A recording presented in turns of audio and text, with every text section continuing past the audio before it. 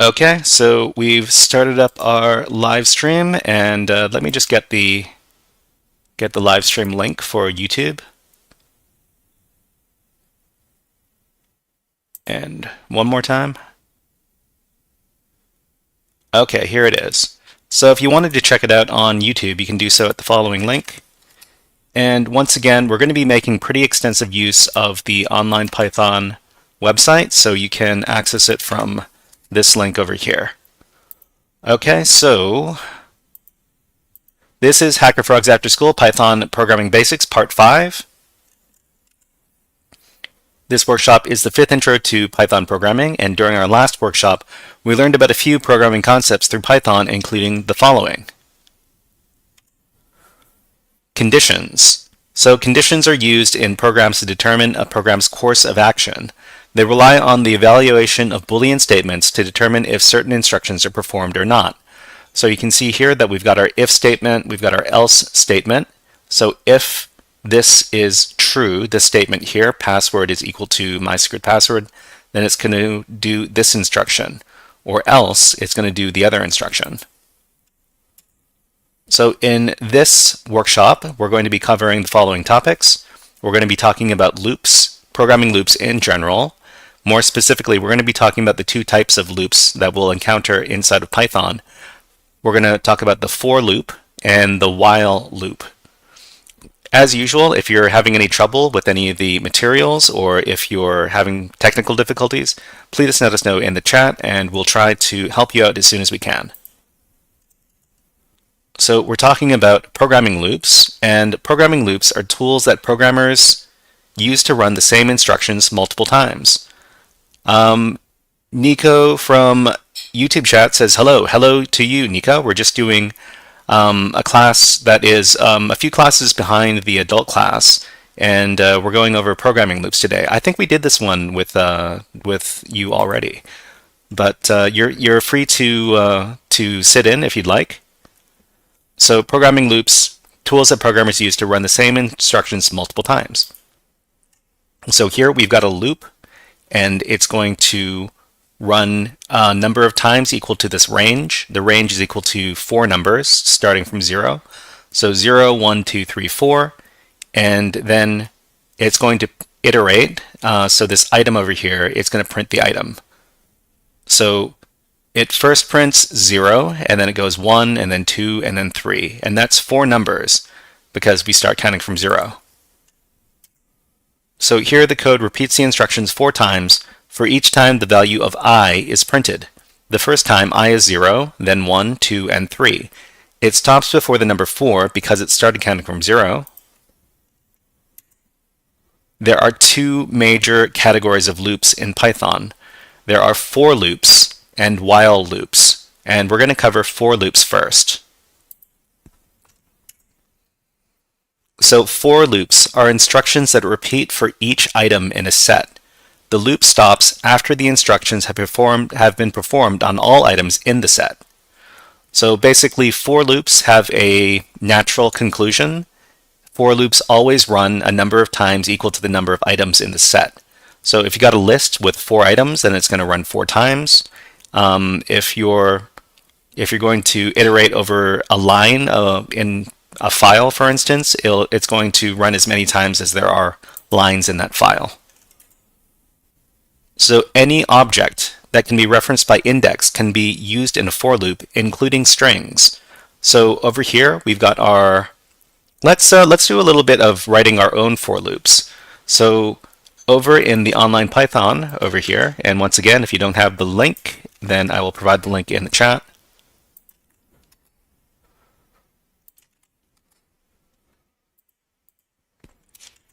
We're going to start writing a for loop. And so for instance, let's just try the for loop that we did in the introduction there. So for I in range, and this is a function over here. So the range function is going to return a list of numbers, and the list of numbers can be any number of numbers. So you could do a range for 3 numbers, or a range for 10 numbers, or a range for 100 numbers. It doesn't matter. So in here, we're going to do for I in range, we're going to print We're going to print I. So that's all this loop is going to do. It's going to print the list of numbers, 10 of them, and each time it loops over, it's going to print that number. So if we run, let's see if we can get rid of, we got rid of the ads. Well, some of the ads anyways. Okay, so this is all we need here for I in range 10, colon, and then indented on the second line, print I in the parentheses. So if we run this, it's going to print out these 10 numbers over here, and then it's going to stop. So remember that this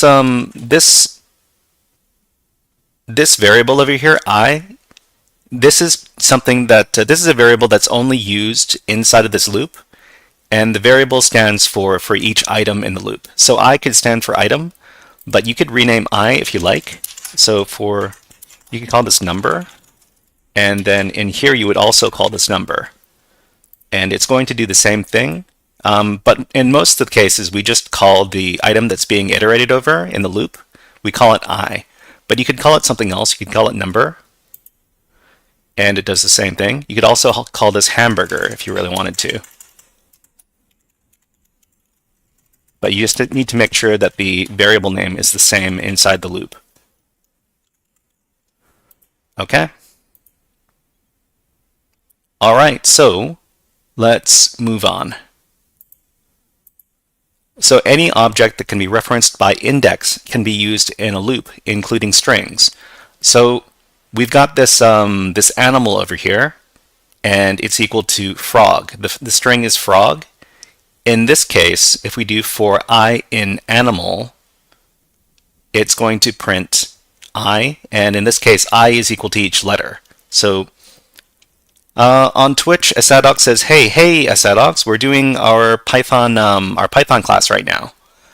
We're doing our Python class about loops. If you want to stick around and learn about Python loops, you can sit in if you like." Okay, so let's do a little demonstration. Does anybody know a really long word? What's the longest word that we can think of? So let's just ChatGPT. What is a really long word in English?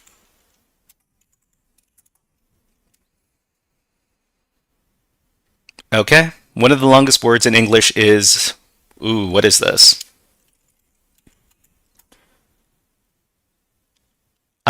Okay, so we've got a user suggestion over here, and that is user D. User D says, supercalifragilisticexpialidocious. And I think, so I don't think I can copy that from the chat, but I can ask ChatGPT for, actually I can Google this. Mary Poppins long word. Okay, this one right here. So let's just copy this, and then let's go back to our code, and we're going to set our long word. So long underscore word equals supercalifragilisticexpialidocious.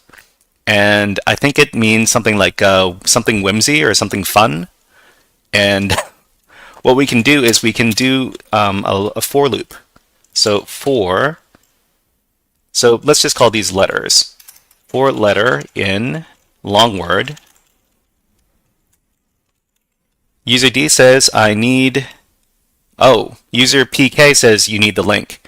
So this is the link for online Python, and if you want to get the spelling for this word right here, then you can follow this link, and it's going to be the first one over here. You can copy it, and then you can put it in your code. So over here, for letter in long word, colon, we're going to print the letter. So this is a pretty simple for loop, and all it's going to do is going to print each one of these letters out. And if we run this, then it's going to print out each one of these letters down here. So I want you to give that a try. If you're having trouble, let us know. But if you're able to print out the super long word, please type in the chat super long word smiley face. If you can print out the super long word using the for loop over here.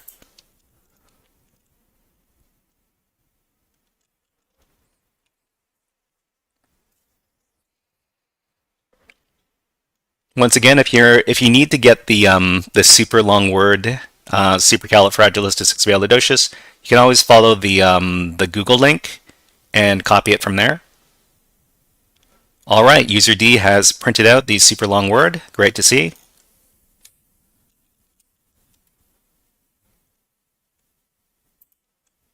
Once again, let me provide that to the other online chats, as well as the website that we're using to practice our Python.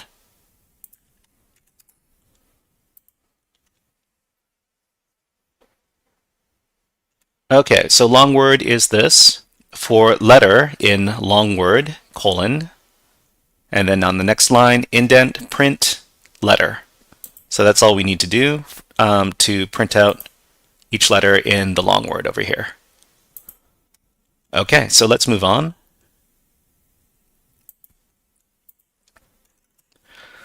So this is an explanation about how to write for loops. So we just so to clarify, to write a for loop, we begin with the for keyword, then a variable name that is only used inside the loop, typically the letter I, and then in, and then the name of the object to be iterated over, and then a colon.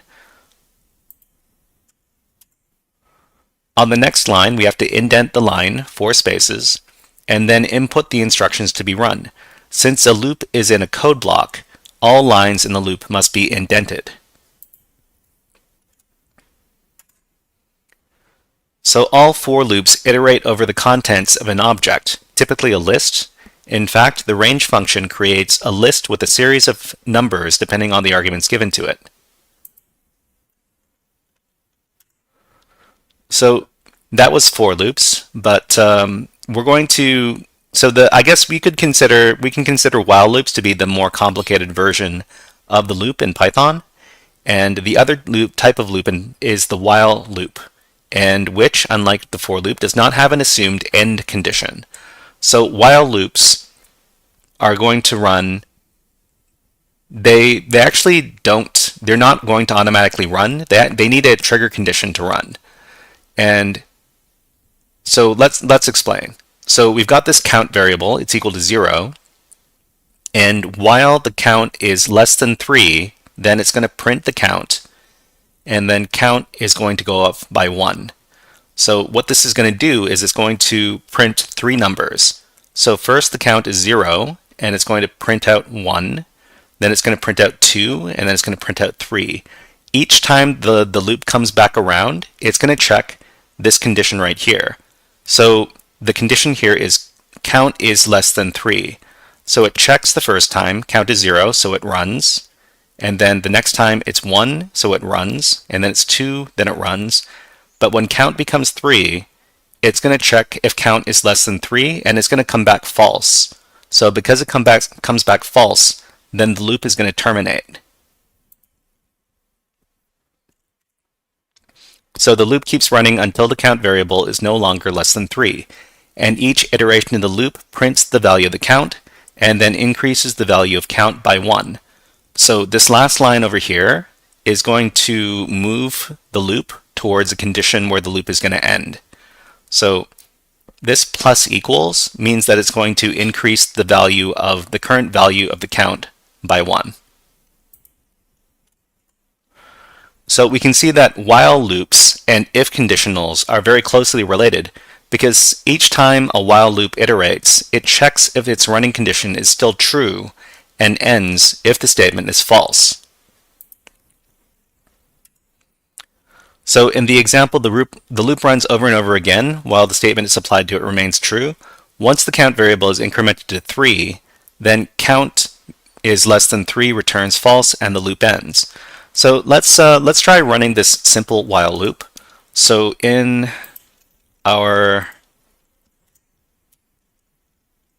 So let's just get rid of this, and then while, oh, we need to initialize our count outside. So count is going to equal to 0 up here in line 1, and then in line 3, while count less than 3, print count, and then print count, and then count plus equals 1, which means that count is going to go up by 1. Is this all we need for this one? Let me check. Yeah, that's all we need for this one. Okay, so let's try running this script. So it prints out 0, then 1, then 2. Everybody, I want you to give this a try. So on line 1, count equals 0. Then on line 3, while count less than 3, colon. Then hit return, print count, count plus equals 1.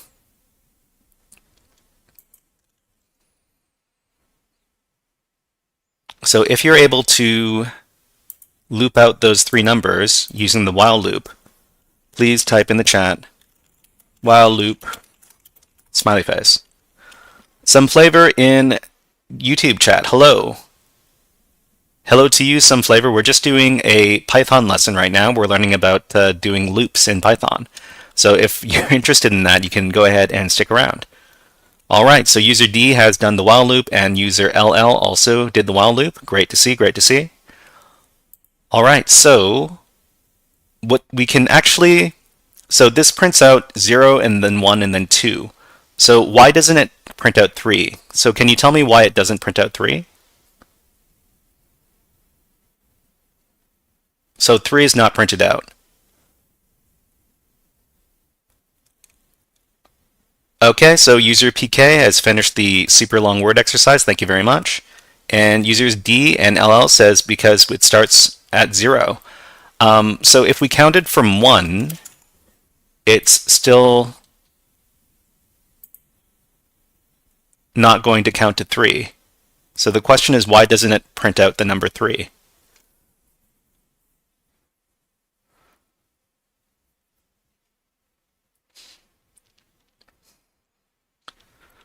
So the answer is it doesn't print out the number 3 because each time it comes back around, it checks if the count is less than 3.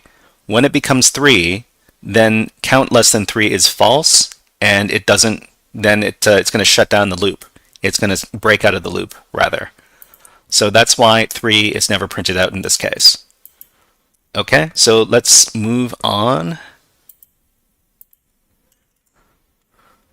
So we begin a while loop with the word while, and then the statement that must evaluate true for the loop to execute, then the colon.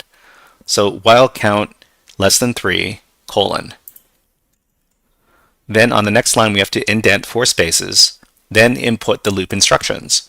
Typically, the last loop instruction progresses a variable towards a state where the loop condition will return false. So if we don't do this step over here, then something really bad is going to happen. So in fact, let's take a look over here. So if we leave this instruction out, it says while count less than 3, print count.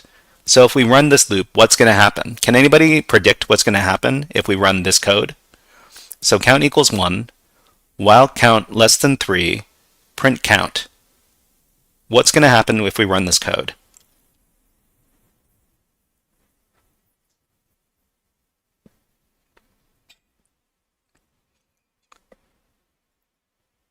So count equals, so user LL says it'll print to 3.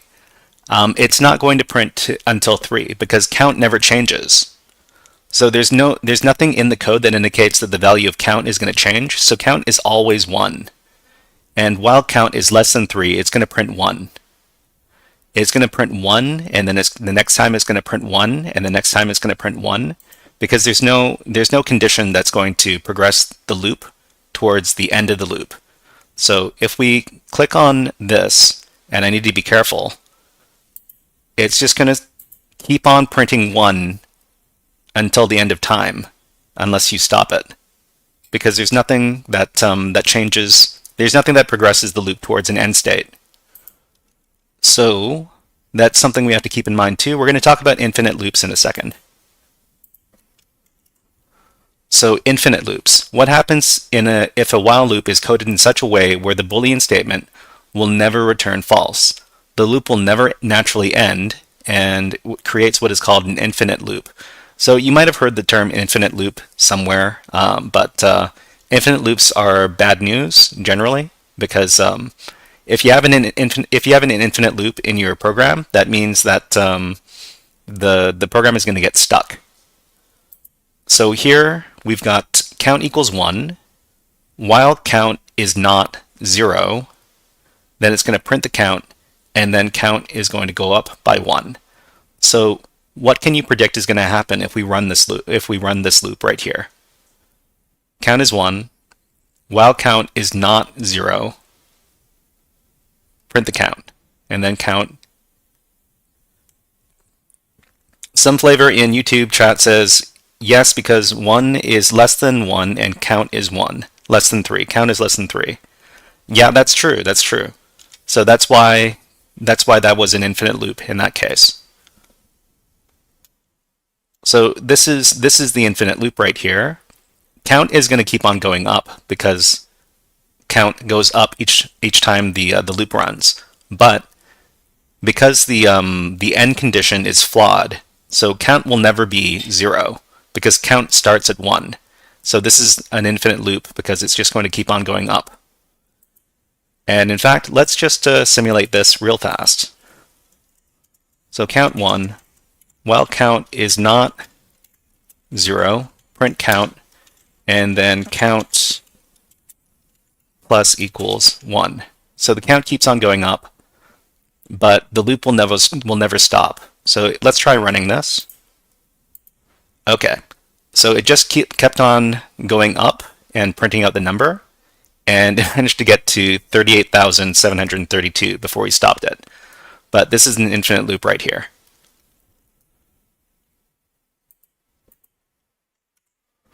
So although there are cases where programmers want to create infinite loops in their programs, unintentional infinite loops effectively halt program execution and lead to system memory issues, crashes, and other problems. So basically, anytime you have an infinite loop that you didn't intend to put in, that's really bad. So we're going to talk about the break statement. And the break statement is an instruction that we can insert into programming loops. When executed, the break instruction is going to terminate execution of the current loop. So this is another way we can code in a stop to our while loops over here. So let's take a look at this code. So count equals 0, and then we've got while true. So while true is just kind of is a way of telling Python that we want to do this loop infinitely. So while true is an infinite loop. It's going to print the count, and then count is going to go up by 1. So each time the loop goes, the count is going to increase by 1. If the count is exactly equal to 4, then we give the break instruction and the loop ends. So let's demonstrate this.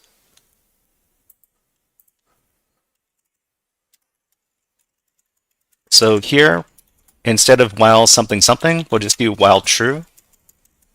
And then we're going to print the count. The count goes up by 1.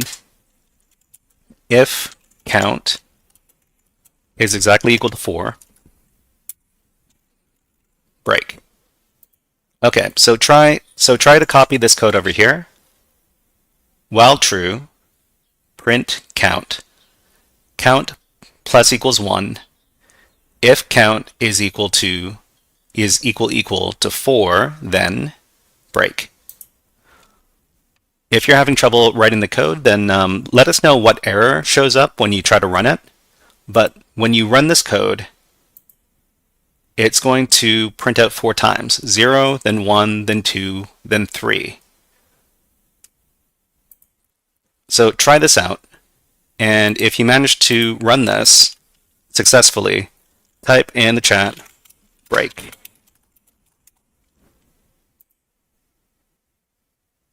So also keep in mind that, so while true, line 3, on line 4, you have to indent. On line 5, you have to indent. On line 6, you have to, it's going to start a new code block. So on line 7, you have to indent twice. So on 7, it's 2 indents. Okay, LL, got the break. Great to see, great to see. So another question to everybody here is, why does 4 not print? So count starts at 0, it goes up, but we only counted until 3. Why didn't 4 print out?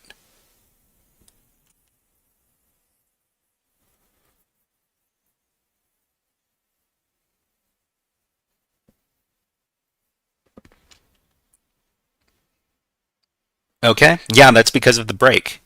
So this over here increased it from 3 to 4, and then count equals 4, and then it breaks.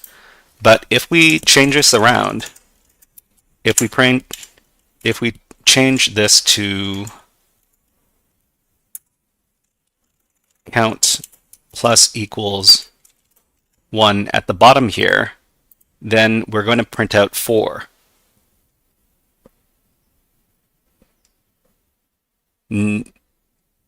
No, it's still not going to print out. Never mind, never mind. Anyways, if the count equals 4, then it's going to break. Yeah. All right, so let's move on.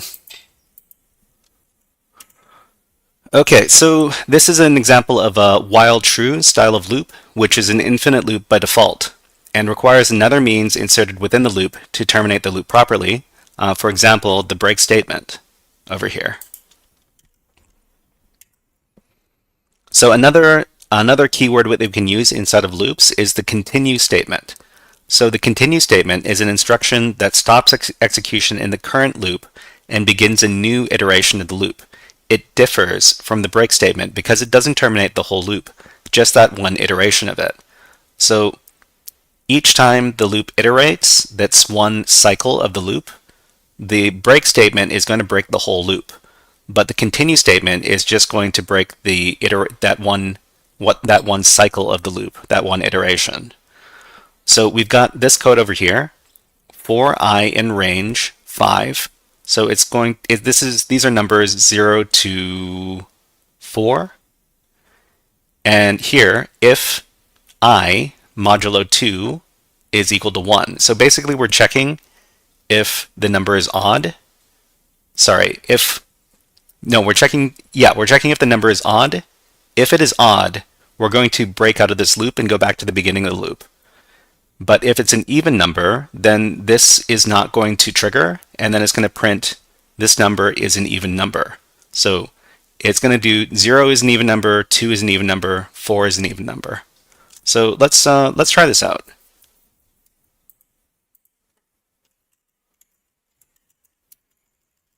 Get rid of all this.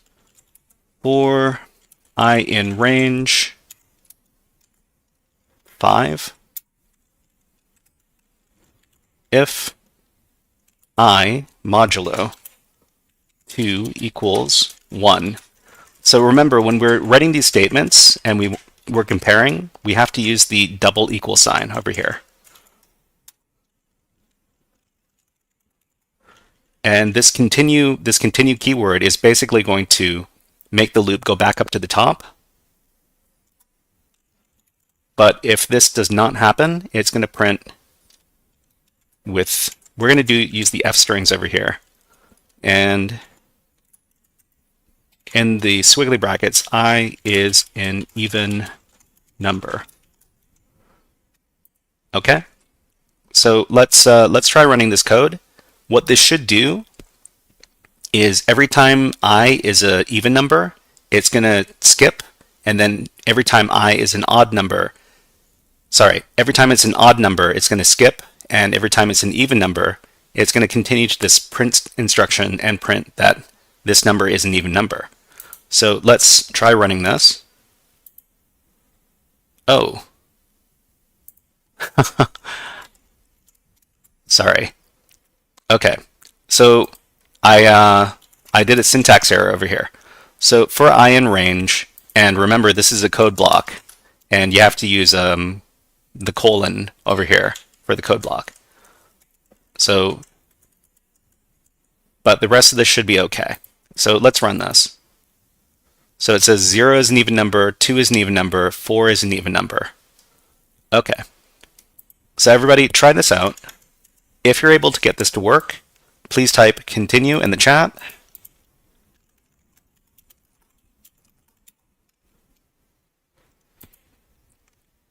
And use your LL, very quick, very quick. But we could do any number. So we could put this in range 100, and we get a lot of output out of this. So it's going to tell us every time it's an even number. We can run it, and it tells us even every time that that the number is even over here. Great. Okay.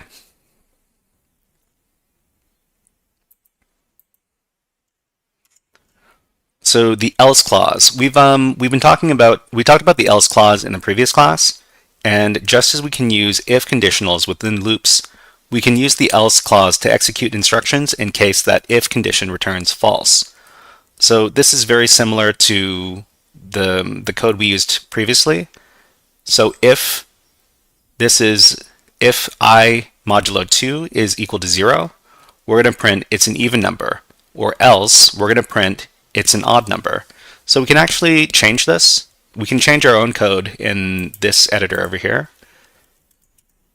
And we can change this from continue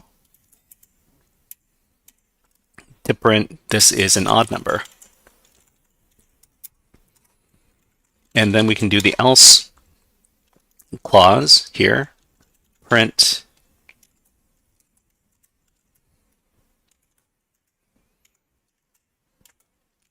is an even number. Okay, so in this case, it's going to take all the numbers from 1 to 100, and then it's going to check if it's an odd number, and it's going to print it's an odd number. If it's not an odd number, it's going to print it's an even number. So let's run this, and it tells us if each number is an odd number or an even number. Okay.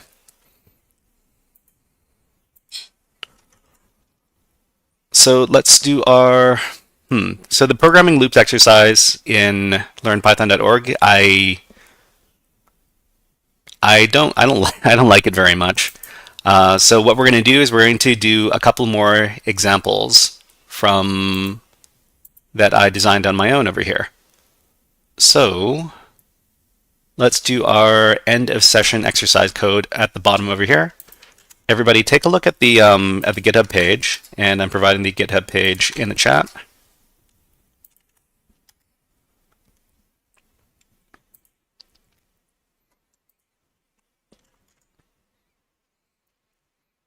And what I want you to do is I want you to navigate to the bottom of the page over here, and under this section over here called end of session exercise code, I want you to click on this box over here.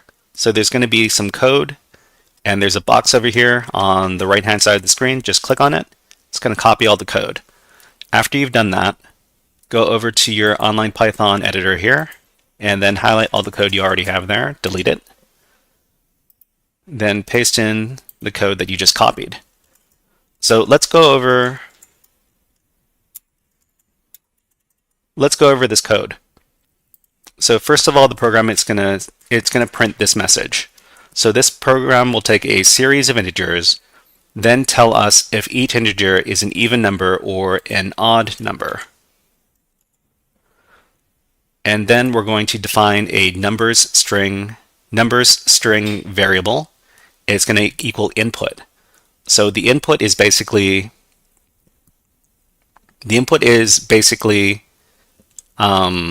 user input. It's going to ask the user to enter a series of integers separated by spaces. For example, 1, 92, 35. And then on the next line, it's going to turn this into a list. So it turns it into a list by using the split method for strings, and it's going to split it by the spaces. So each time it's a space, it's going to separate that item into an object. So, and then we're going to do a for loop. So for I in the number list, if I, the integer I, modulo 2 is equal to 0, it's going to print out that this is an even number, or else it's going to print that this is an odd number. Okay, so try running this, and it's going to ask you to enter a series of integers separated by spaces. So you can put in whatever numbers you like and separate them by spaces. You can make them as long as you like. You can make them gags. You can make them as whatever you like, as long as they're all integers. That is, there are no decimal places. This also doesn't work if you put in any letters. So you're going to get an error if you put in stuff that aren't integers. After you're done, hit enter.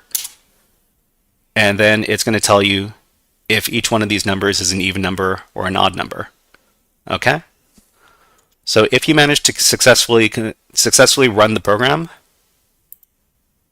please type in the chat, I looped the numbers, smiley face.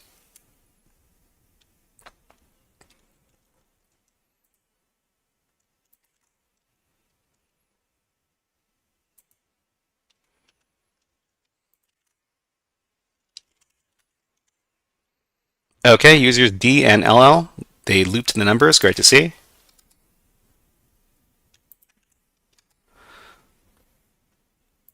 Okay, so if you have any questions about loops, then please type them in the chat. I'll try to answer the best I can. But I think we've got some questions. We've got a little quiz to do. So here, we've got 3 questions about programming loops. So think about what you learned in this session about loops and answer this question. When will the programming loop end? So we got my list. This is a list for the number in my list. Print the number. And then my list, we're going to append the number plus 1. We're going to add to the list. So is it going to end A, after the last number in the list is printed, B, after the number 3 is printed, or C, this loop will never end?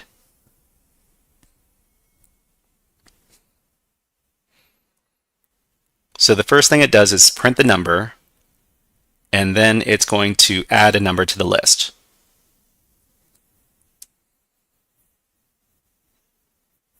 Okay, user LL says it's C, and the answer is C. This loop will never end. So the problem with this loop is that you're adding to the list that's being iterated over. So each time one number is being printed out and then one number is being added. So the loop is just going to keep on going and it's never going to end. So question number 2. When will this programming loop end? While true, the count is equal to 0. Then we print the count, and then count equals count plus 1. So count equals count plus 1 is basically adding 1 to the count. If count is equal to 3, then we're going to break out of the loop. So is it going to end after the number 2 is printed, after the number 3 is printed, or this loop will never end?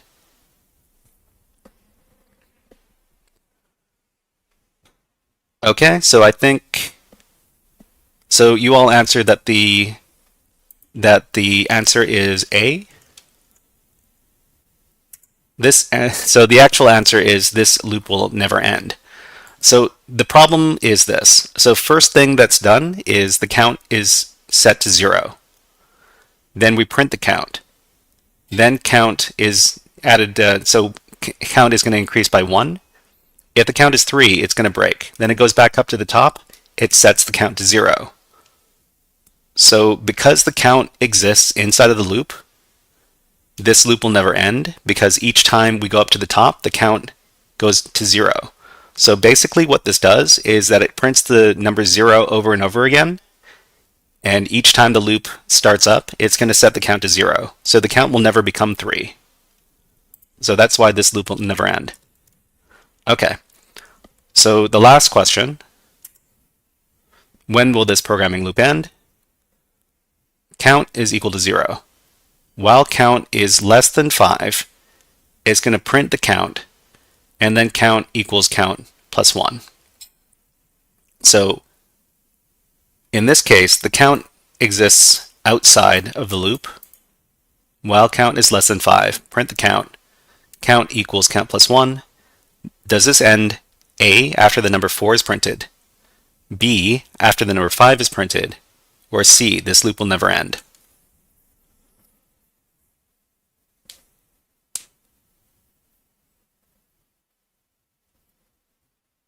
Okay, so we've got one person that says it is A, one person that says it is C. The answer is A, after the number 4 is printed. So this is a proper loop. So as soon as the count becomes 5, then count is less than 5 is going to become false, and then this is going to shut down. So the last number that's printed is the number 4. Okay. All right, so we've got a little bit of time. So what we're going to do is we're going to try solving a challenge in picoctf. So picoctf, let's see. So the first thing we need to do to start up picoctf is we need to log into our web shell. So let's go over to picoctf, and let's get rid of my search over here.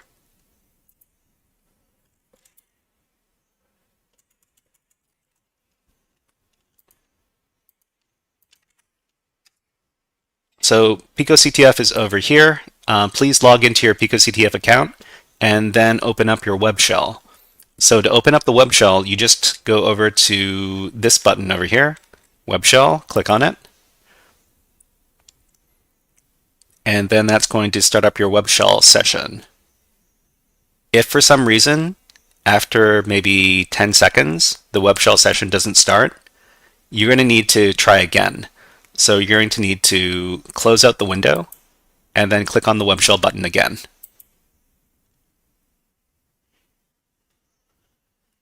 And if it still doesn't work, then you're going to need to do the same thing again. Or I think you might be able to use the reload web shell terminal button.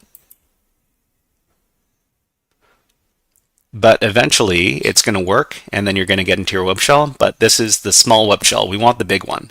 So the big web shell can be accessed through this button right here, pop out web shell terminal. So just click on that. And that's going to make your web shell in its own browser tab. So if you manage to put your web shell in its own browser tab and it's nice and big, please type in the chat, web shell up, smiley face.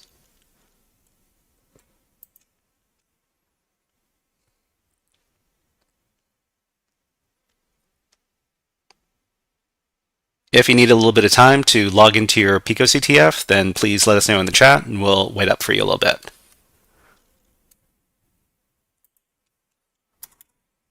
Once you're in your web shell, you probably want to clear the screen and take a look at what's in your directory. If there's something in your directory already, you probably want to delete it, just so you can keep your web shell nice and tidy. So it would be rm space -r and then the name of the file or directory you want to delete. We want to keep the readme.txt file in here, but everything else, that can go. Okay, user LL, no problem. If you're having computer problems, then maybe you can try it out after the session is over. But which challenge are we doing today? So everybody, we're going to be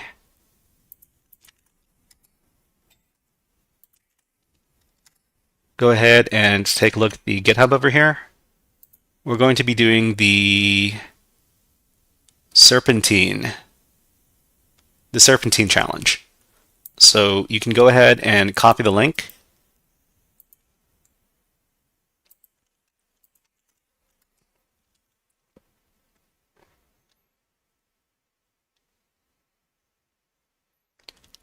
Sometimes the Pico CTF website is a bit slow.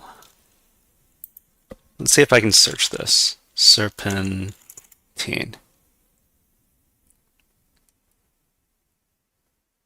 You can reload the page as well.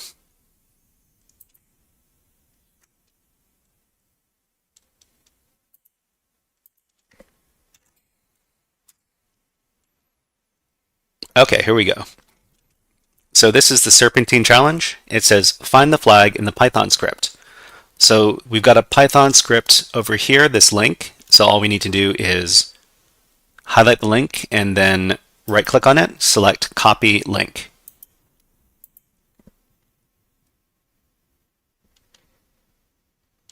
If for some reason let me copy this link and put it in the chat for the people who want to just click on the link in the chat.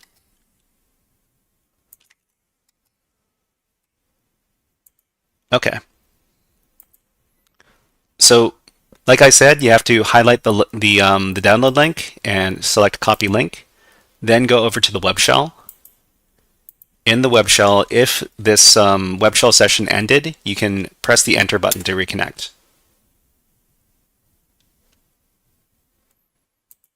Okay. So this is the Serpentine challenge. We're going to make a directory so we can work inside of it. Serpentine. And then we're going to enter the directory, Serpentine. And then afterwards we can download the file. So to download the file, we use the wget command and then space, and then paste in the file link, then hit enter. After that, you're going to see the serpentine.py file in your directory. So if you've managed to get this far, please type in the chat, I DL'd the file.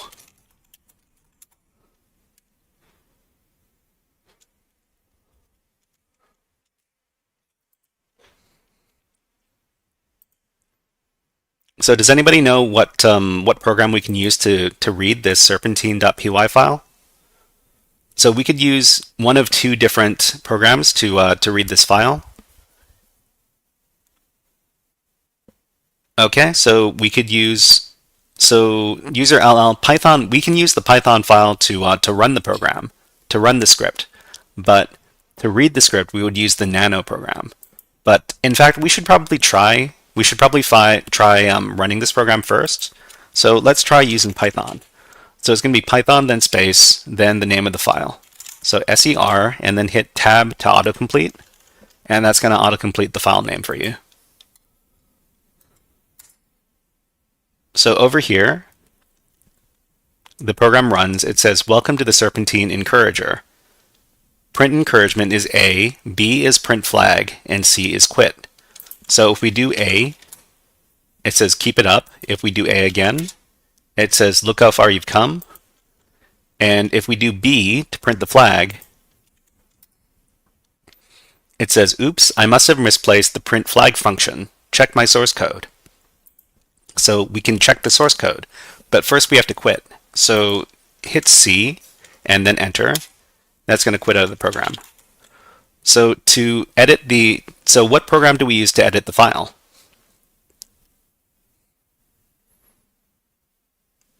If your answer is nano, then you're correct. So we're going to use the nano text editor. So it's nano and then the name of the file, serpentine.py, hit enter. And then we're going to see the code. So this is Python code right here. So you don't need to understand everything that's going on inside this Python code. But at the top over here, it's going to import a couple of libraries into this code. So it's got a random library and a sys library. So we don't need to know too much about this, and we also don't need to know too much about this function right here. So we're going to talk more about creating our own functions in a later class, but this is how we create a function. This kind of code right here, def, is going to make a function. We don't need to know about this. We do need to pay attention to this function right here, And this function right here is called print flag. So we want the program to print the flag. So to run this print flag function, all we need to do is type in the code after it's been defined, print underscore flag with these two parentheses. So down at the bottom over here, we've got our main function. First, it prints out the snake, and then it's going to ask us to put in one of these three options, A, B, and C. So we see here, if the choice is A, it's going to run this print encouragement function, or else if the choice is B, then it's going to print, oops, I've misplaced the print flag function. So what we want to do is we want to replace this code right here. So choice B, we want it to do the print flag function. So just erase all the code in here.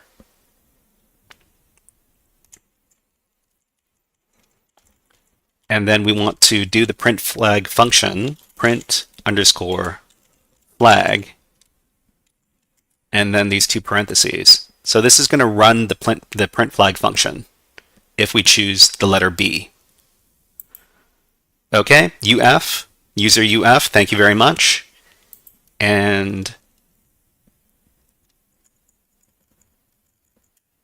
the rest of this we can keep the same. So all we need to do is save out this file. Does anybody know which keyboard shortcut we use to save the file?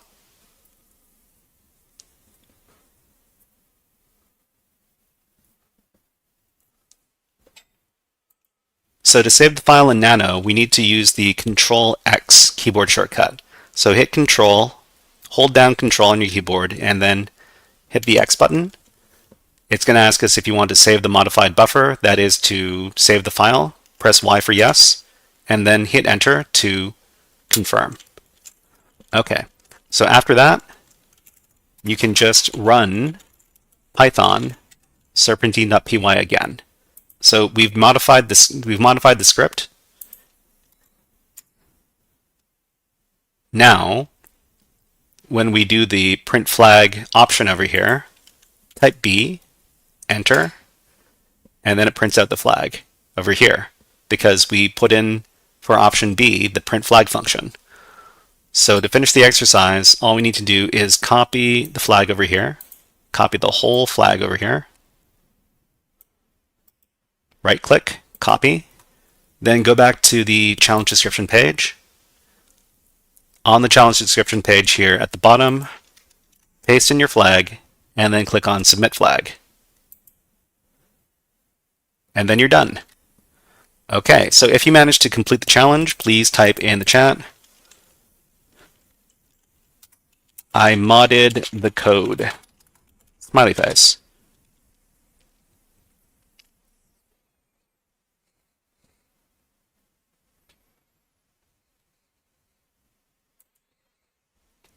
All right, so let's take a minute to do the summary of today's class, and then we'll end the class. So let's review the programming concepts we learned in this workshop. User D modded the code. Great to see, great to see. Programming loops. Loops are tools that programmers use to run the same instructions multiple times. So loops can either run a preset number of times before terminating, or iterate through all items in a list or string in the case of for loops, or run continuously until a predetermined trigger state is achieved in the case of while loops. So what's next? In the next HackerFrogs After School Programming Workshop, we're going to continue learning Python with the learnpython.org website. And in the next workshop, topic is going to be functions. So we're going to finally learn how to write our own functions in Python. It's going to be a fun class, so I hope to see you there. And for everybody that's watching on the live stream, we're going to be just taking a minute or two to finish out on the Zoom session. So we're going to go to a be right back screen. So we'll be right back in a couple of minutes. And afterwards, we're going to be doing some free hacking against the VulNyx website. So stay tuned, and we'll be back in a couple of minutes.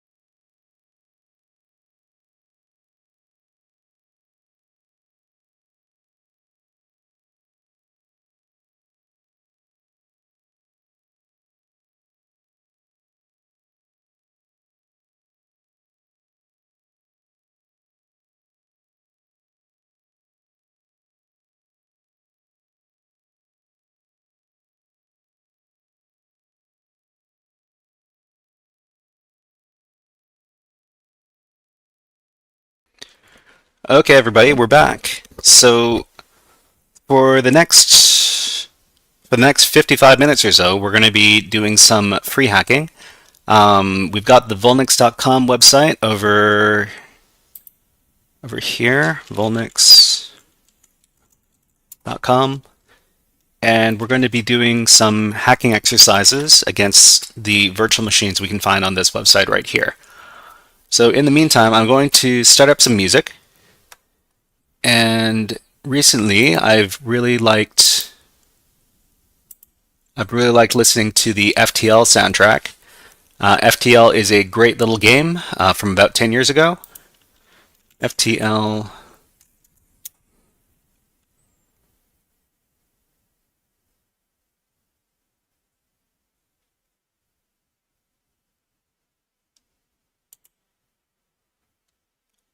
Okay. So I need to hook up the soundtrack to. I had to hook up the soundtrack to my stream, so I'm just going to do that right now.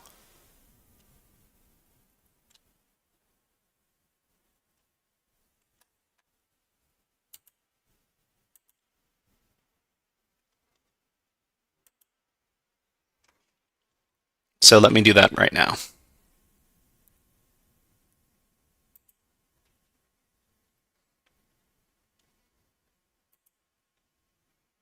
Oh, there seems to be something going wrong with my music. Hold on.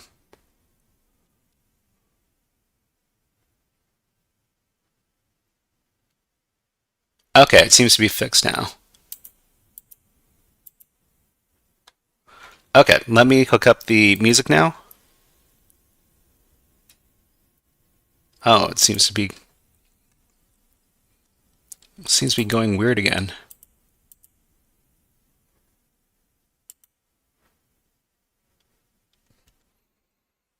Sorry, everybody. Technical difficulties.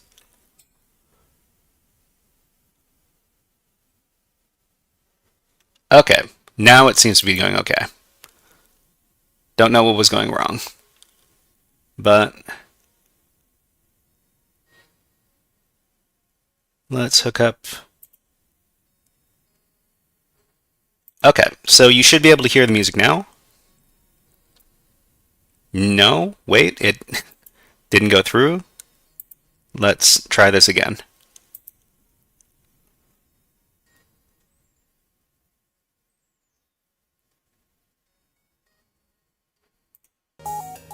Okay, now you should be able to hear the music.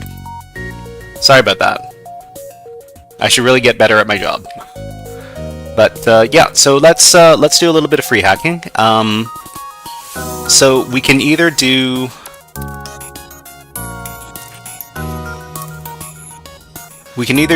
the blog challenge that we were doing before, or I can give you a walkthrough for the Ready challenge over here. So would you rather see me do some live hacking, or would you rather see me do a walkthrough for a machine that I've already completed? So let us know in the chat, and otherwise we'll just wing it from here.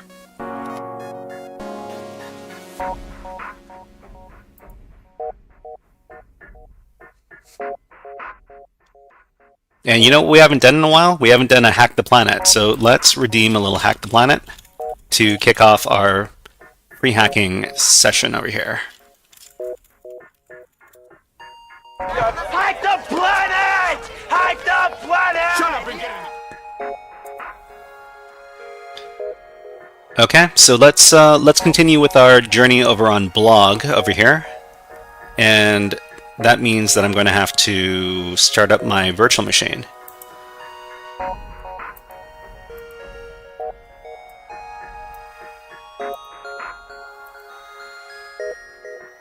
So I'm just going to start up the virtual machine, and I'm going to grab my notes. So the virtual machine is spinning up over here, as you can see. And I need to get the notes document for this. So this is blog. Okay, so I've got a bunch of notes for this. Oh, I finished this one already. Okay, so since I finished this one already, let's start on a new challenge. So I'm gonna shut this machine down, and I'm gonna download a new challenge. So the new challenge is gonna be this one over here called Hidden. I don't like the name of this, but I'm gonna download this off screen. And in the meantime, please enjoy the music.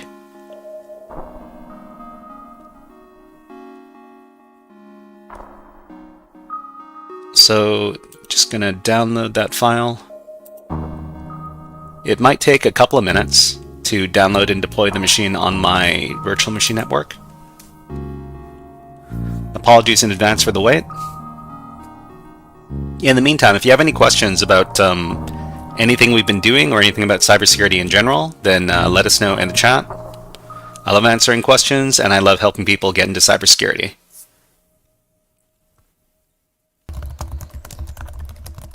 Hey, I'm Nas, has just joined on Twitch. Thank you very much for joining, for following rather. Hey, I'm Nas.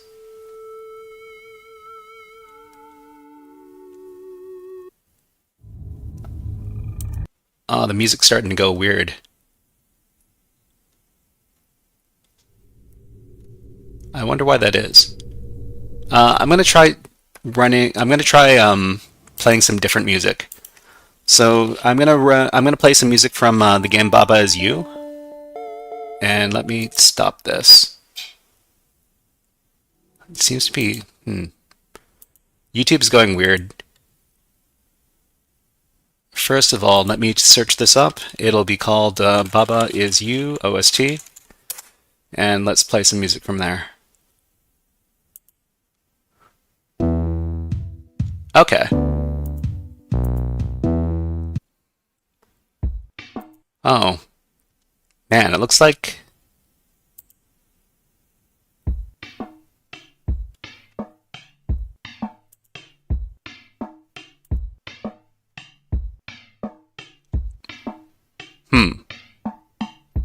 Well, it seems to be going okay now.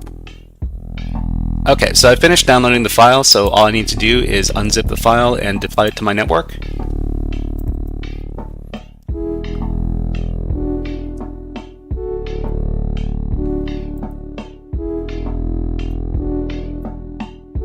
So in the meantime, you can enjoy some bird videos.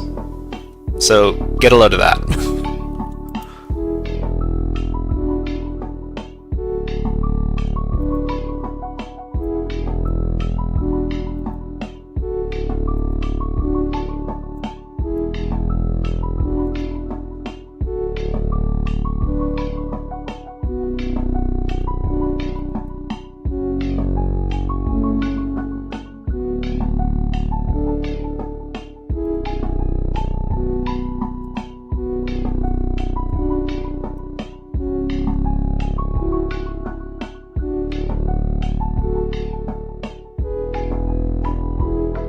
Okay, so machine is downloaded. I just need to deploy it to my network. Let me do that now.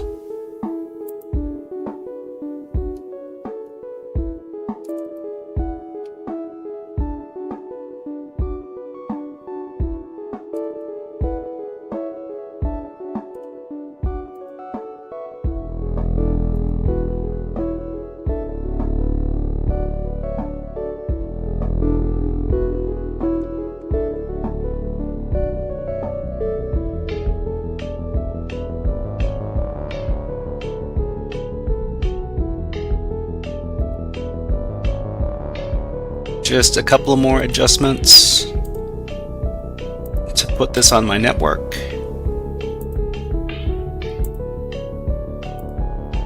Okay, I can start it up now. Alright, so the machine is spinning up on my network right now.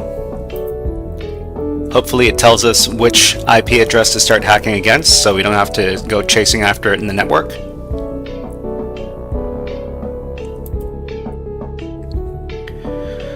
Okay, we've got an IP address. It's 10.0.2.43, and we're going to be hacking against that port. So let's do our scans. So I like to make my terminals nice and big so everybody can take a look at what commands I'm running. And I'm also going to make a few of these tabs so I can switch between them. So let's start our enumeration by moving into the temp directory, and then we can run our nmap scans. So our initial scans against a server are always going to be some nmap scans with the following settings. So nmap, this is 43. We're going to run it with common scripts and versioning information against the services that we find.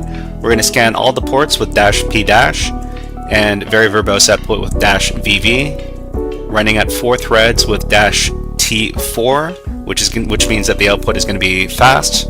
The scan is going to run fast, but not too fast. So when we run this scan, we see that we have port 80 and we have port 22. So keep in mind that the name of this challenge is called Hidden, so there's probably going to be some interesting stuff going on in this box.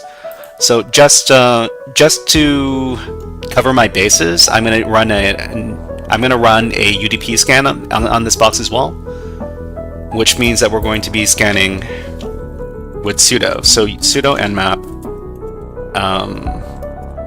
UDP top ports, and we're going to scan the top 100 ports on the system on UDP. So the reason why we don't usually like to run UDP scans is because UDP scans are very slow and they're also very inaccurate. So let's see what happens when we run some UDP scans. In the meantime, we have these two ports to take a look at. We've got port 22, which is running OpenSSH version 8.4. This is an up-to-date version, so there's probably no exploit associated with it. We also see that that port 80 is running in Apache server at version 2.4.56. So this is also up to date. So there's probably no exploit associated with the software version there. What we can do when we have a web server available is we can run a Nikto scan. And Nikto is a web app vulnerability scanner. It's a relatively old tool, but sometimes it picks up on some low-hanging fruit available on these systems.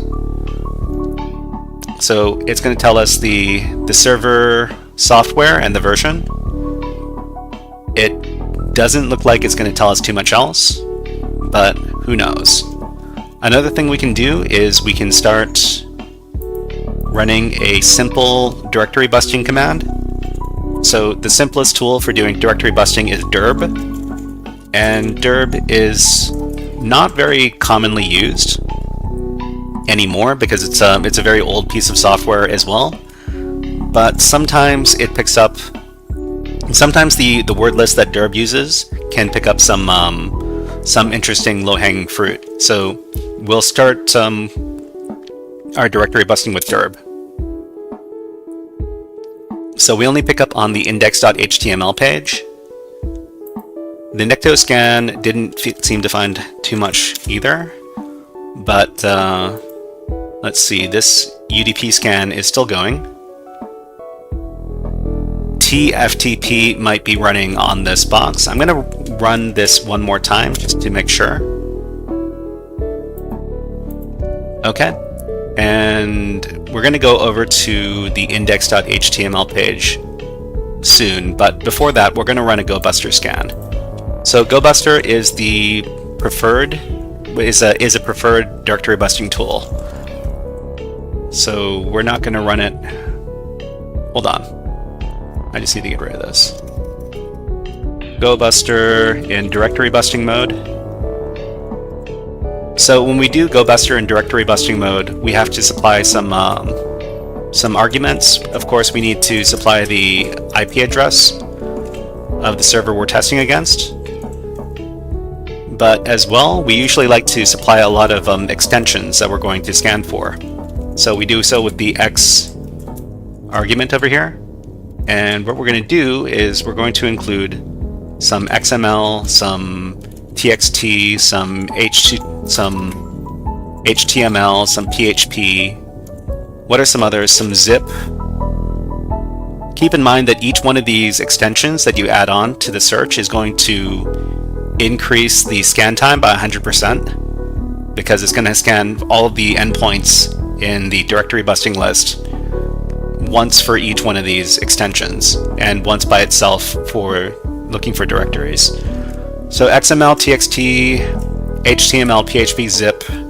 Let's put in some JS as well, and we'll leave it at that. Maybe we'll do some BAK. Okay, so let's try this out. So this scan is going to take quite a long time, but in the meantime, what we can do is we can do some manual enumeration. So the manual enumeration is going to be on our web browser. So web browser here, it's HTTP 10.02.43.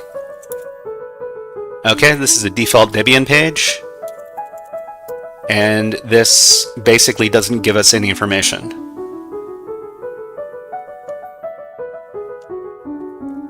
So there's no real information on this page. We can go ahead and take a look at the HTTP source. And in the HTTP source, we could take a look at... Oh, GoPro Slowyo, hello! Nice to see you, and you've redeemed the Stellar Jays. I see you're a fan of the Stellar Jays as well. In fact, let me give you some more Stellar Jays over here. So yeah, thank you very much for showing up, GoPro Slowyo. We're just doing some enumeration against a box over on the VulNyx website. Yeah, they're great little birds. If you live in the on the west coast of the United States or Canada, then you'll see them around.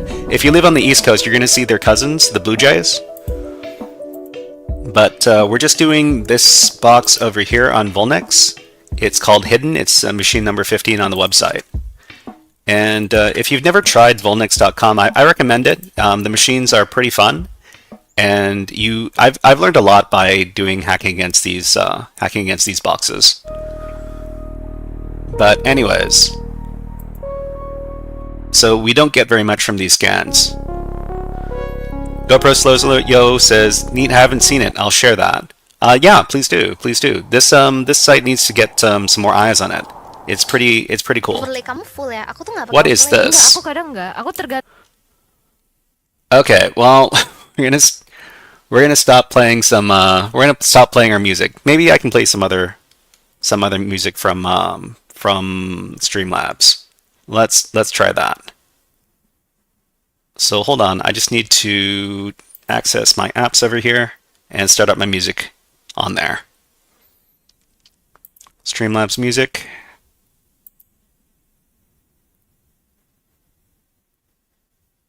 So this machine isn't giving us very much. We've got port 22 and port 80 open, and we haven't found anything except index.html on the web server, which means that we might be in trouble. And we just finished looking at the web server, and it gave us absolute nothing.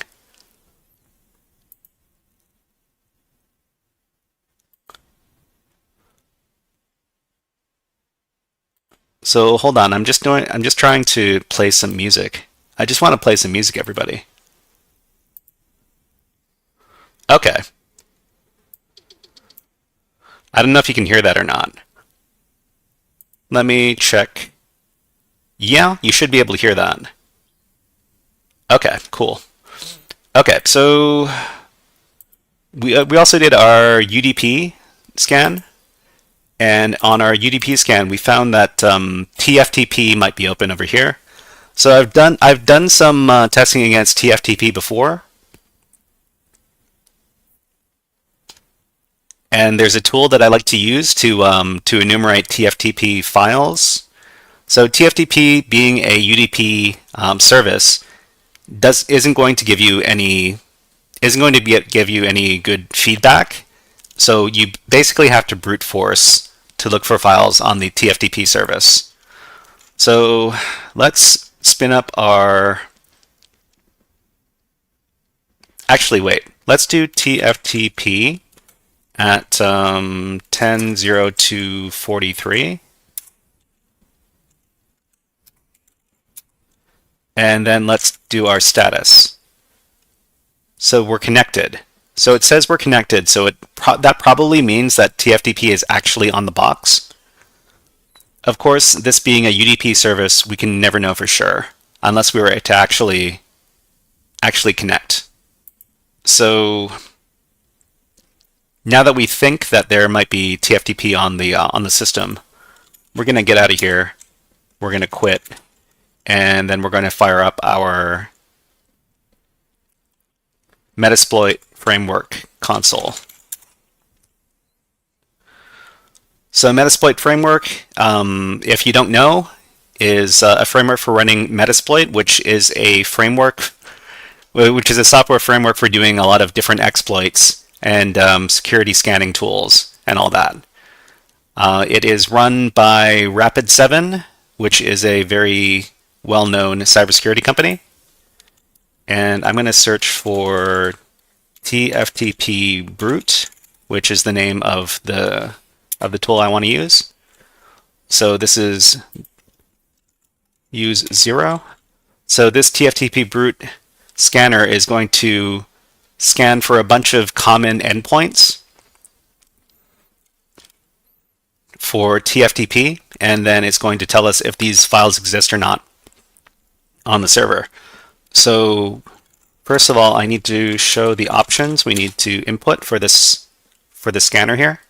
We need to input our rhosts. So rhost is the target host. So we just need to set that. So set rhosts 10.02.43 in this case. And then we're going to run this. Okay, so it ran. It scanned 100% of the hosts, and it didn't give us anything. So I'm kind of sad. I'm kind of sad that it didn't manage to get us anything.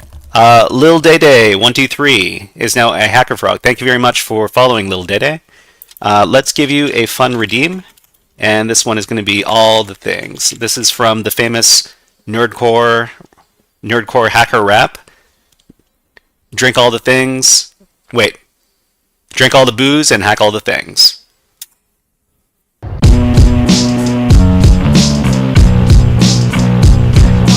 This one's dedicated to all the hackers. Yo. Okay, so we've come up into we don't know what to do from here.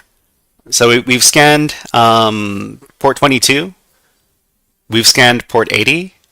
We've only found this potential server status and the index.html. We weren't able to find anything using GoBuster, so not sure where to go from here.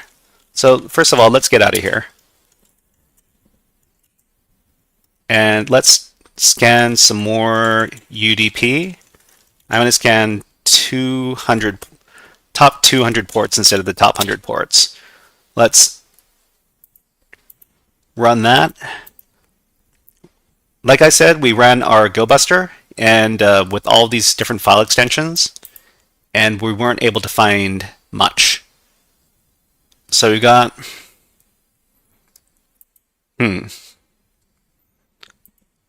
So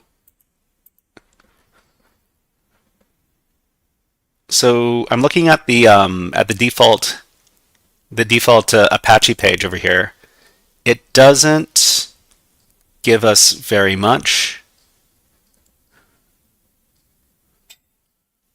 but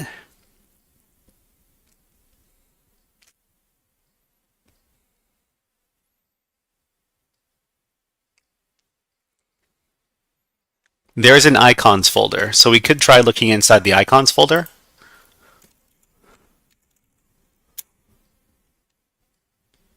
So the requested URL was not found on this server.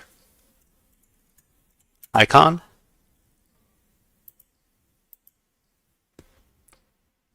It says here that the source is icons. So the icons folder should be on the web server.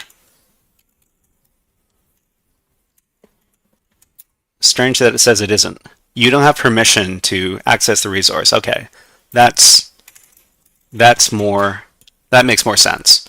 So we could try looking for something inside the icons directory, maybe. It's kind of a stretch. Okay, so let's run this, but this time we're going to run it inside the icons directory. And we're also going to look for some GIFs and some JPEGs. Okay, so we managed to find a lot of GIFs and JPEGs, but this doesn't help us too much. All right.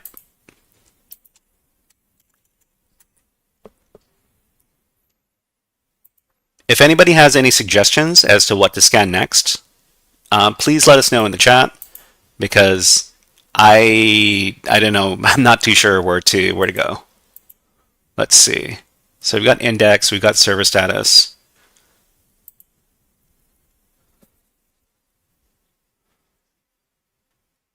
Compressed, broken, small.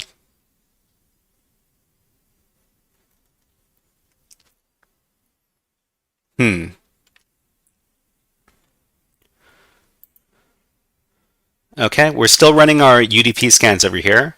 We thought that there might be TFTP on the system, but that might have been a false positive.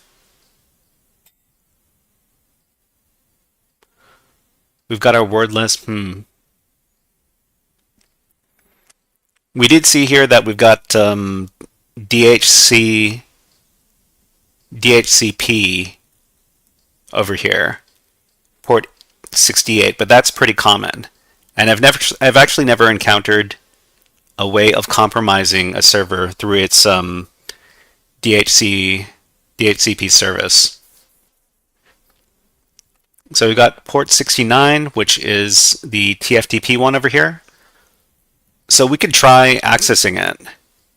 So we could do netcat at this port, and wait, how do we use netcat to access UDP ports? I can ask ChatGPT over here.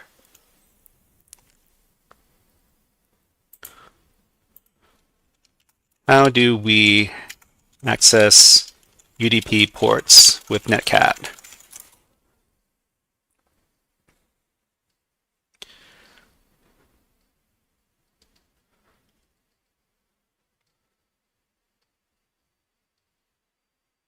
Okay, so you have to use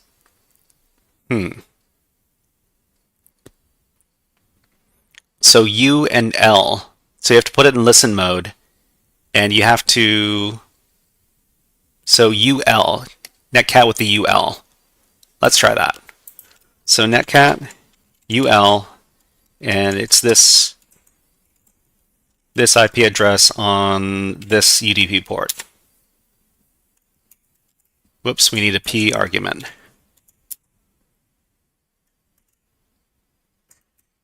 We need a port. UDP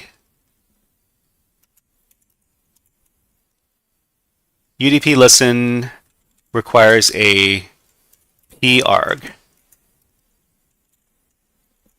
Like this? Okay. So this is netcat listening on UDP port 69. So it's not gonna. Is it not gonna send anything? Maybe it's not gonna send anything. Okay. But while we're waiting on that, let's go back to our.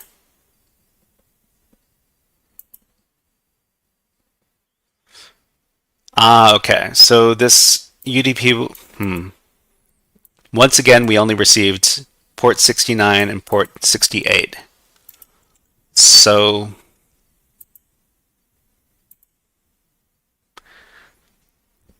Is there another word list we can use?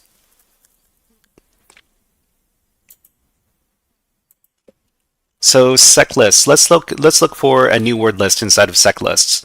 So we're going to use locate sec lists, and we're going to grep discovery.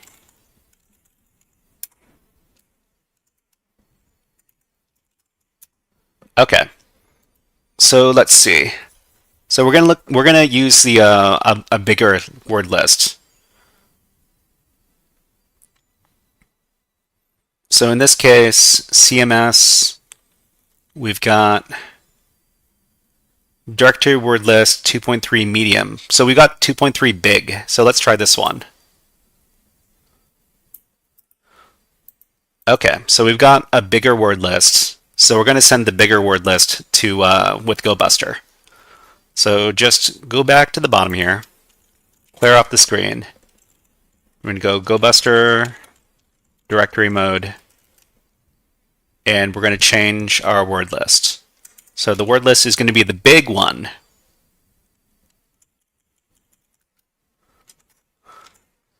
And then we're going to specify the URL, which is 10.0.2.43.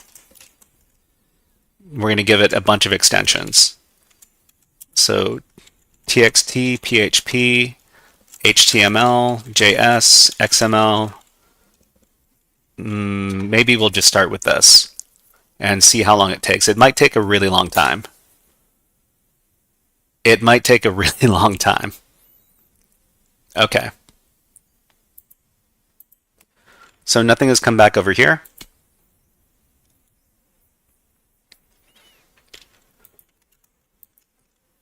So let's see if we can locate a word list for TFTP.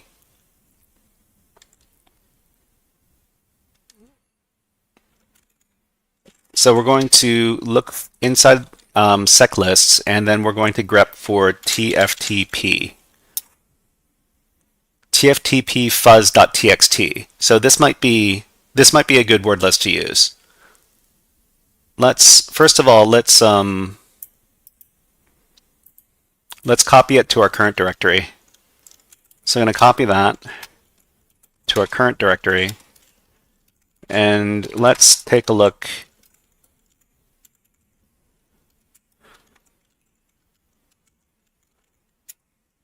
Okay, so it's pretty big. Wait, is it pretty big? Let's get the word count. So it is 78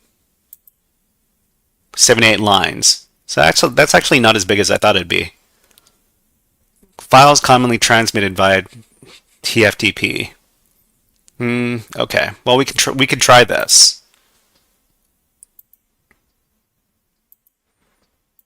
Okay. Okay.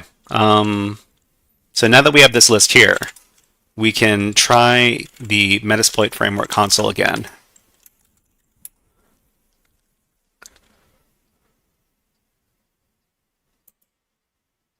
Okay, we still haven't gotten any hits with our GoBuster.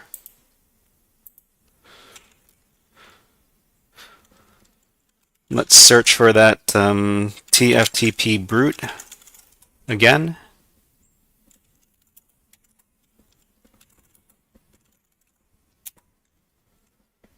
Okay, we've got our R-host that we need to set.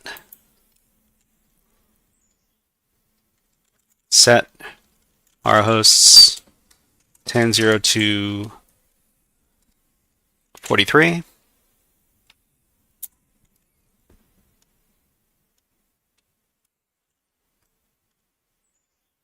And maybe set dictionary to, what was it called? TFTP .fuzz.txt. Okay. All right. So now that we have that, let's run this. Okay, so we ran it and we didn't get anything. Where was the other? Where are these word lists? User share Metasploit framework data word lists. Let's take a look at the other word lists in this directory. So let's go over here.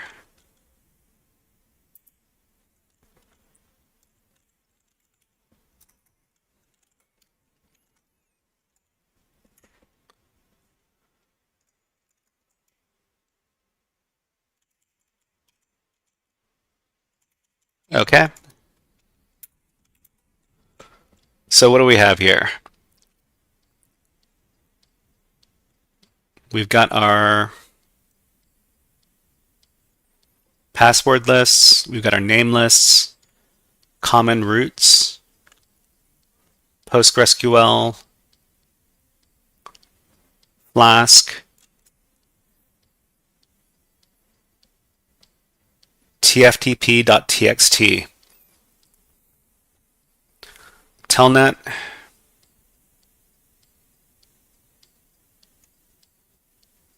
okay. Not sure.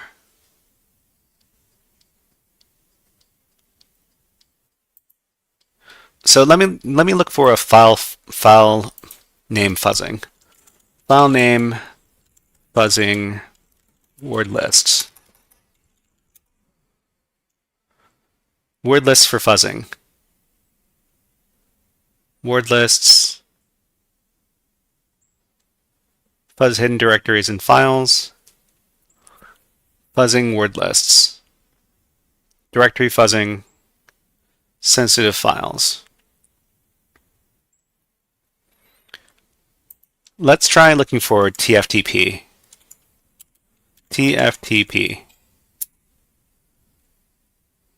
TFTP fuzz.txt. We've already looked at this. TFTP vulnerability. So the other thing we could try is the problem is, how would we find out the version of the TFTP service? So let's ask ChatGPT.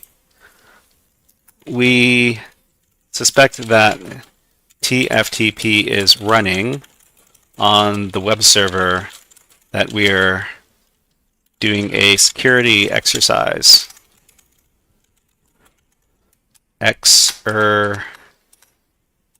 Exercise. How can we determine the version of TFTP running on the server?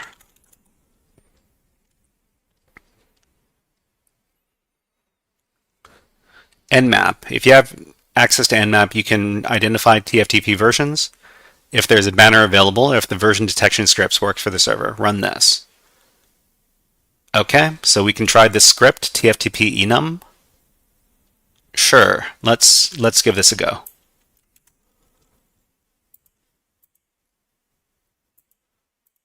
Okay, this is still going. This is still here. So we're going to move into the temp directory, and then we're going to run this scan right here.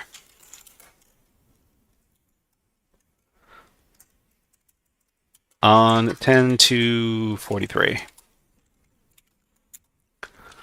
This shouldn't take too long since we're only scanning a single port. But sometimes stuff is a bit weird. So we're just going to wait for this to come back. In the meantime, we can check on other stuff here.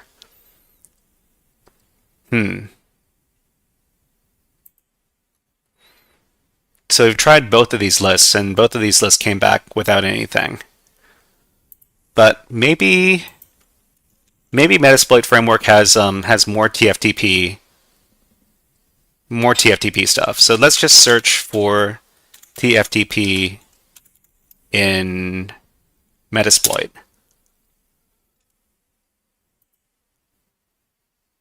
Okay, we've got quite a bit.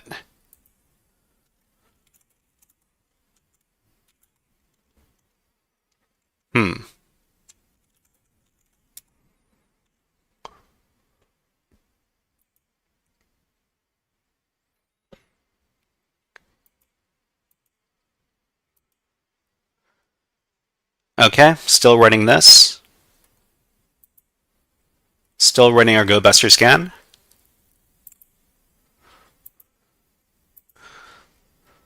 Well, let's see if there's anything super relevant inside of these inside of this scan here. So TFTP list reply, TFTP exploits TFTP,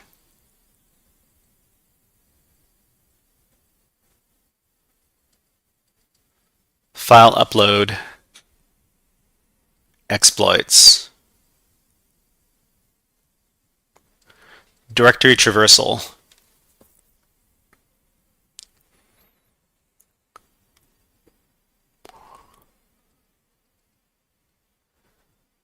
TFTP brute, auxiliary scanner. This is what we've looked at already. So maybe there isn't anything else we can use over here.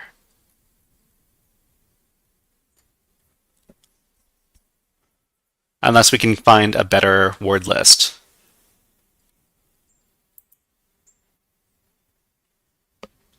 What? What is this?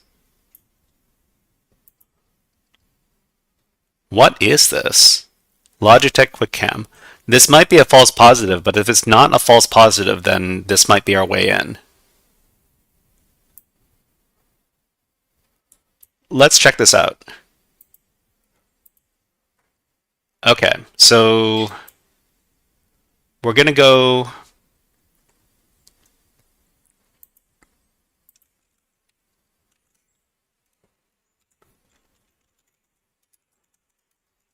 ten 0 to 43. You don't have permission to this resource. So this is a legit file on the system. This Logitech QuickCam. So Logitech QuickCam. This is a directory. Is this a directory or an HTML page? This is an HTML page. This Logitech QuickCam HTML page exists on the system.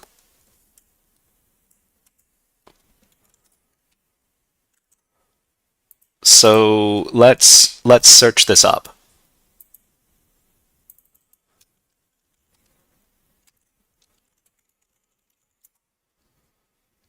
Security vulnerability, okay.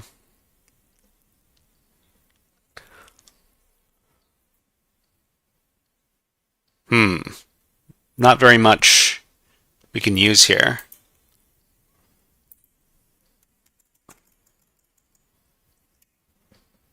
So let's just look for this endpoint.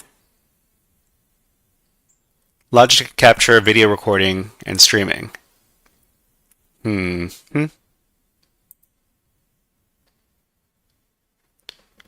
Just a bunch of...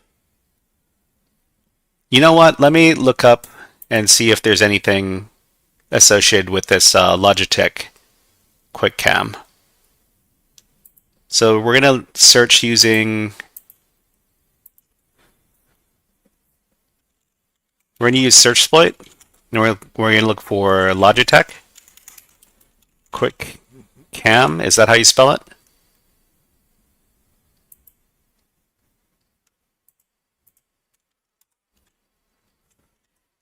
Okay, so Logitech QuickCam didn't come out with anything. If we search for QuickCam, nothing comes up. If we search for Logitech, then we get webcam software, local buffer overflow. Local buffer overflow. So we can't use these local exploits because we're not local to the system.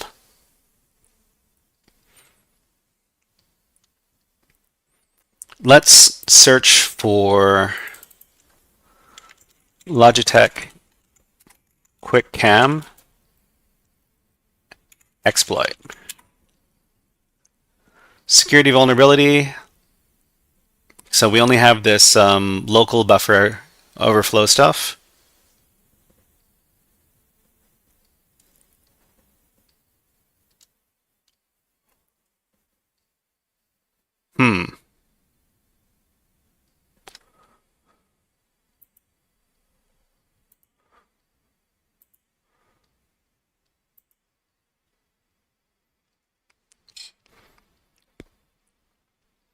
but we got a hit with this endpoint for some reason.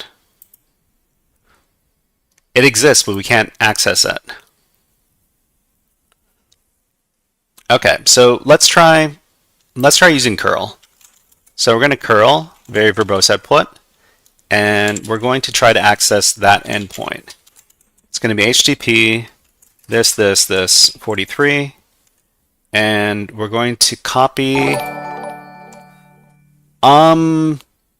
Dwivedi just subscribed on YouTube. Thank you very much. Thank you very much for the follow, for the subscription, Dwivedi. And we haven't done a redeem in a while, so let's redeem. Oh, what are we going to redeem? The Northern Flicker. This is the other great bird that that comes over to my feeder.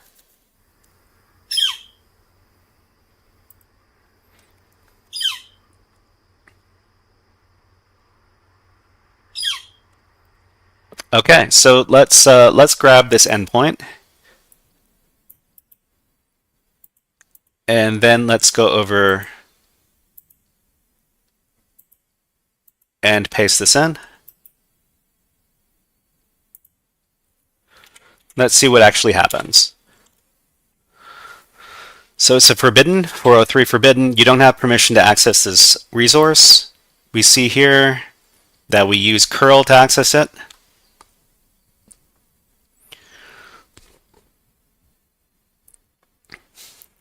So this doesn't give us any real information here.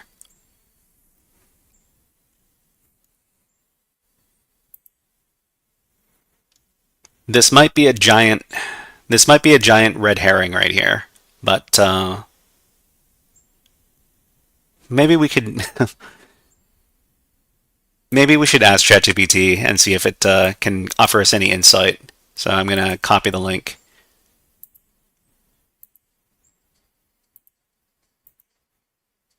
So let's see. Oh, great, ChatGPT, can you answer my question? We're running security tests on a web server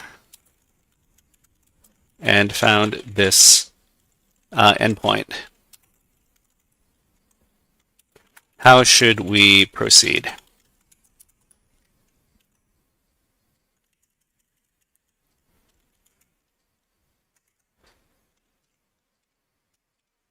It gives us a 403 forbidden error.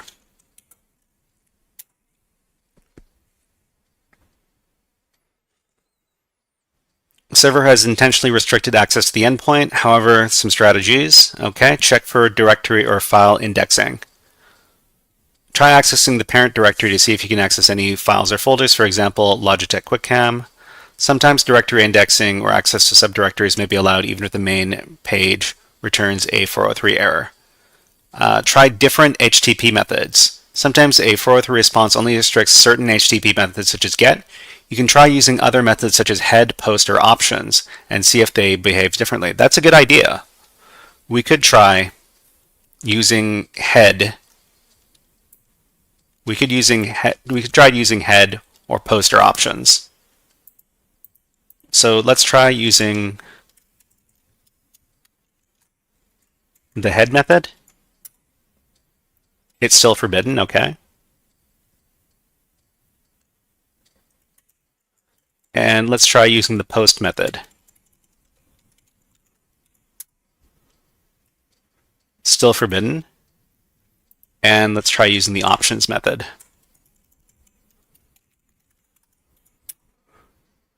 Still forbidden. Okay. Well, it was worth a try. Let's see what else was on the list. Check for access controls or filter rules. You can try changing headers or altering the user agent string. For example, this. Other useful headers to include refer exported for. Enumerate with alternative files or extensions.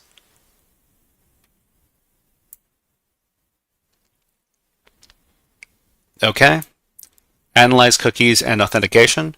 Check if the endpoint requires specific cookies. Check for firewall restrictions. Look for alternative ports. Check for directory or file indexing.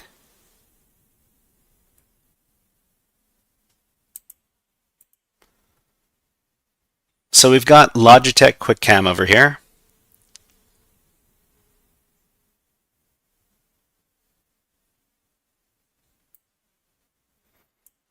Let me search for just this in Google.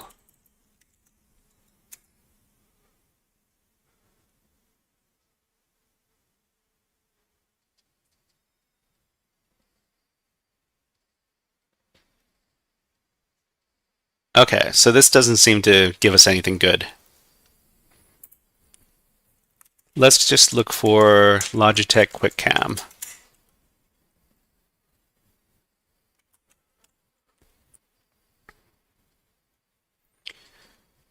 And let's just try Logitech QuickCam without all this stuff on the end. This is not found. Let's try it with the HTML. Nope.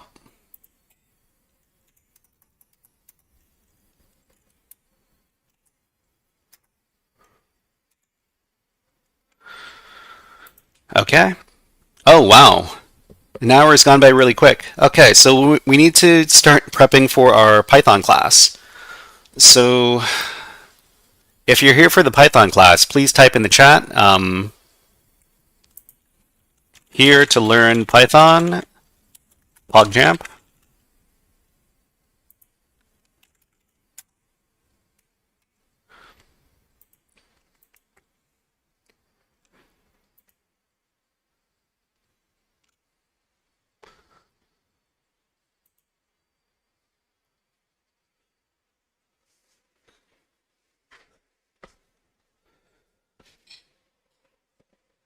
Okay, so I'm just going to take a minute to stretch and have a drink, but in the meantime, everybody can watch some bird clips.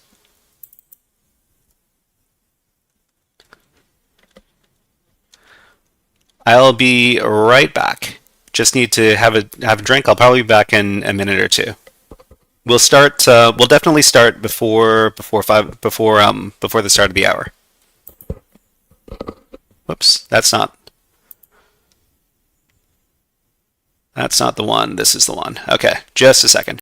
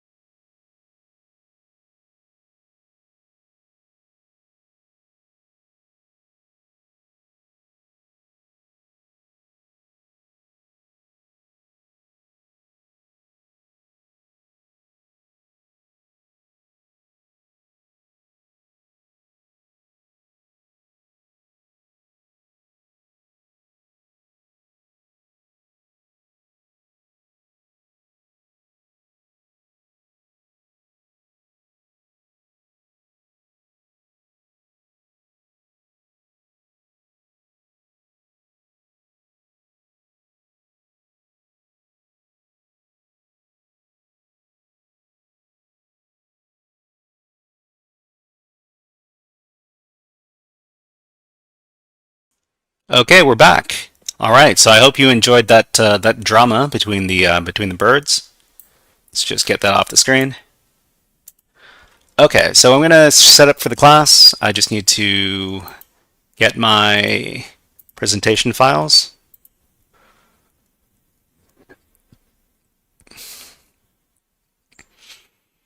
We'll be starting up the Python class in just a few moments.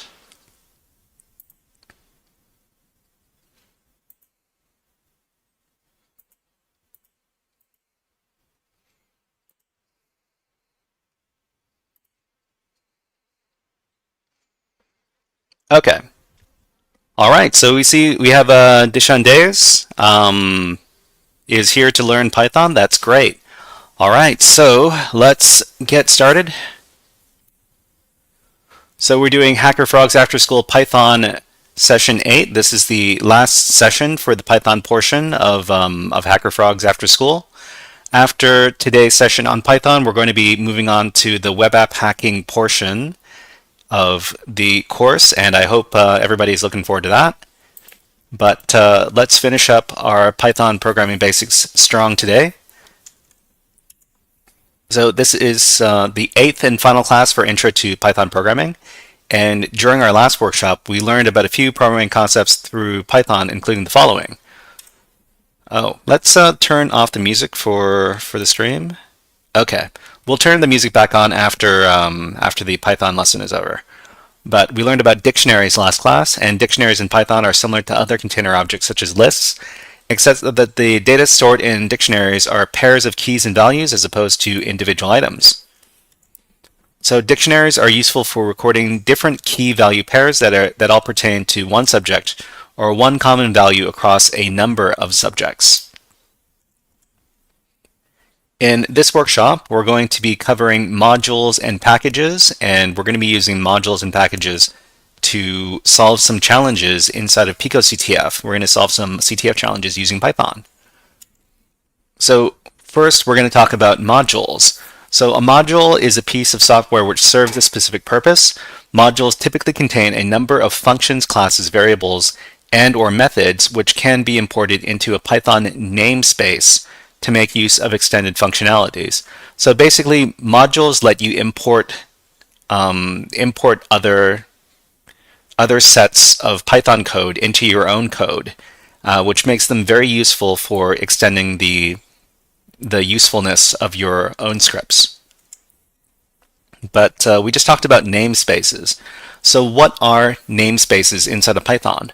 So in Python, a namespace is a collection of defined symbolic names and their corresponding values. Every Python program exists within a namespace, and importing modules into a namespace adds objects from the module into the current namespace.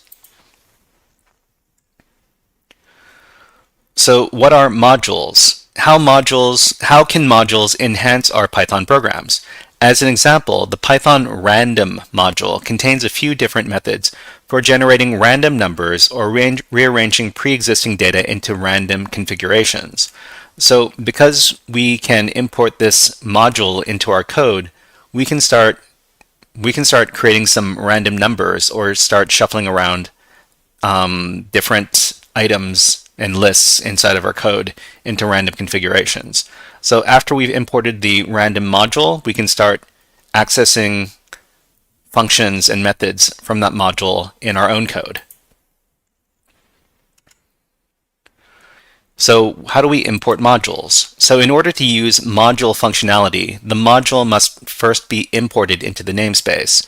This can be done in one of two ways, either by importing the whole module into the namespace, as shown above. So importing modules is pretty straightforward in Python. All you need to do is use the import keyword and then the name of the module you want to import. Or we can specify which methods or functions to import from a specific module, like the example shown here. So in this instance, from the random module, we're going to import the shuffle function. So if you know the name of the function that you want to import from a module, you definitely want to save on processing time, and you want to save on space. by only importing the functions or the components that you need from a particular module. Note that when we import specific functions from a module, we can access those functions without specifying the module name, like we did in the first example, and that is random.shuffle. So if we import shuffle directly, we can just use the word shuffle instead of using random.shuffle if we import the whole random module. Okay, so what we're going to be doing today is we're going to be learning how to use a couple of modules from Python in order to solve different CTF challenges. So the first module that we're going to be learning about is the socket module. The Python socket module can be used to connect to and interact with networking ports on remote servers. So the socket module is going to let us connect to specific ports on remote servers, and this is very useful for certain CTF challenges or certain challenges or just for connecting to specific networking ports. And the other module that we're going to be covering today is the Python requests module. The Python requests module can be used to perform web requests and obtain data from websites. So I think we did a bit of practice using the request module in our last session, in fact. Okay, so what we're going to do now is we're going to learn how to use the socket module to solve some CTF challenges. So we're going to use the socket module as well as the request module to solve some CTF challenges. So what we're going to do is we're going to move on over to our PicoCTF now. So in PicoCTF, before we move on to PicoCTF, why are we using PicoCTF? What we need to do is we need to access some internet-connected web VM, or virtual machine, and PicoCTF is a internet-connected web VM, but the PicoCTF web shell, rather. So that's where PicoCTF saves the day, and we're going to go over to PicoCTF now. If you are not logged into PicoCTF, you might want to do so because we're going to be accessing challenges and using the web shell on the website. So you can do so over at this page. If you aren't signed up, then you can register for an account over at PicoCTF before doing so.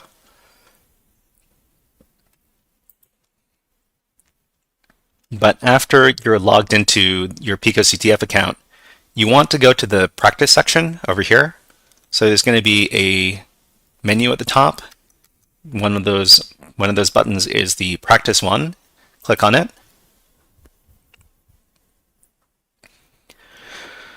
And then scroll down a little bit.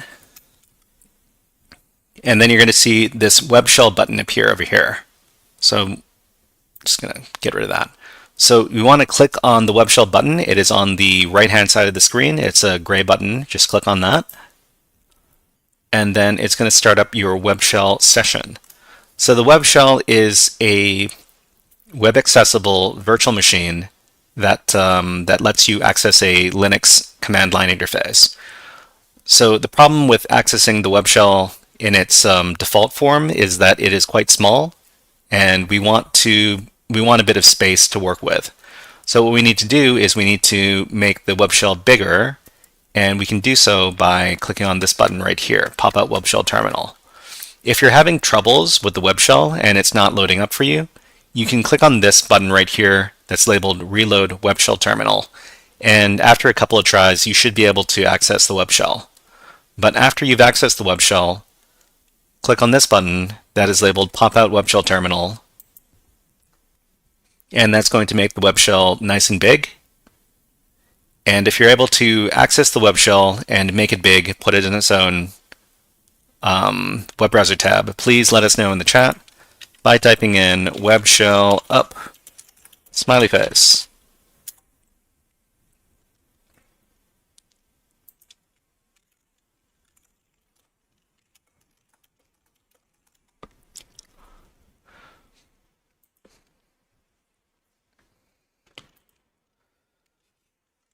Okay, so after your web shell is up, you can type the clear command to get rid of all this text.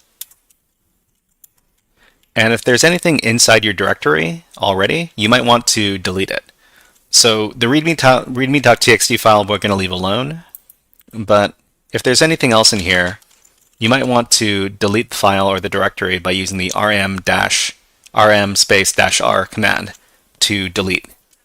So you just need to provide the name of the directory you want to delete, and then it's going to delete it, just like that. Okay, so what I want you to do is I want you to type in the word nano.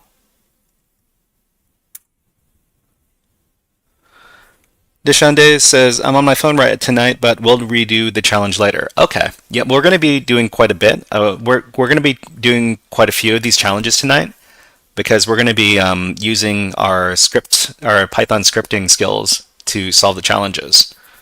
So if you type nano and hit enter, then that's going to put you in the nano text editor. But more importantly, it's going to give you a longer timeout. So you don't have to worry about typing anything before it logs you out automatically. But anyways, so after that, we're going to go to Pico CTF, and let's take a look at the challenges what we're doing today. So we're going to be the first challenge we're going to do is the What's a Netcat challenge. So I'm going to copy this link over here. In fact, you can get all the challenges over at the GitHub page, and if you like, you can get the links for the challenges there. But otherwise, I'll be putting the links in the chat. So the What's a Netcat challenge in here. So this is actually a very simple challenge, but we're going to be using Python to solve the challenge instead of the typical way. So the What's a Netcat challenge, the description says using netcat is going to be pretty important. Can you connect to jupyter.challenges.picoctf.org at this port to get the flag? Okay, so like I said, we're going to be using Python to solve the challenge, and I've actually written a script to help solve the challenge, and it's over here. This over here labeled socket connect Python script link. This is going to lead to a GitHub page,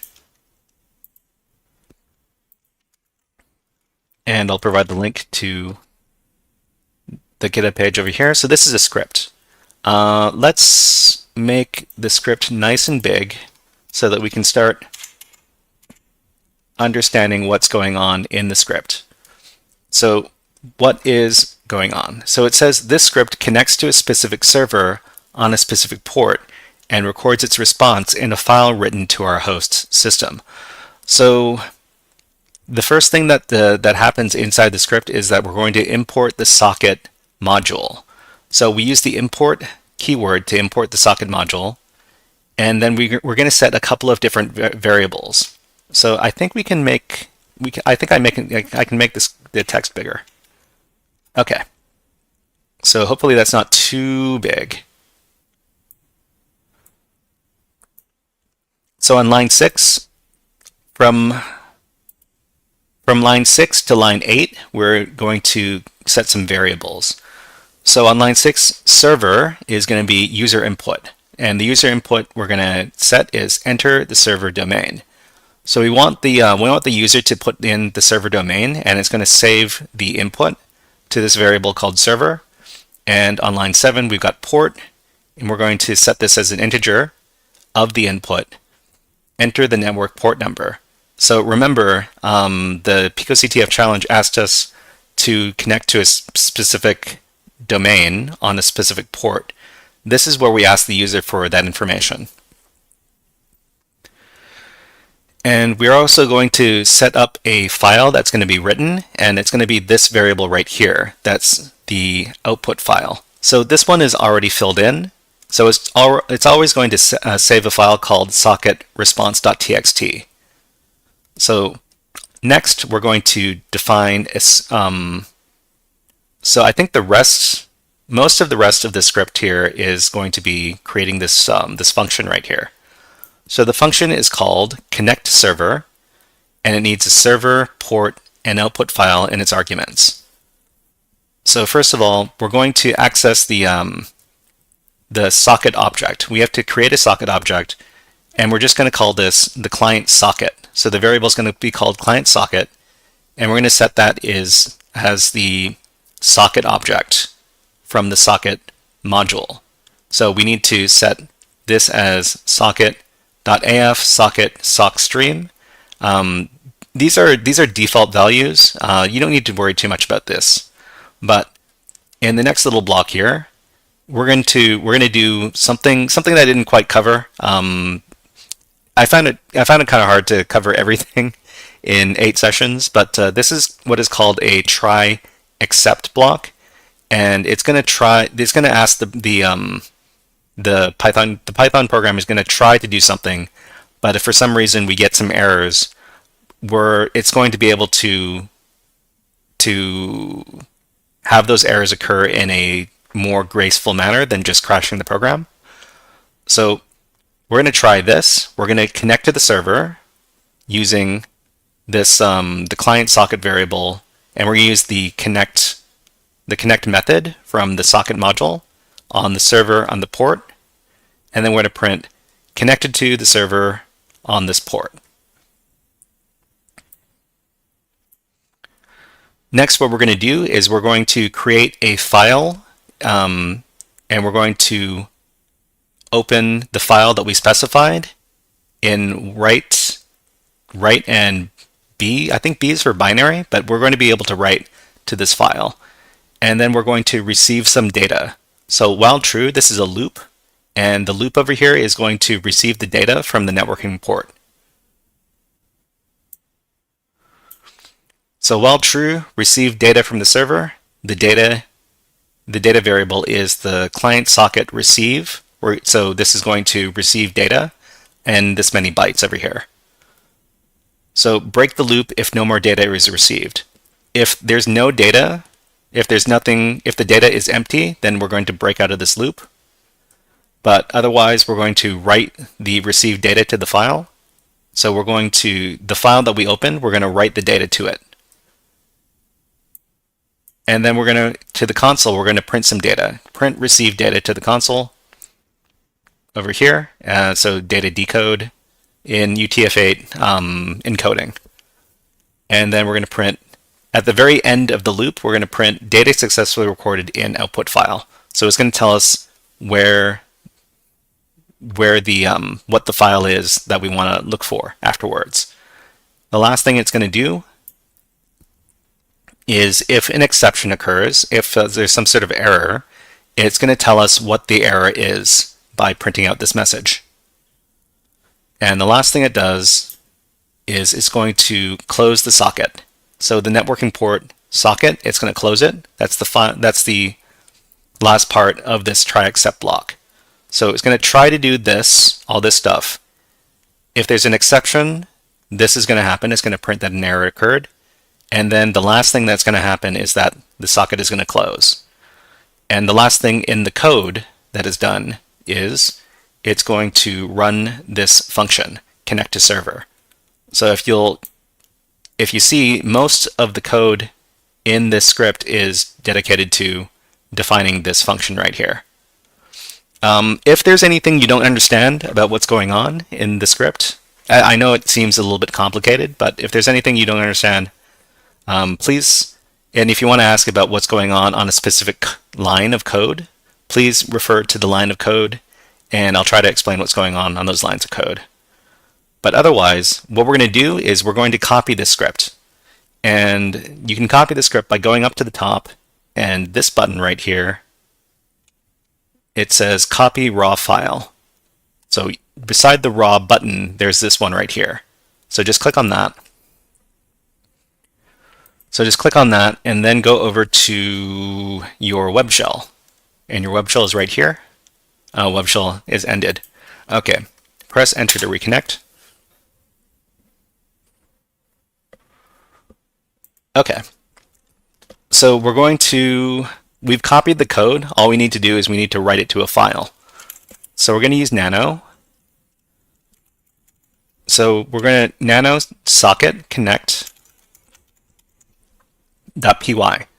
nano space socket underscore connect.py, hit enter.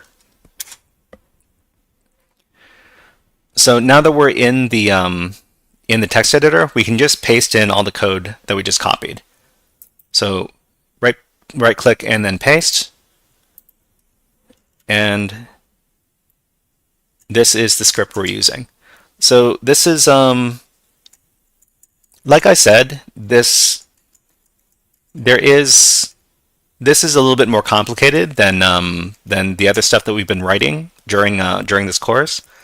If there's anything that you want me to explain about the code, please ask us in the chat. So to save this out, we just hit Control and then X. It's going to ask us if you want to save the modified buffer. Type Y for yes, and then hit Enter to save the file. Okay, so now that we have this file here, socket underscore connect.py, we can solve the challenge. So what we want to do is just use Python socket connect.py. So remember, you can use tab to autocomplete the file name, Python space socket underscore connect.py, hit enter. It's going to ask us for the server domain. So we need to go back to the challenge page here, and the server domain is this, jupyter.challenges.picoctf.org. Just copy that. And then go to the web shell and paste it in. Then hit enter. Then it's going to ask us for the networking port number. Go over here, select the port number, copy, then go to the web shell, paste it in, hit enter.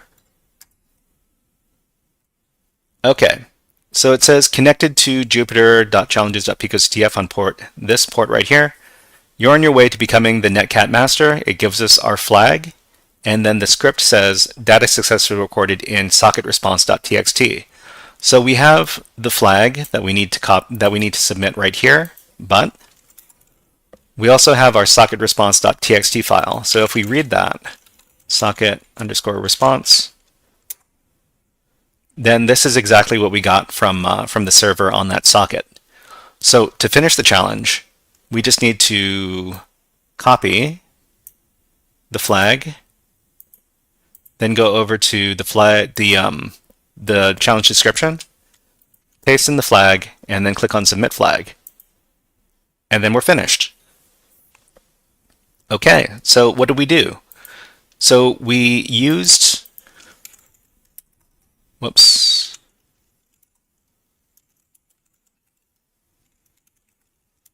So we used this script right here to import a module, and we used the code in the module to connect to a networking port on a specific server and get the response from there. So it might seem like this is actually considered a relatively simple script. I know that it might seem like it's a bit complicated, but as far as like full-fledged, well, I wouldn't call this a full-fledged program, but as far as a simple script is concerned, this isn't too complicated. But like I said, if there's anything that you didn't understand, please let us know in the chat. But let's get out of here. And so that was the socket module, and the next module that we're going to use is the request module. So let's go over to the GitHub page.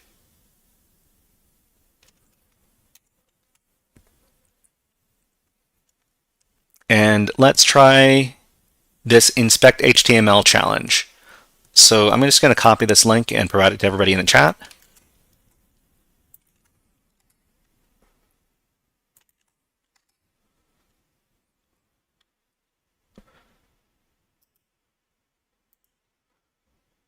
You go over to your PicoCTF challenge page and you paste in the challenge. This one is called Inspect HTML. So can you get the flag? Additional details will be available after launching your challenge instance. So we're going to be using a script to download the HTML pages, and I think we did that last class. But as a refresher, let's we're going to be talking about what the script does in a little bit more detail. So before we start this challenge, let's go back to our request Python script link. So we've got our webpage underscore fetch.py script over here.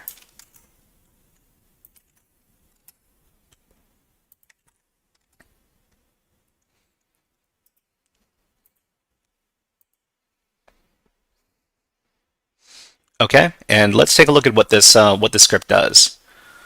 So this is the webpage underscore fetch.py script, and the script uses Python request module to make a web request to a specific web page and writes its contents to a file on the host machine.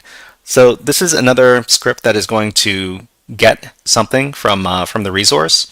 In the last example, it was the networking port, and we used the socket module to get that data. In this case, we're going to use the request module to get the web page and save it out to a file.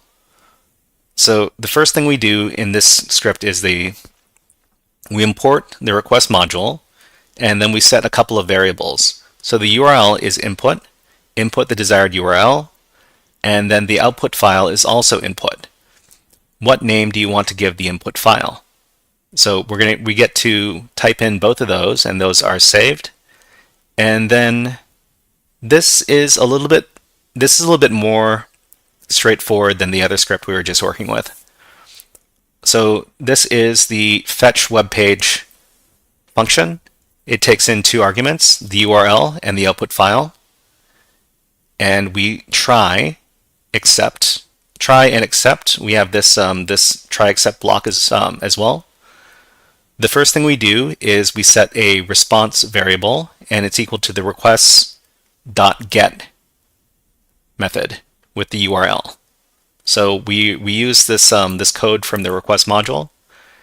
We're going to raise an exception if the request was unsuccessful. If for some reason, I need to stop clicking on these things.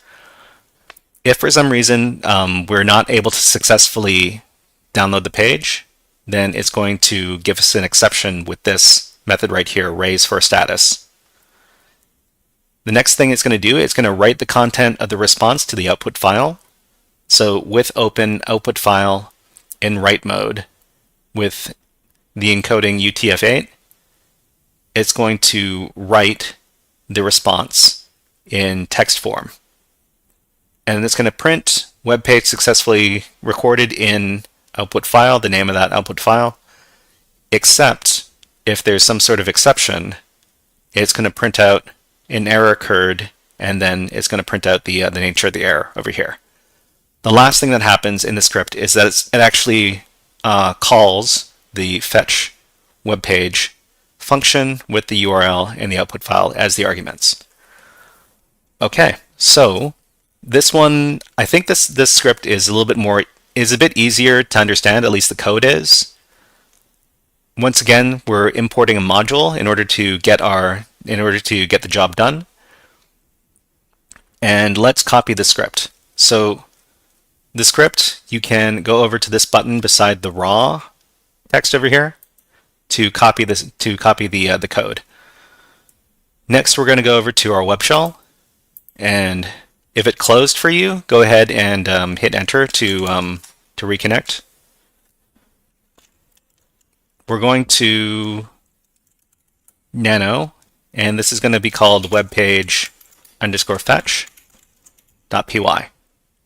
Webpage underscore fetch.py.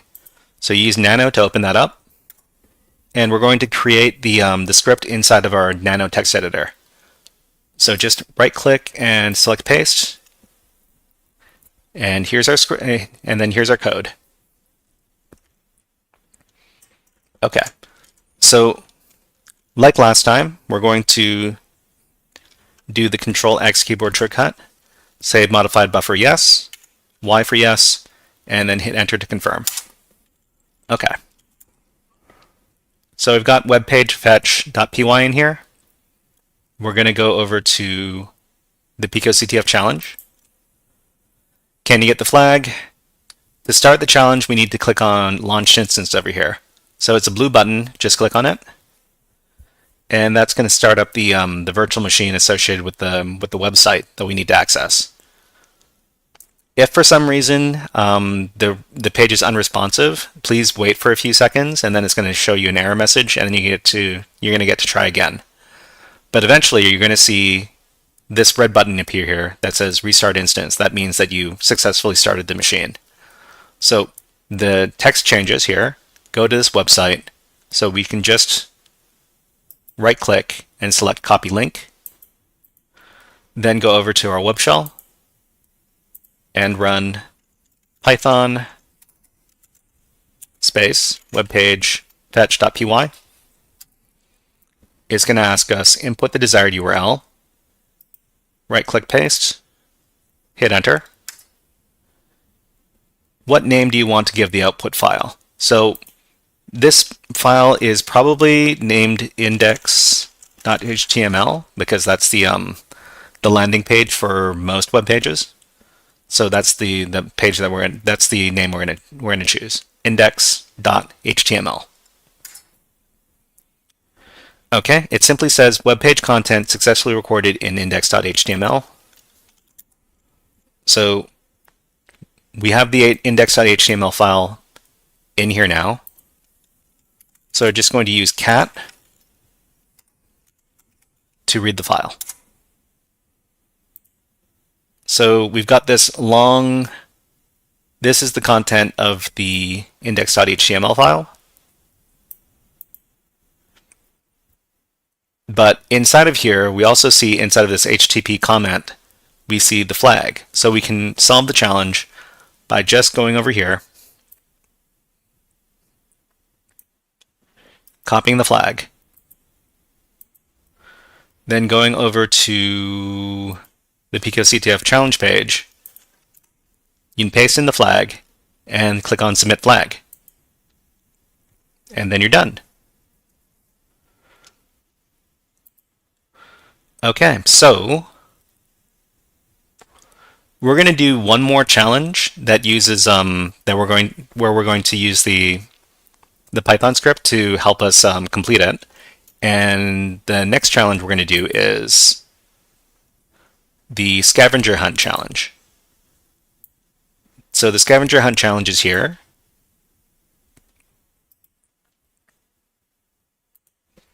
You can access it from this URL that I'm pasting in the chat.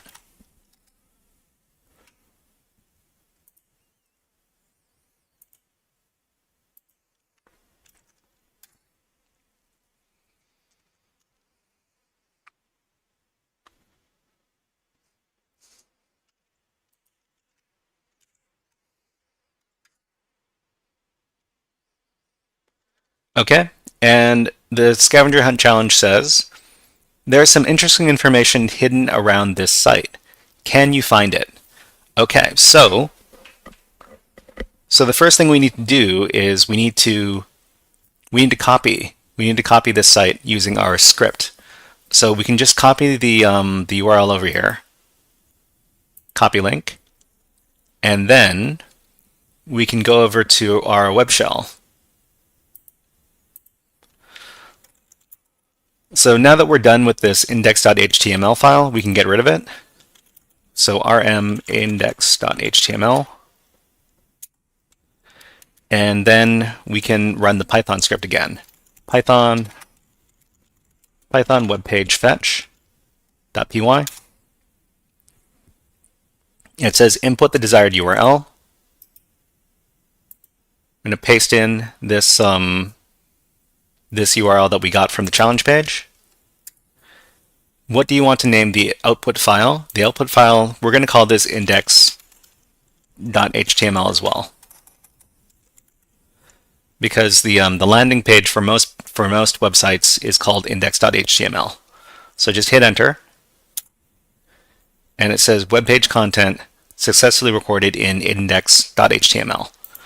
So we see that index.html is here, so we can read it. So we're just going to read it.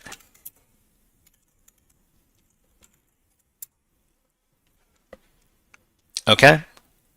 So it says here, just some boring HTML. We've got a bunch of stuff right here.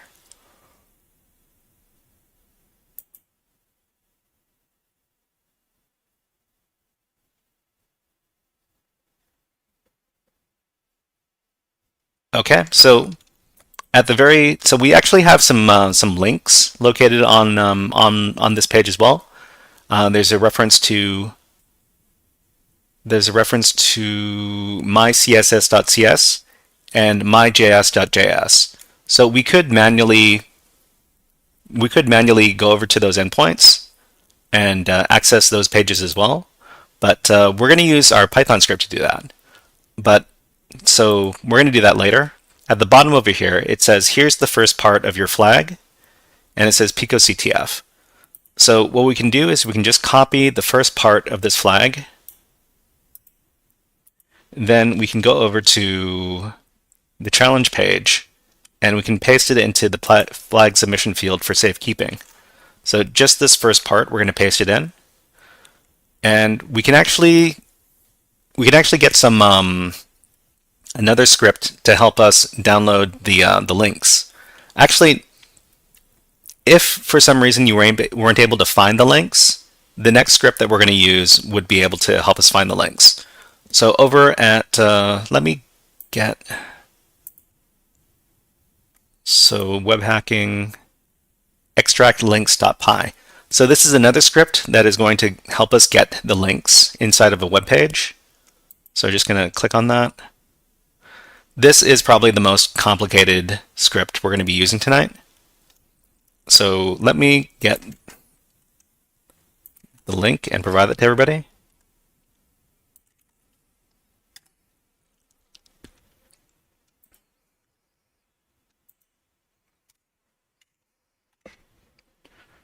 So what does the script do? So it says here, this script goes through a web page file and extracts any links from it, then prints out the names of those links. So we're going to import a few different libraries here, a few different modules. From BS4, we'll import this module called Beautiful Soup. Beautiful Soup is a module that helps you parse through web page content.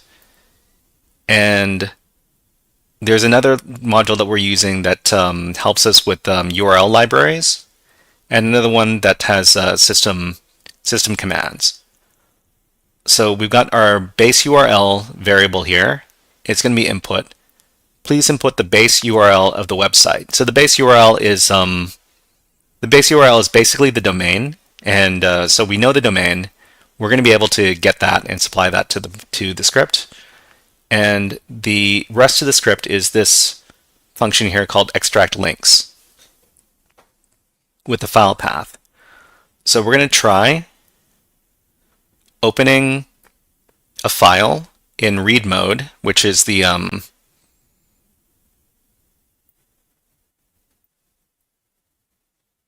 wait, what's going? Okay. So it's going to read the contents of the HTML file, and that we're going to look for links inside. It's going to read that file, and then it's going to look for links in the form of anchor tags over here. So links equals soup.findAll A for anchor tags. It's going to extract the href from the anchor tags over here in this variable called extracted links. It's going to print the extracted links. So if there's something in the extracted links list, it's going to print extracted links, and for each link in there, it's going to print that link. Otherwise, it's going to print no links found in the file. If for some reason it wasn't able to find the file that you want to open up, it's going to say file not found. And if some other exception occurs, it's going to print an error occurred with this. So the last thing it's going to do is it's going to run this version, this function right here called the main function. So the main function in Python is basically very similar to Very similar to other programming languages like C, but the main function is basically what's going to happen when you run the program. This is going to let us specify a number of arguments to be run with the script. In this case, we need 2 arguments. We need to do Python and then extract links.py and then the path to the HTML file that we want to read. And then it's going to save the file path as this argument, and then it's going to run the extract links function. Okay, so that was a bit much, but that's fine. We have a general idea of how this script works. We're going to copy the code. So just click on this button right here, and then go over to our web shell. If for some reason the web shell disconnected, press enter to reconnect. And we're going to nano extract underscore links.py. Hit enter. Then right click paste, and that's going to paste in all the code. Okay, so after that's done, just save out the file with Control X, press Y to save, and press enter to confirm. All right, so what we can do now is, so I think if it makes it easier for you, you can always delete the files that we don't need. So socketconnect.py and socketresponse.txt, we can get rid of these. So you can just remove them with the rm command.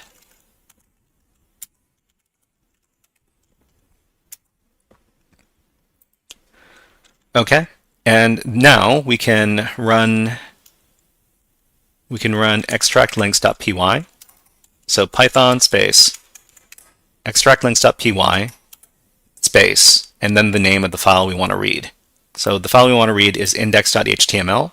So just Python space extract links.py space index. Whoops, this is all caps. Index.html. Please input the base URL of the website. So we're going to go over to our challenge page, and we're going to copy this.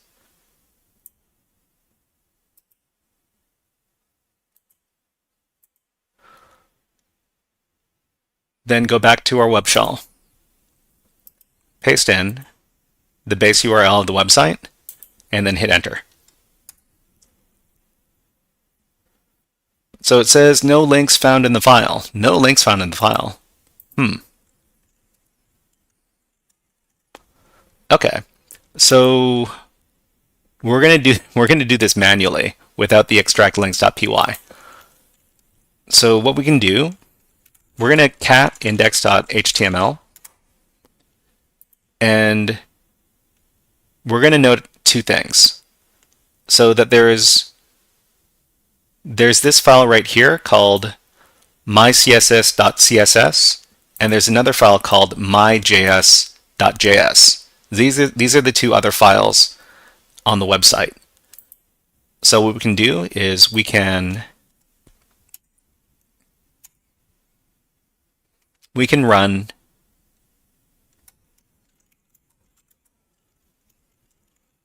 Python space webpage underscore fetch.py. Input the desired URL. So we're going to right click, paste. Whoops, that's not it. We're going to grab this link again. We're going to paste it in. And then at the end, after the slash, we're going to do mycss.css. So because this is one of the pages that we found, hit enter. We're going to call this mycss.css. And then web page content successfully recorded in mycss.cs. And then we're going to run this one more time. So just hit up and run Python webpagefetch.py again. Input the desired URL, paste this in again, and after the slash, we're going to paste in myjs.js. Then hit enter. What name do you want to give the output file? We're going to call this myjs.js. Okay. All right, from there, we can read the mycss.cs with the cat command. mycss.css. Okay, so it's got a bunch of CSS information. If you know about web design, you know that CSS makes your web pages look pretty. CSS makes the page look nice, and yes, it also has part of the flag. Here's part 2. So we've got part 2, which is this part. So we just need to highlight from the H until this part right here, I think. Select copy, and then go over to, oh wait, no, that's not part. So this is not part of it. It's just this part until the 0. So until the 0, that part, copy that, then go over to Pico CTF, and then in the challenge description, in the challenge flag submission field, paste in the second part, and then we've got the second part. To get the third part, we need to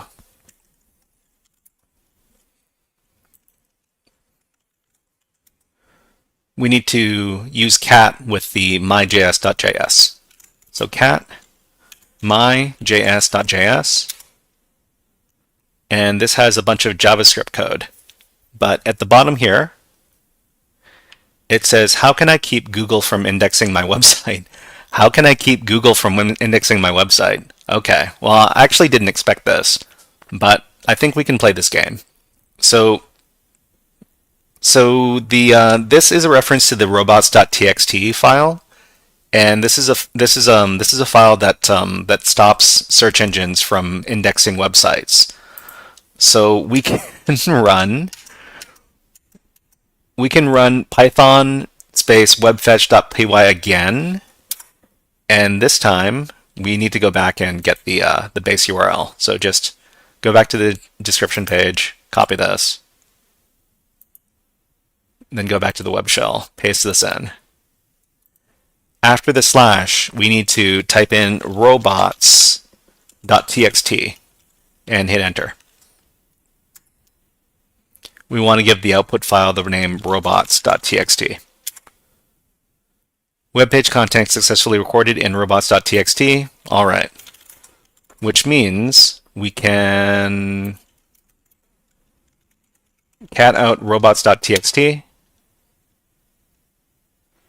and it has part 3 of the flag.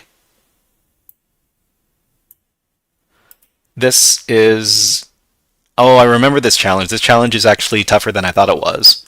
But anyways, this is the third part of the flag. Let's go over to this page and then paste in this part. Okay, so we've got part 1, part 2, part 3. That's not what I wanted to do. I wanted to go here. Okay. So I think this is an Apache server. Can you access the next flag? So okay, this goes beyond the scope of today's exercise, but I'll teach you a little bit about about web servers today.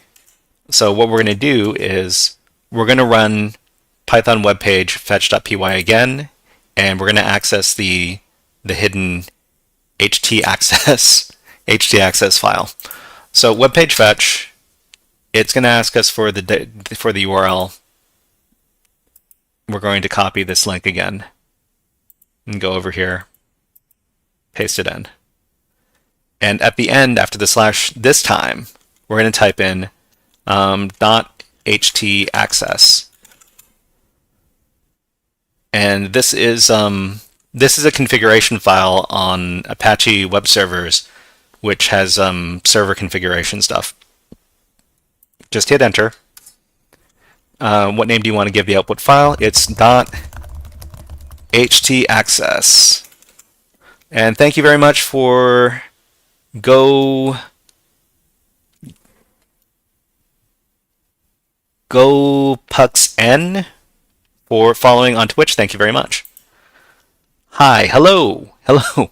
Hope you're having fun. Okay, so web page content successfully recorded in .htaccess. Like I said, this is a security configuration page for Apache servers. Let's read it. So cat.htaccess. It says it's got part 4 of the flag. Deshande says you have to finish it now. Yeah, I guess we have to finish it.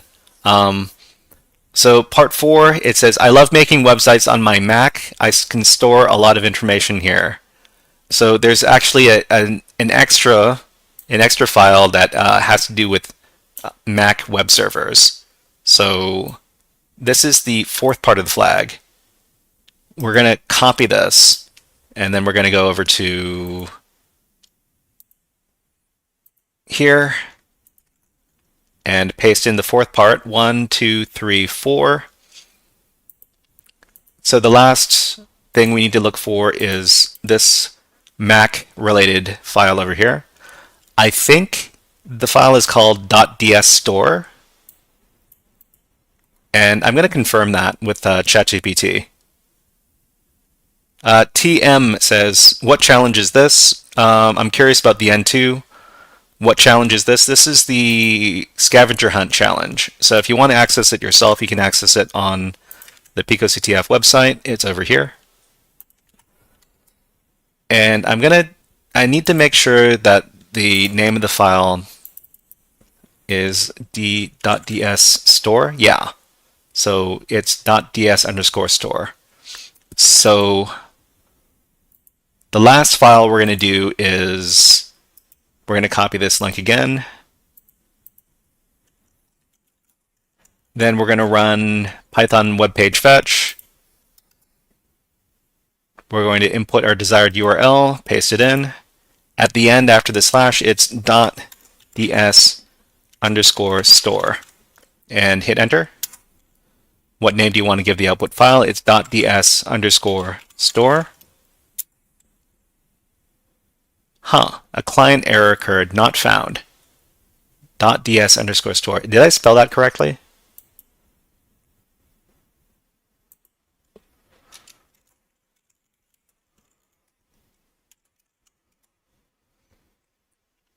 Oh, okay. This has to be capitalized. So it has to be, so the D and the S have to be capitalized and the S has to be capitalized. So I need to make sure this is all capitalized when I do it next time.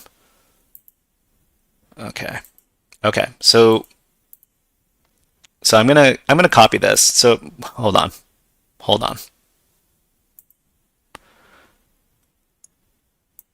I'm gonna copy this address so I don't need to go back to the web page. Copy that. Okay, and web page fetch. Paste in the URL, but on the end it's going to be .ds_store,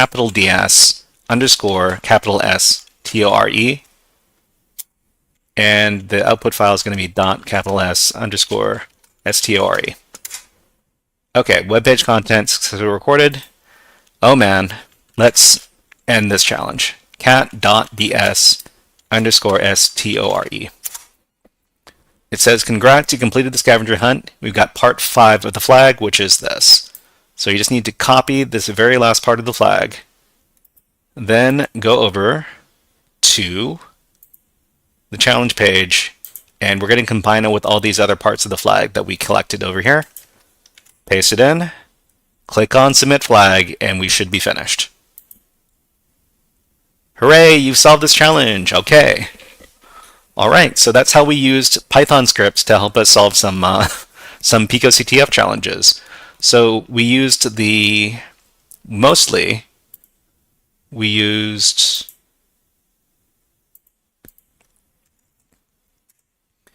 So let's review the programming concepts we learned in this workshop.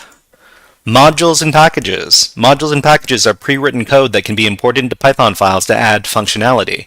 So nobody wants to reinvent the wheel, so everybody uses other people's code. So modules are other people's code that everybody uses, and we can import it into our Python code very easily. So what is next? This is the end of the HackerFrogs After School Intro to Python Programming classes, but now that we know the basics, we can start learning a lot more about coding in this extremely popular programming language. So what I want to do with this last little bit is I want to introduce some other Python education resources. So I don't know if I've mentioned this today, but we have a Reddit. It's reddit.com/r/hackerfrogs. And we have a bunch of resources for people who are getting into cybersecurity. More importantly, we have our streaming schedules that we publish every week over there. And let's see, we have some links for Python programming, which are right over here. So everybody, you can take a look at this page. And we've got a bunch of links for mostly free educational resources for Python. But the ones that I want to illustrate to everybody are these ones right here. So we've got Skills for All, Python Essentials 1 and 2. So this is a two-part course from the Skills Are All website, and it's sponsored by Cisco. And Cisco you might recognize because it's the really big IT and networking company. And let's take a look at one of these over here. So we took a look at we did kind of a crash course on Python over these last eight sessions. But this is a whole course right over here, and this course by itself is 30 hours of education. It is beginner level, and what we've learned in our previous Python sessions is actually pretty good for priming us to learn more with this kind of course over here. So there's Python Essentials 1, and if you want the link for that, it's just over here. There's also a second part to this course, and so you're going to learn a lot of the same stuff that we learned in our sessions, but there are extra parts that I wasn't able to get to in my 8-session kind of overview of Python, and you're gonna learn a lot more if you go through like a much more involved course like this. Like I said, the HackerFrogs Python coding basics course was meant to introduce people to Python, and I hope you saw the how useful it is to code in Python. And how it's actually not as hard as you might think, especially if you practice for a little while. But yeah, thank you very much for coming to today's Python class. Next session, we're going to start into our web app hacking course, and let's see if I've got an example of the web app hacking course on our Reddit over here. So on Reddit, I've got the overview for a previous course over here, I think. Yeah, so Web App Hacking Basics, this is the one from the summer. You want to take a look at what I'm looking at, you can go over here.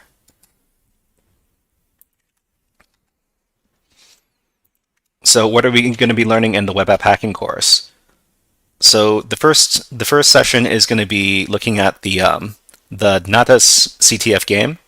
We're going to be taking a look at stuff like HTTP source, directory indexing, robots.txt, all sorts of web app vulnerabilities, stuff like HTTP cookies. Local file inclusion is a really big web app vulnerability. We're going to be taking a look at that.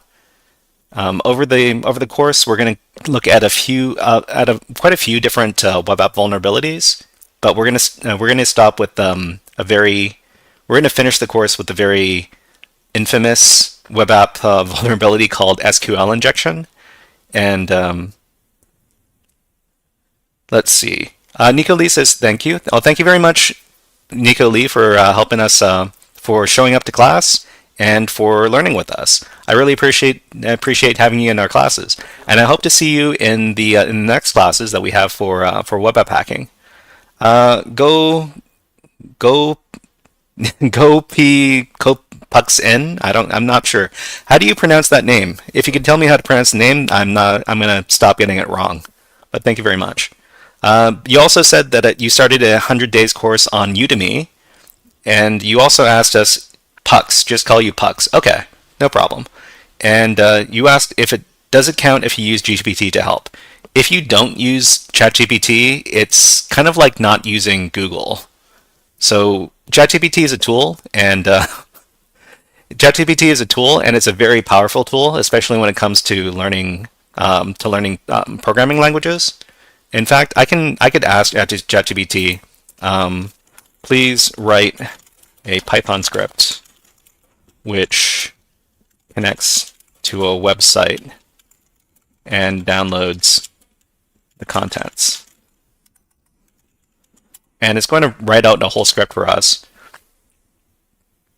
But the important thing to understand is that when you use ChatGPT to write some Python script for you, that you should understand what's going on inside the code.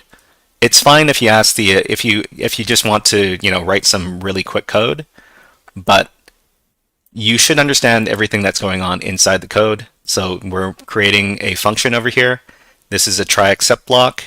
It's going to create some variables, and it's going to understand what the variables are, and then understand how it's getting the content for you. But ChatGPT, definitely use it. Definitely use Google. Definitely use ChatGPT. There are some things you can't that are easier to ask Google, and there are some things that are easier to ask ChatGPT. But keep in mind that ChatGPT is not always right, and if it's something that's super important, you need to double check when you're using ChatGPT. All right, so that's it for the Python session today. Thank you very much. We're going to be back on Friday, and we're going to be starting our web app hacking series. But otherwise, we're going to move into our final portion of today's stream. And the last portion of today's stream is going to be some free hacking. So free hacking is basically doing some CTF exercises against virtual machines that we download. And this one is going to be against the VulNyx website, which is over here. And if you want to take a look, it's this link. So Pucks, if you want to stick around, we're going to be doing another hour of hacking against. So this is more network hacking, and we're going to be hacking against what is it? The plot website over here, the plot machine over here. So this is machine number 43 on this website here. I've taken the liberty of downloading the virtual machine already, so I'm going to start that up on my VM network. Let me do that now.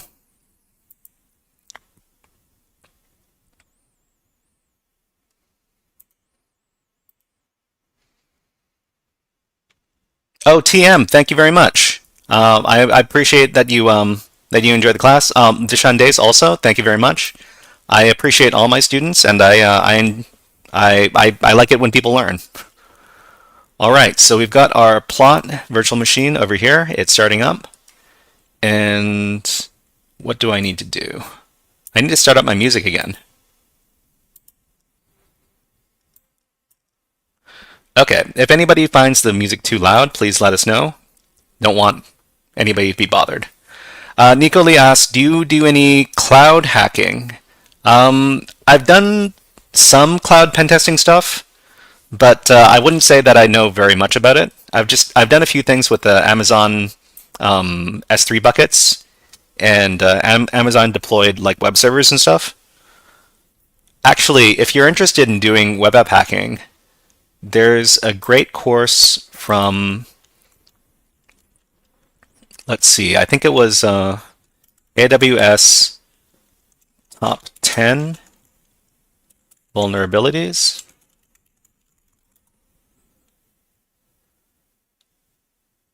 And I think it was the company that did it was Contra Security.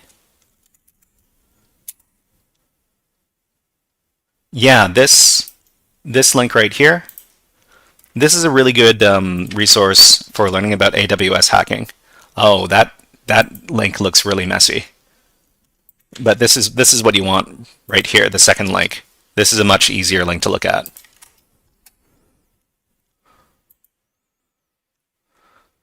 But if you want to learn about how to do pen testing or security testing against AWS infrastructure, this is the website to do that.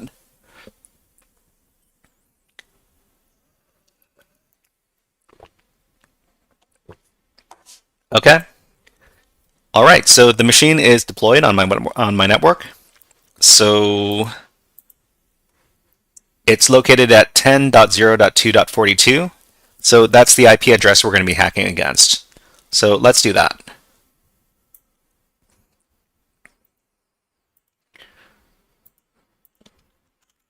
First of all, let me clear out all the stuff in my directory here. So the first thing we like to do when we do our CTF box hacking is we like to run an nmap scan. The nmap scan is going to let us know which networking ports are open on the network on the server. So we're going to run it with the following arguments. It's -S to run common scripts against whatever services we find, -S for versioning information about the services we find, -P to scan all ports, -VV for very verbose output. That's going to let us know what's going on before the scan is finished, and -T4 to run the scan very fast but not too fast. So we're going to run that scan, and then we're going to find 2 ports open on the system. We've got the first port that we find is port 22, and port 22 is associated with the OpenSSH service. OpenSSH is SSH is how you remotely log into servers. It's reporting version 8.4, which is an up-to-date version of OpenSSH, which means it's probably not vulnerable to software exploits. The next port that we find is port 80. That's the web server port. It's running HTTP with an Apache web server with version 2.4.56. That's also up to date. So probably not vulnerable to exploits there. So the next thing we want to do is we want to start enumerating the web services. So I like to use the Nikto vulnerability scanner. The Nikto vulnerability scanner is an old tool, but it can sometimes find some low-hanging fruit security vulnerabilities with web servers, so that's why I like to use it.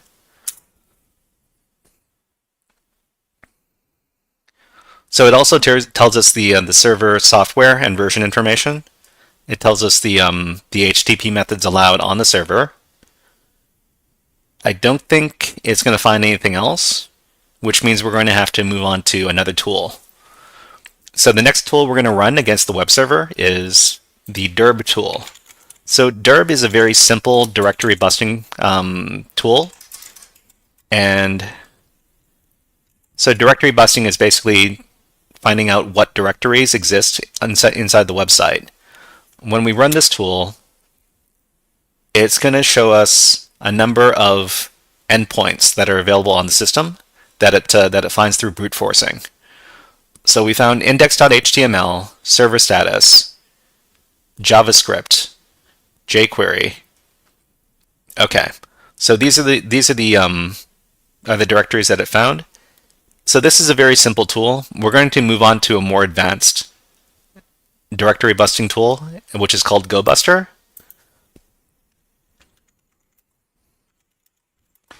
And GoBuster is a much faster GoBuster directory busting is a much faster tool than dirb. So we can find more information about the web server by doing this directory busting. So with GoBuster, we need to specify some file extensions we want to look for, and the file extensions are all going to double the time required to scan the system. So we have to make sure not to overload with file extensions when we're looking for files and or directories, but we also don't want to miss out on any file extensions that might be on the system. So JS, HTML, PHP, TXT, XML. We could also look for some zip files, and I think that should be okay. Let's do directory busting. It's not coming back. Hold on. Error running GoBuster. Cannot connect. Oh no, that's not the right IP address. The IP address should be 42. Okay. So always get your IP addresses correct, everybody. Okay. So JavaScript, PHP index. All right.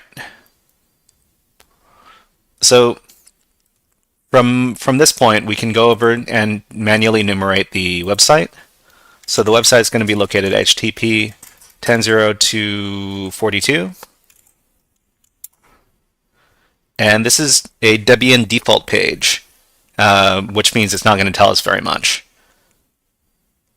We can also look at the HTTP source and see if there's anything hiding inside the source code. Usually there isn't for these default pages. Sometimes in these CTF boxes it will have a little bit of information, but in most realistic scenarios it doesn't. So we can safely ignore this and go back to our scans. So there's a JavaScript directory. We are able to find that. And there's a jQuery directory. We're able to find that. Okay, we found this JavaScript directory. Maybe we can manually enumerate this right now. So we can go over to the endpoint JavaScript. It says forbidden, you do not have access to this resource. But we are also able to find the jQuery directory. And it says we don't have access to this resource either. Okay, so we could try scanning inside of these different directories. Oh, Theo, hello. Theo is here. Theo, I'm going to give you a shout out. Theo runs another cybersecurity channel on Twitch. And he is he's a fun hacker guy. B7H3. Is that an O or a 0? Is that an O or a 0, Theo?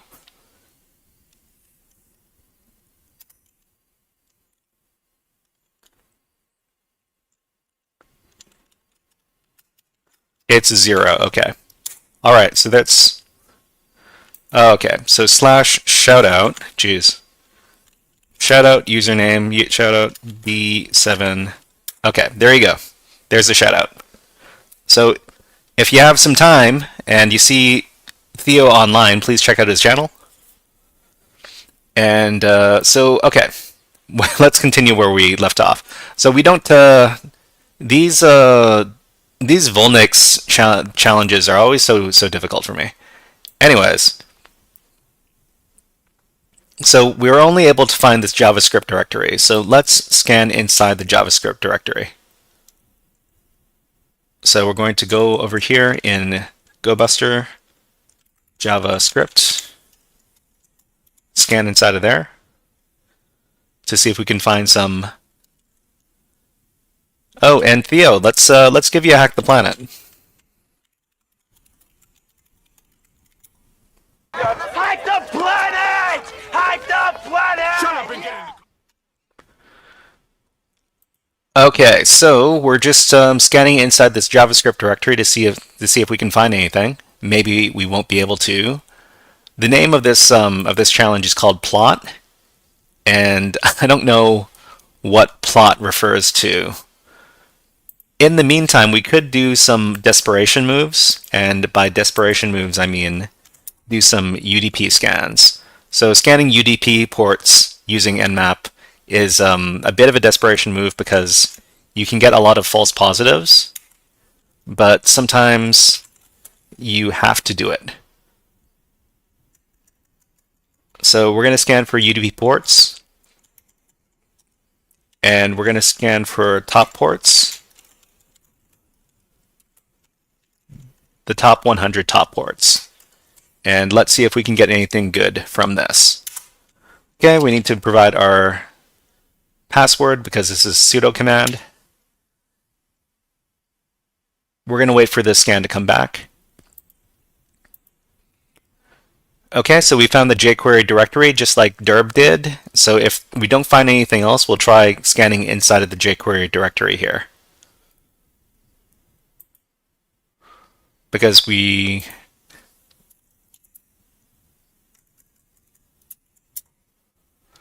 otherwise we hit kind of a brick wall right over here because we don't have any information to go on.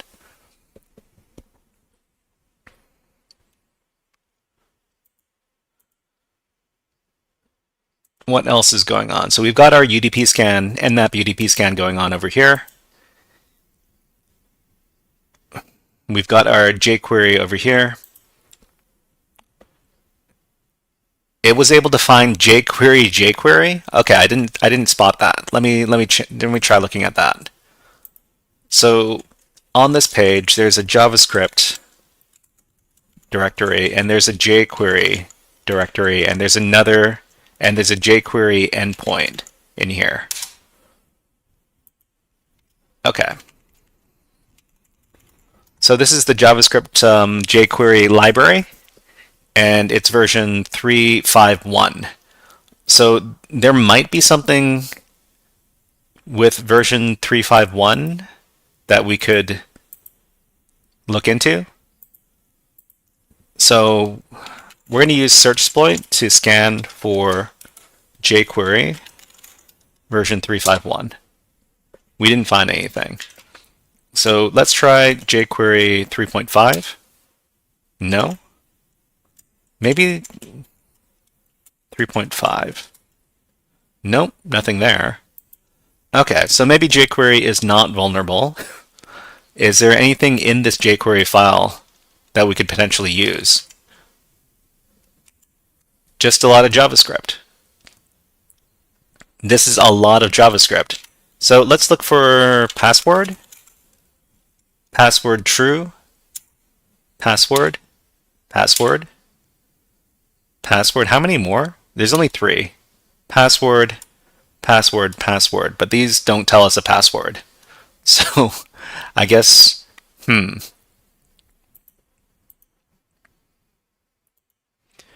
Okay, so our GoBuster scan finished, looking inside the jQuery directory. Oh no, we need to look inside the jQuery directory. Okay, so let's do that. jQuery.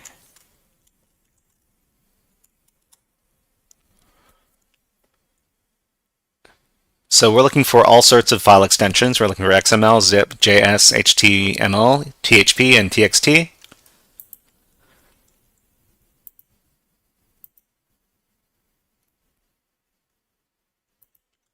So what else can we look for inside this code? Maybe we could look for just the pass, pass, pass, pass, pass, pass, pass, pass, pass.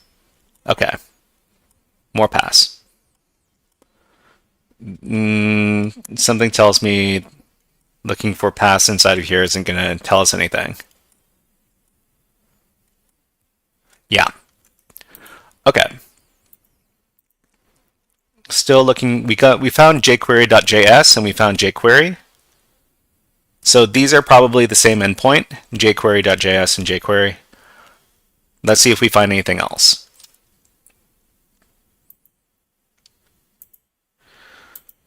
So we tried looking for UDP ports on the system. We weren't able to find anything. 59 closed UDP ports, 41 open filtered UDP ports. So let's try doing this one more time. And that's the definition of madness, right? You do the same thing, but you expect something else to happen. Hmm.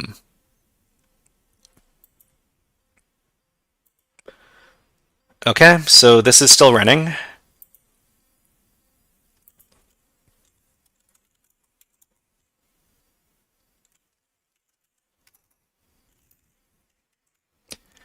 So there's really not very much to scan here because as far as TCP ports are concerned, there's only port 80 and port 22. So the other thing I could try is I could try another word list with GoBuster. So if we're able to try another word list with GoBuster, we might be able to find some better results. But I need to finish my initial scans over here first. So it's going to take another minute or so.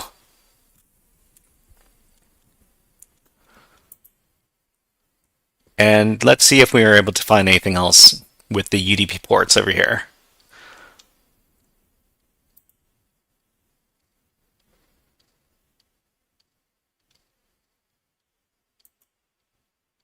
Okay, should be, yep, nothing here.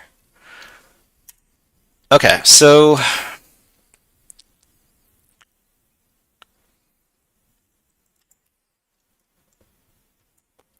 is jQuery a directory? It might be a directory. I mean, I could just for fun, I can start enumerating in there as well. But it's very likely that it's not a directory, or it's not a directory that has anything in it, rather. So we're just going to let this go and do its thing.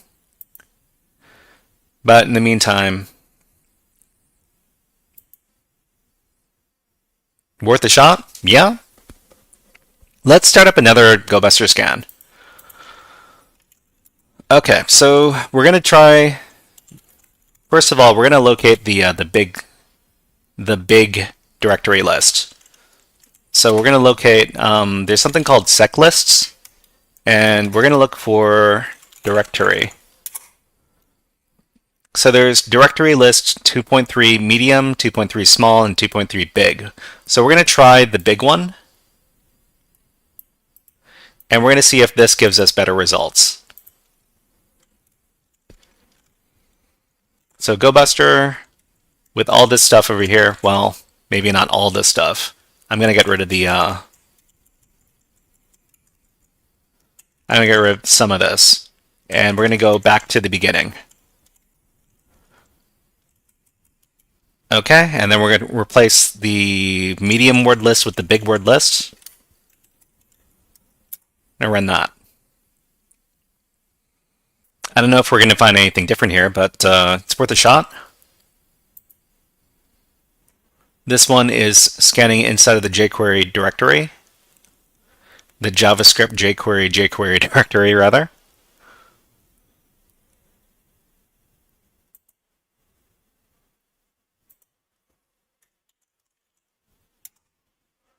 Yeah, this is not a directory. So I guess it's not really worth it to scan in here. I'm just going to stop. Okay, so let's replace this one with the big word list as well.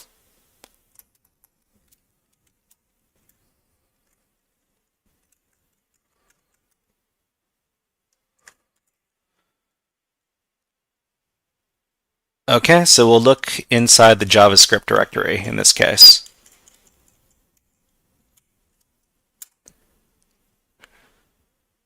So we've got two GoBuster scans going on right now. One that's looking in the JavaScript directory, and the other one looking in the webroot directory over here. So what I should do is I should look a little bit more closely. I should look a little bit more closely at this landing page. So the landing page here is just this. Does it have any important information? I've seen pages like this hundreds of times.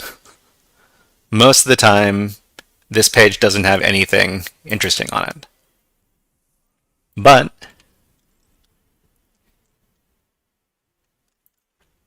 we should take time to comb through this information.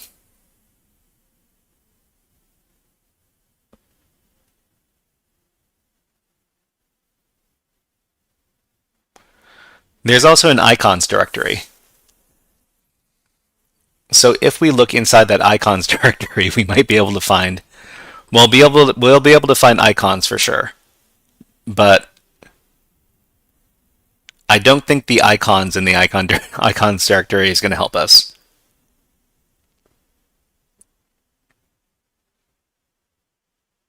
Okay, but aside from that, we don't see anything. We don't see any special links. This is not a class. This is just free hacking. So I'm basically trying to solve these challenges. If you learn something by observing what I do right or what I do wrong, then that's great. But I haven't solved these challenges before, so I don't know what to do. So if you see me acting like I don't know what I'm doing, or if you see me acting like I don't know where to go, it's because I actually don't know where to go. But yeah, a lot of hacking is just basically poking and prodding at stuff until something works. So you basically throw a bunch of spaghetti at the wall and you see what sticks. But Pux, a cybersecurity student, or are you interested in getting into cybersecurity? I'd like to know what your background is.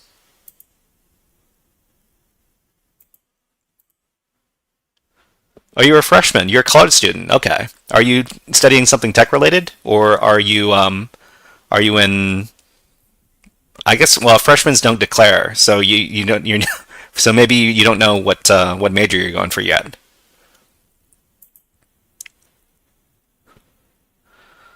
Just started learning Python, learned some Bash. Okay. Yeah, I mean you could get into doing these kind of exercises as well. I meant to add cybersecurity. Add? Oh, okay. Yeah, no worries, no worries.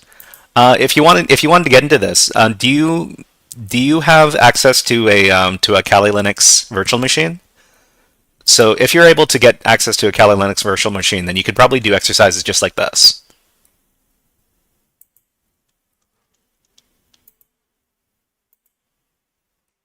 And I think I have a video on my YouTube page that shows you how to do it. Let me grab that. So YouTube.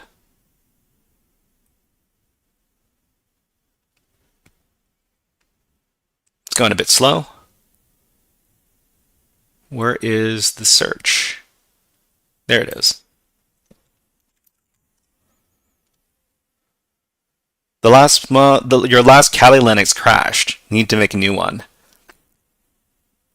I used to do the Bandit challenge on Kali. Okay. Took a small break. But the thing you have to remember, so if anybody wants to know how to install VirtualBox and create Kali Linux virtual machines, you can go over to this video right here. But you know, one you could try. There's another CTF war game that is actually very useful that I encountered recently, and that is the hackmyvm.eu website. So why don't you go over to this website over here and make an account? Let me see if I can still log in here. Nope, can't log in. Let me try logging in, and I'll show you what I'm talking about.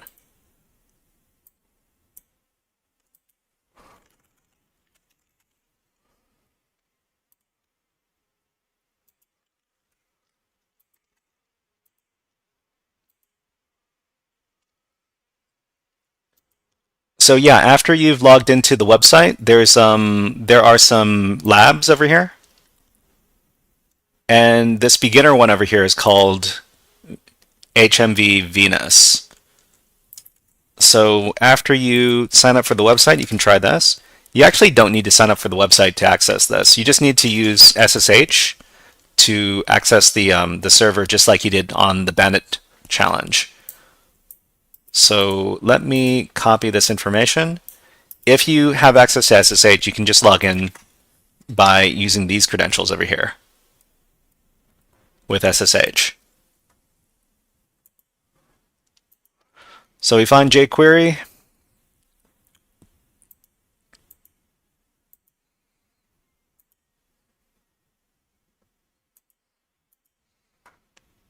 We found jQuery. We found JavaScript.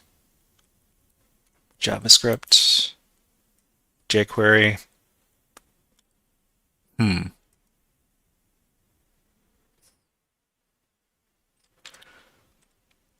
know the fun. Are you using so Pux? Are you using Windows? If you have Windows, you can just use SSH on your Windows terminal. If you want it, you don't necessarily have to use. Actually, for some of the challenges, you do need to use Kali Linux. There are some challenges where you have to use some security tools.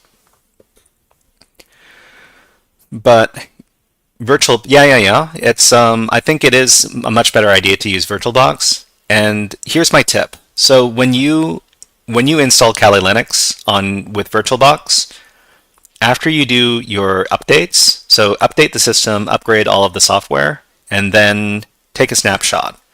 So snapshots are very, very important when you're working with virtual machines because sometimes you're going to download something or you're going to install something and it's going to screw up all of your user settings. And it's very nice to be able to just revert back to your snapshot before all that bad stuff happened. So that's my tip of the day. But what else could we do?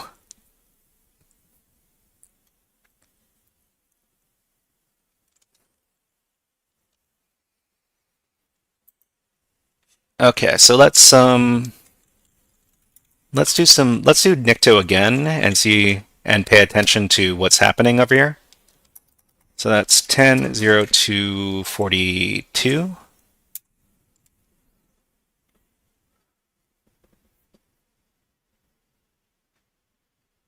Plot Nix. What?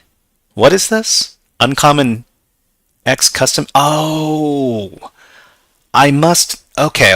I think I know what I need to do. I think I know what I need to do, and Nikto found it. Thank you, Nikto. So what we need to do is we need to add this domain to our etc host file. So we're gonna sudo nano etc hosts, and then we're gonna add this to our etc host file. So it's going to be 10.0.2.43, and we're going to paste in plot.nix.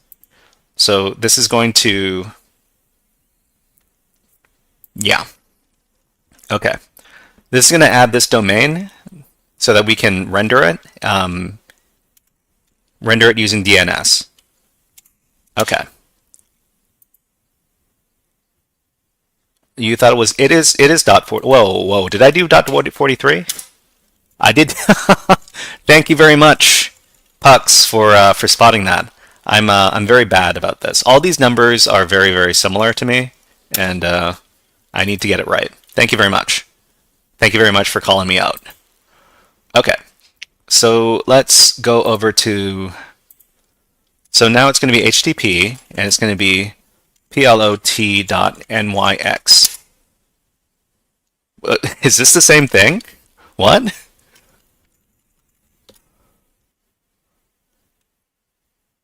This must not be the same thing. Let me take a look. If this is the same thing, I'm not going to be very happy.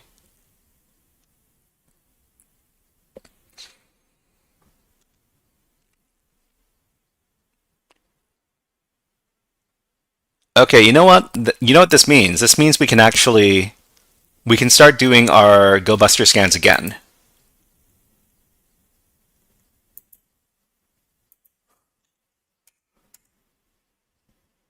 So we're going to do the same thing. Well, first of all, we can do Nikto. We can do Nikto against plot.nix.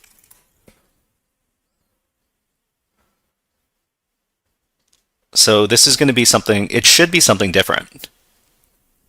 And I'm going to go over here. I'm going to stop my scan. And I'm going to go Buster against plot.nix. plot.nyx. Okay, we find the same. We find the same stuff. I hope it's not all the same stuff. Okay, you know what I'm going to do? I'm going to use some curl, and we're going to manually enumerate. Let's get out of here. So curl and very verbose, and it's going to be http plot.nix, and let's see if we get something weird in our response here.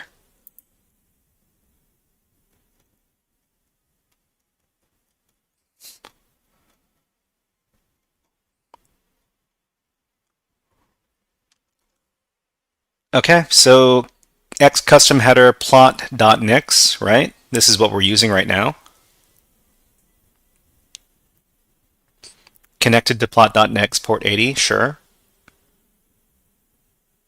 So another thing we could try is we could try looking for subdomains. And this is actually something I'm not very strong at, but I'll do it if I have to. So we found all these regular. This is all the same. So maybe we do need to do some subdomain enumeration. So that would be also using GoBuster. And it would be GoBuster vhost.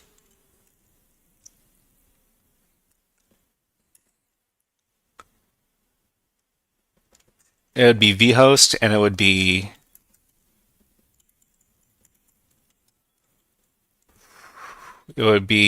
plot.nix.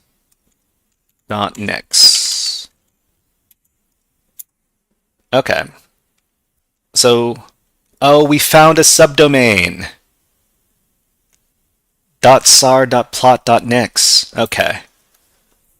All right. Well, we're finally starting to get somewhere. All right. So let's add this to the list. So we're going to copy the subdomain, and we're going to sudo nano etc. hosts again, and we're going to add this. I think this is the syntax. Wait, I think we do it like this. Okay. Okay, so now let's go to sar.plot.nix. Okay, so we're getting somewhere. Okay, SAR2 HTML version 3.2.1. I don't know what kind of software this is, but we can look for vulnerabilities. So we can search exploit for SAR2 HTML 2.3.1. Okay, plot remote code execution. And it's called plot, and the challenge name is plot. Okay, so this is obviously where we need to go. Okay, cool. So we're going to do, I think my music just stopped, so I'm going to start up my music again. Let's play some lo-fi.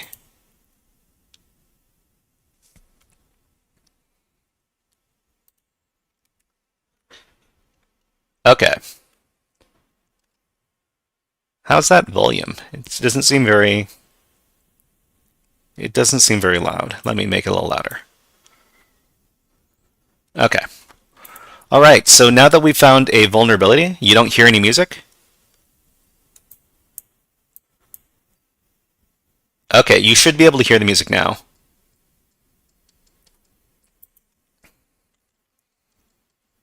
Because it's kind of loud in my ears, but I don't know if it's loud in your ears.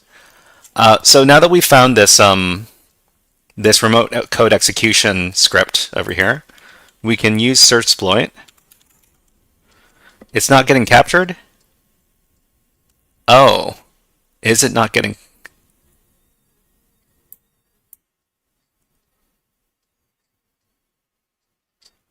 Let me check if it's being captured or not.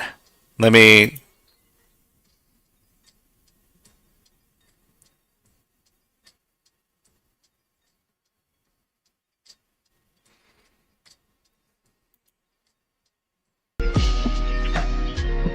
Okay, you should be able to hear it now. You should be able to hear the music now.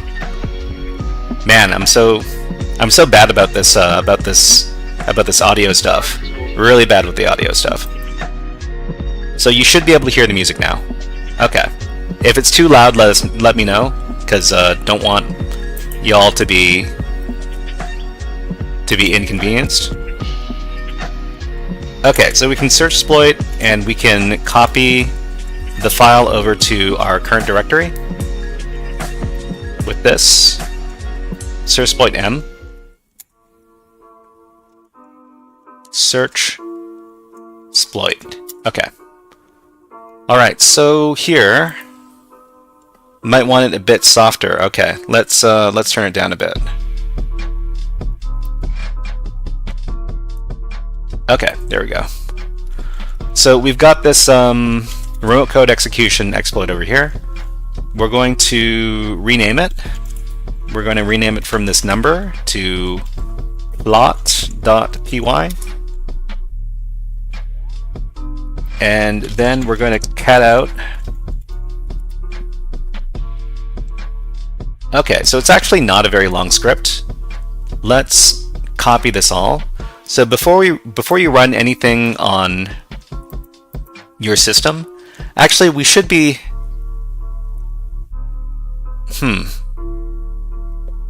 verified. So this has been verified by search exploit or exploit DB. So we shouldn't have to worry too much about running this script on our system.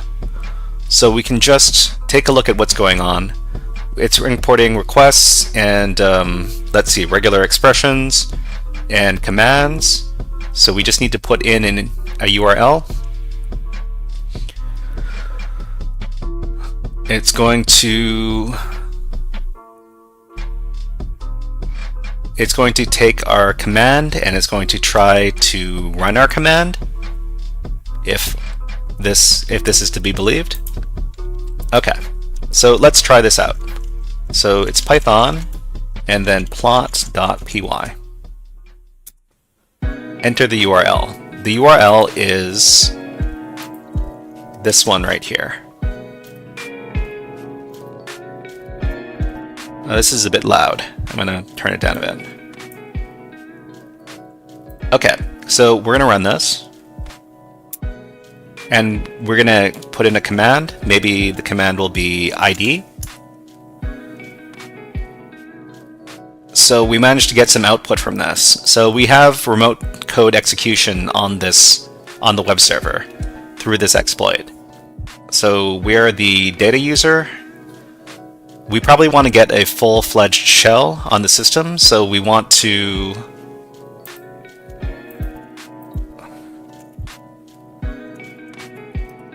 set up a netcat listener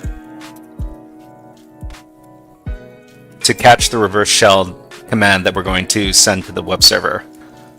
So in this case, let's get out of here.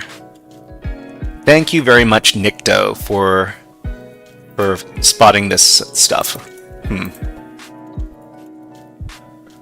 Okay. So now that we have remote code execution through this exploit, we need to we need to send a reverse shell command that's going to contact our attacker machine.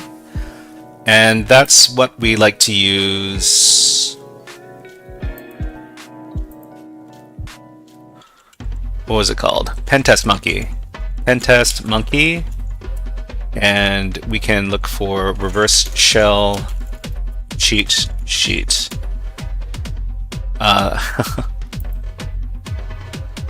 Okay, so we've got all of our reverse shells over here. Oh, that's loud. Let me turn that down a bit. So if you want to take a look at this cheat sheet yourself, you can do so at the following link. Basically, these are all the commands that we can use to receive reverse shells from victim systems.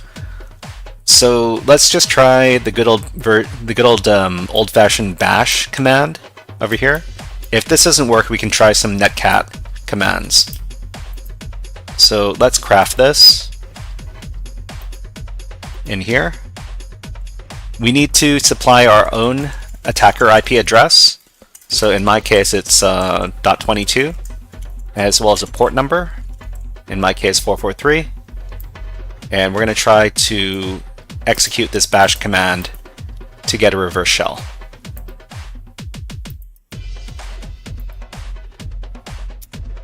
Okay, we sent the command. We did not receive a reverse shell, so we're going to have to look for some other reverse shell commands. So let's try the netcat one.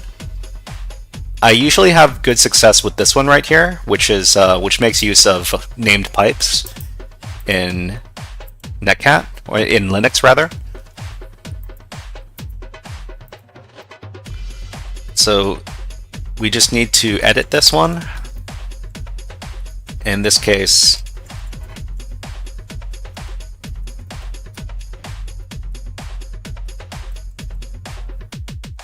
so this is a netcat reverse shell technique. Netcat reverse shell technique, which Big Dog says check if you have it first. I guess we could check if we have netcat. Netcat there's usually netcat on all these Linux machines, so it should be there. Whether or not it's the version that can actually execute commands, not sure about that. But this method makes use of named pipes, which you can send data streams through. So we're basically going to be sending our data streams through a named pipe, and through the named pipe we're going to send our bin sh commands with our input output, and we're going to send that through netcat. Not anymore? Well, I mean, I haven't. We'll find out very quickly if netcat is not available on the system. Actually, okay, let's do it. So which nc. So netcat is at user bin nc. A lot of new distros are not bundling it in by default. Point taken. Point taken. Thank you very much, Big Dog. So it's not guaranteed that netcat is going to be on any Linux box, but the point about these reverse shell commands is that there's a lot of different ways to do it, and if one of these methods doesn't work, you can try all of the other ones to see if one of them works out for you. Okay, so let's copy this and let's run the command. Okay, that also didn't work. So something tells me we might have to do something different. Let's take a look at the etc password file for this web server. There's Tony. So Tony is in here. He's got bin bash. Okay, let's see if for some reason we can read Tony's SSH key.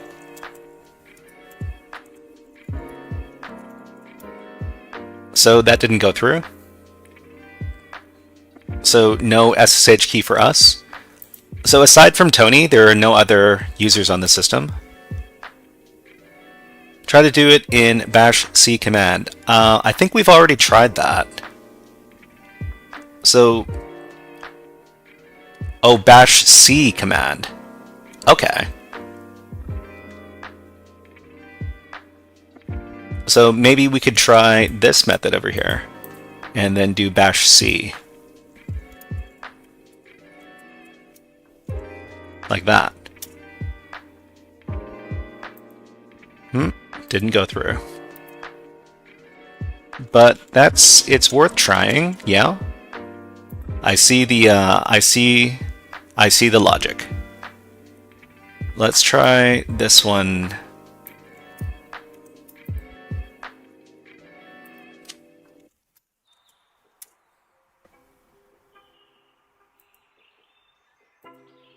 Okay, so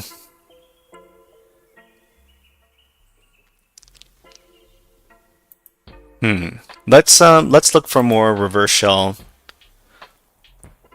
So PHP, we could also, is there PHP? Okay. So there is PHP.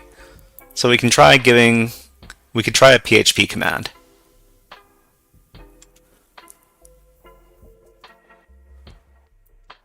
So this one right here.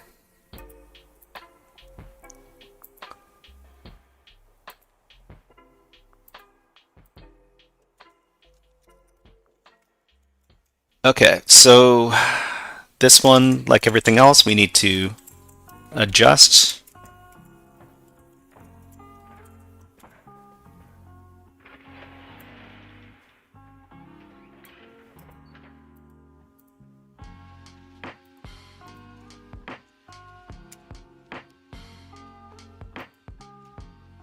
So what we want is a command that hangs the system, because usually when we get reverse shell callbacks, it usually locks up whatever terminal we're using. So let's see. So we tried PHP. Let's try Python. Which Python is this? So this was tested under Linux Python 2.7. So I don't know if 2.7 is running on this. So which Python? Which Python 3? This is running Python 3. Maybe try pinging your stack machine. Make sure you have networking. So that would be TCP dump. Let me look up the command. If you have the TCP dump syntax handy. Okay, what TCP dump command do we do to pick up ICMP ping packets?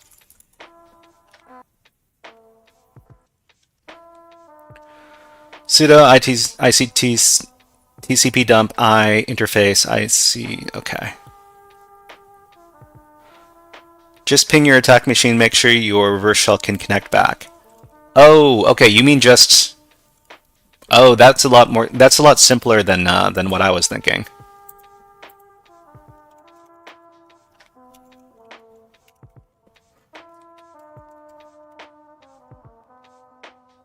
Okay, wait a couple seconds. Yeah, we can ping out. So let me ask ChatGPT for a reverse shell command. Write me a reverse shell command which works with Python version 3.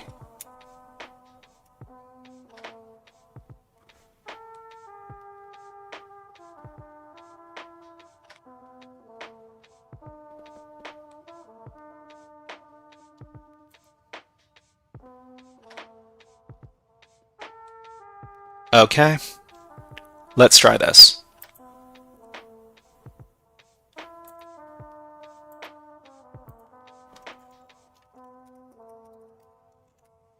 Oh, that's a long command. Okay, where's my IP address? Here. IP address 202.22. My port is 443. Okay. This is the command. Let's try it out. Okay, I think we've got it. Yeah, we've got it. All right, cool. Let's upgrade our shell. So netcat shells are infamously weak and fragile and without features. So we use this Python command to slightly upgrade them, and we run this common command to do so. All right. Okay. So the first thing we do is we see if we have any permissions. So sudo permissions, for some reason, these VulNyx machines, they love sudo l permissions. So as Tony with no password, we can run SSH. So with SSH, we can probably become the Tony user. So SSH, we can very easily look this up on a website like GTFO bins. GTFO bins, we look up the SSH program, and we have sudo. So what does it say? It says, if the binary is allowed to run as super user by sudo, it does not drop elevated privileges and may be used to access the file system, escalate or maintain privileged access. Spawn interactive root through proxy command option. So sudo SSH proxy command this to create a shell. So we need to adjust this slightly. Over here,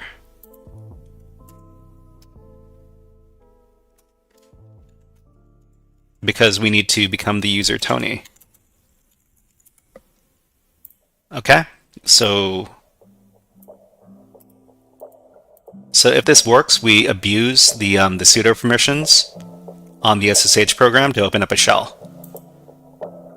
Just try SSH localhost. Oh, sorry. Yeah, I read that too late. Sorry about that, big doggy. Okay, so we're here.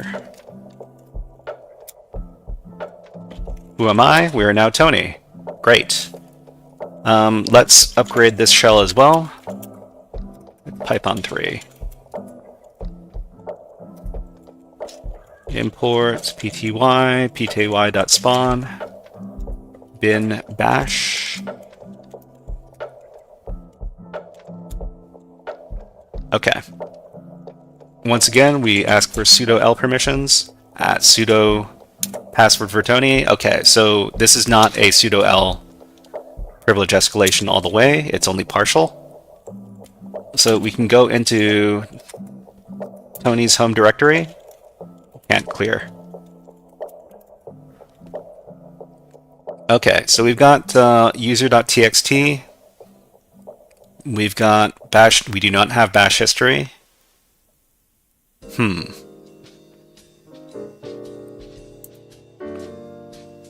Where can we... Okay, let's see if there's an opt directory and if there's anything in the opt directory. Nope.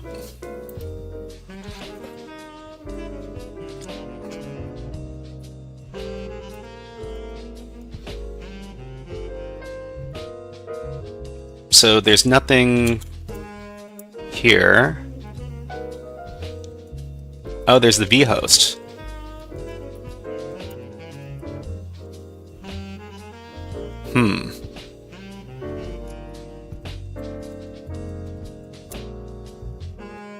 Okay, so this is the landing page for the other.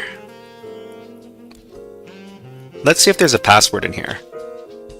So cat, what was it? What was the name of the file? Cat index.php grep password.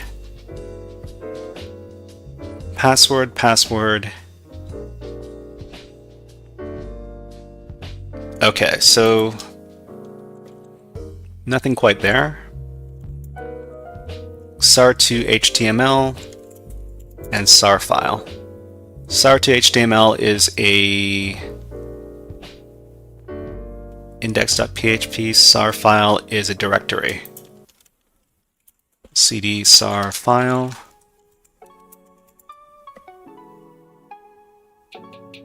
jQuery secure tab content. So what I'm going to do is I'm just going to go into the temporary directory and I'm going to grep R for the pattern Tony.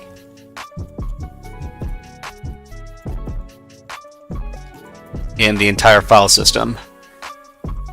And we're going to redirect all the error messages to dev null.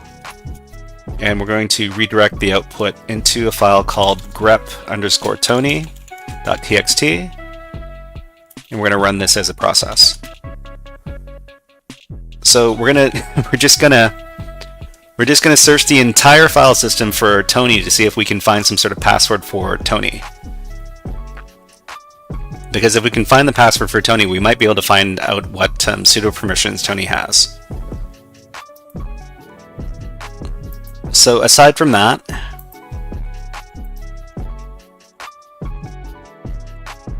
let's see, cat, why do we exit?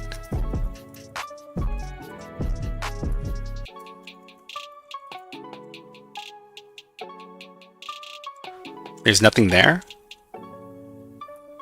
Oh, geez. I wonder why this is so fragile. Let's try this again.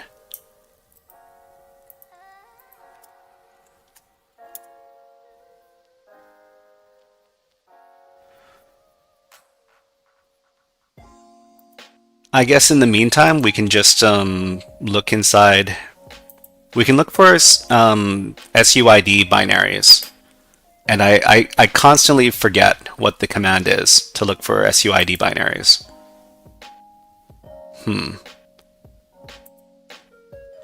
Find SUID binary.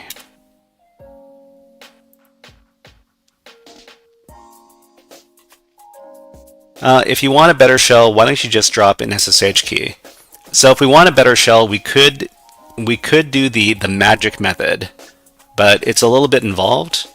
But I should actually practice using it. But first, let me look for these SUID binaries. Copy all that.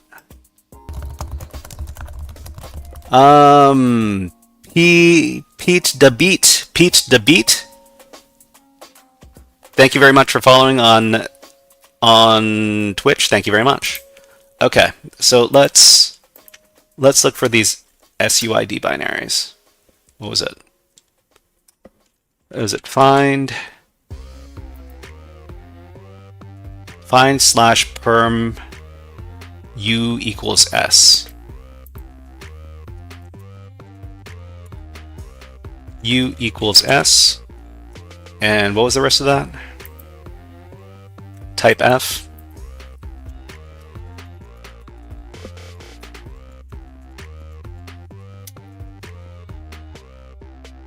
Okay, so these are all pretty normal SUID binaries. So I don't think that's what we're looking for. Yeah. But yeah, I'm gonna try upgrading my my shell, and let me take some notes first. Dang, I don't have that. Okay, so I'm gonna exit out of here.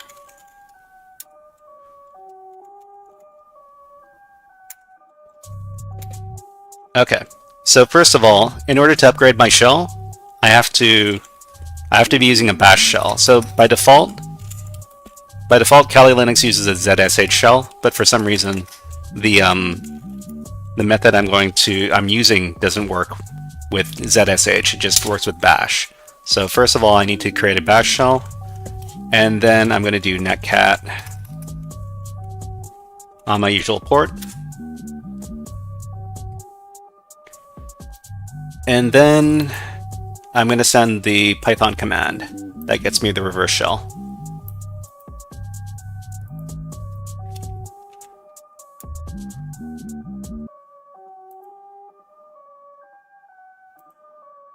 Okay, so from here, let me look up my my guide. I was previously doing on another box.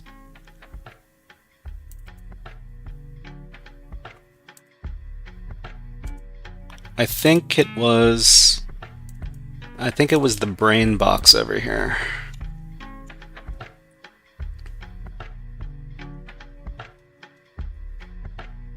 No? Hold on, I just need to start searching around.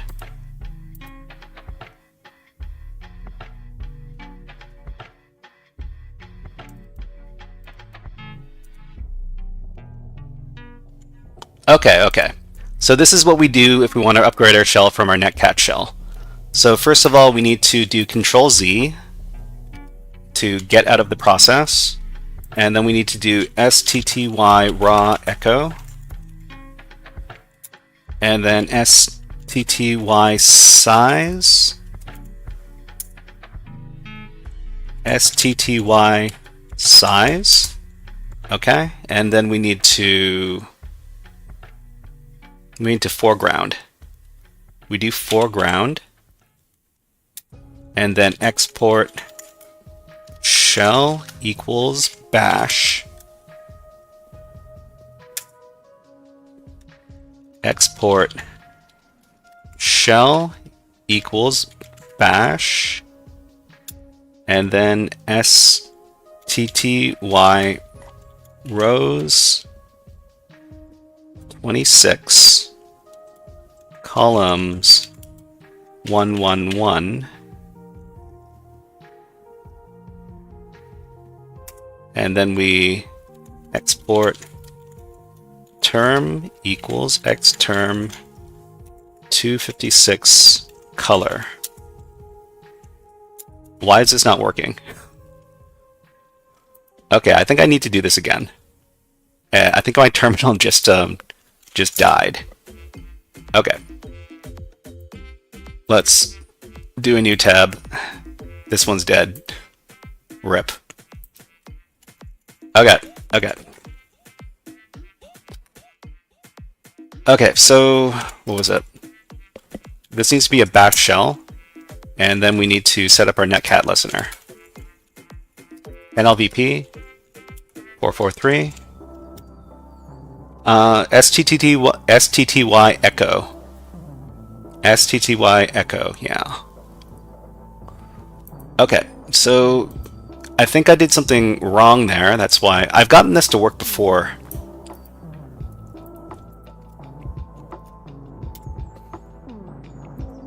Okay, so Control X, stty raw echo, stty size, foreground, export shell equals bash, stty 27 columns 111. Export term equals xterm 256 color. Okay. Okay, it's not working. stty, maybe it's not raw echo, it's just echo. Maybe Big Doggy, maybe you're correct. Let me try this one more time. Okay. What were we doing? We're getting out of here. Bash stty echo, no, not what I meant. Oh, Big Doggy, could you elaborate?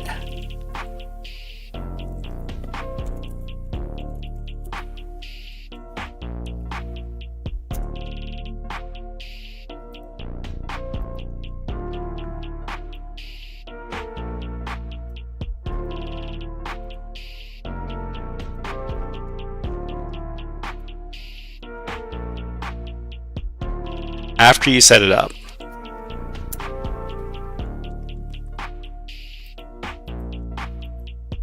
Oh, you know what? Oh, no. The reason why it's not working is because I didn't upgrade my shell. I need to upgrade my shell with the Python method. So it has to be Python 3 import pty.spawn, because there's no interactive there's no interactivity in the current shell. So I need to upgrade my shell a little bit first before I do this. So after I've done this, then I can Control Z, and then I can do stty raw echo stty size, okay, and then foreground, and then export shell equals bash, and then stty rows 30 columns 1 to 6, and then export term equals xterm 256 color. Clear. All right, so we've got a fully functional terminal now. Awesome. This is magic. Okay. So from here we can just use the privilege escalation method to become Tony. This one right here.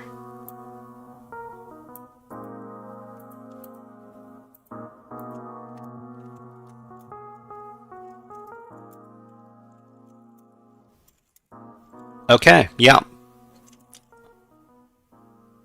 we've got a full, oh, we do not have a full terminal. Hold on.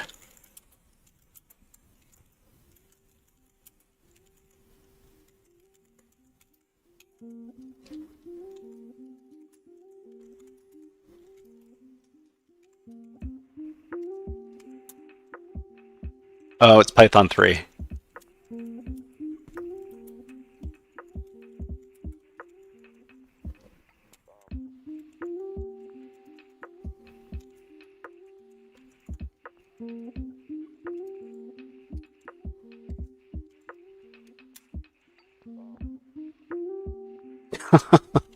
I need to stop making spelling mistakes. Python 3 import pty.spawn.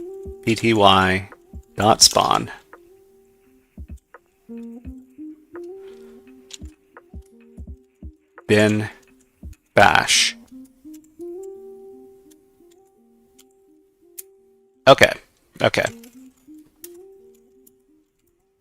Okay, now we've got a full shell now. Awesome. Now we just need to figure out how to compromise the machine. Easy peasy. User.txt.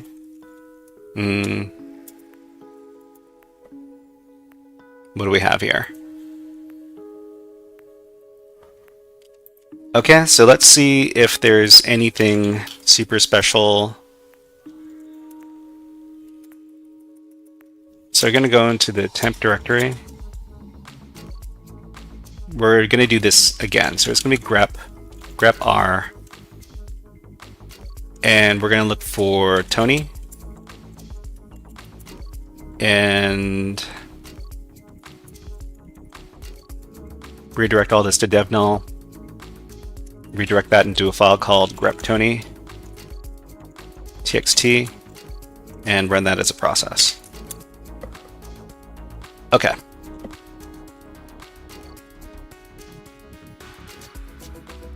This breaks. Does it break because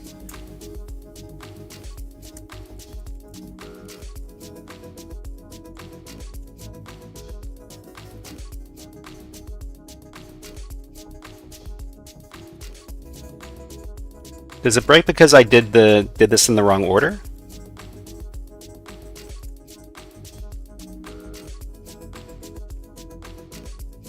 Oh wait, I forgot part of this command. The command has to include this because we're using the grep command in the entire file system. So I need to do this.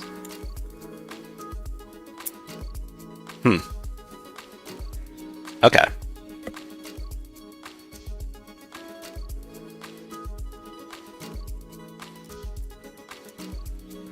Oh, so it is finding stuff. It's finding lots of weird stuff.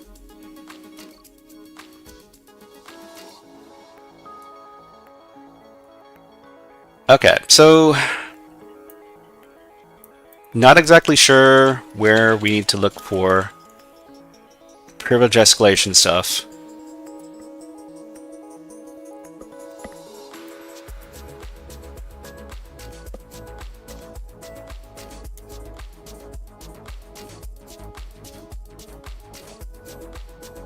Profile user.txt.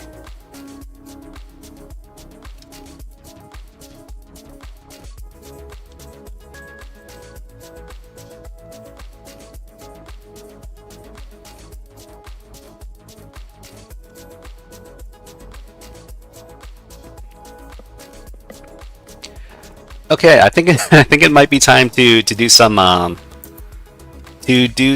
linps. So I'm going to go into the temp directory and I'm going to upload the linps privilege escalation script, and we're going to do some. First of all, I'm going to add this to my notes. I'm going to add a couple of commands to my notes because I like to keep track of everything I'm doing here. This is share. This is plot. Okay, I need to make a new file.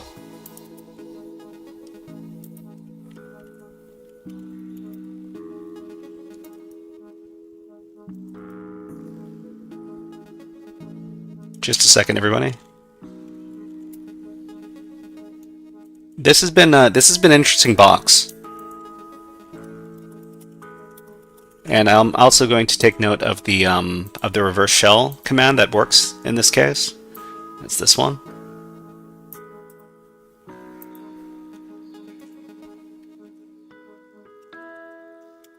Okay. All right, and we're back. So I think what we're going to do here, so this is plot, okay.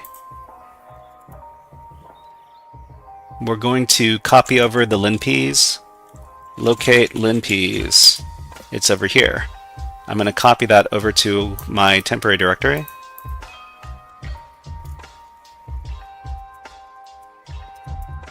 And then I'm going to host Python 3 module http.server port 80. And then I'm going to download the script to the victim machine with wget.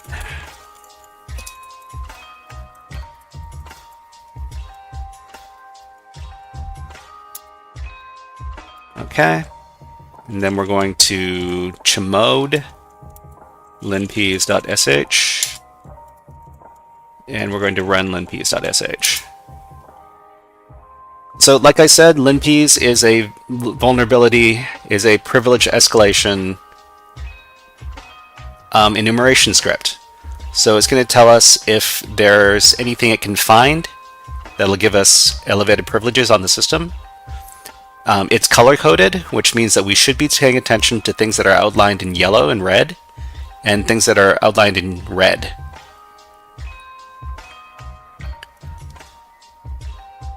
So,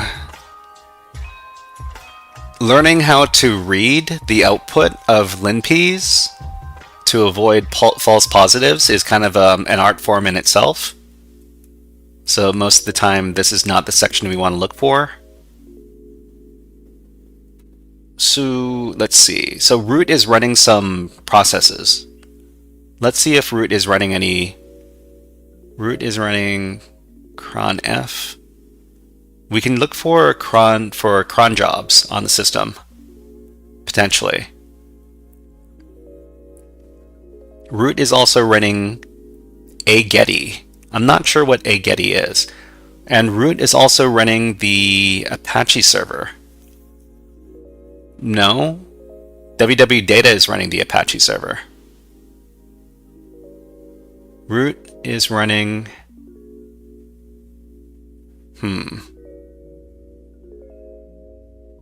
Tony is running this. So maybe the processes is not... We're not looking for processes.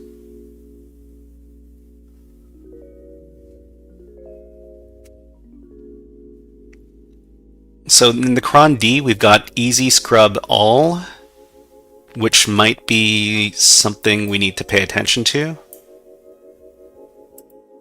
I'm just going to copy this. Add it to the notes. And cron tab L, I think is the command to look at cron jobs on the system. System path.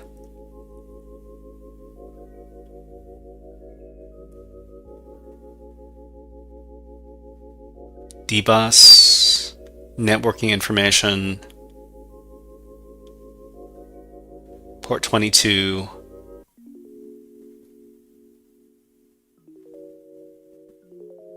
Oh, we should check Tony's group permissions.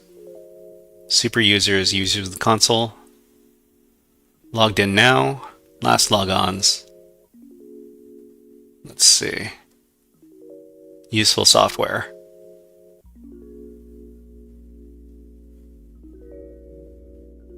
PHP extensions. php.ini. LDAP.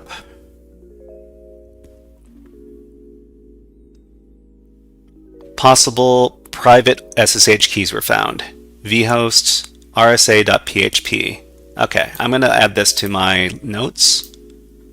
We might look in there to see if there are SSH keys in that file. Certificates. SSH config files. Okay, let's take notes of that.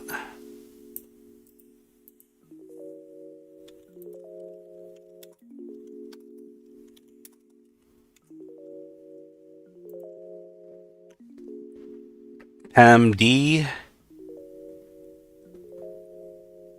uncommon passwords files from Splunk,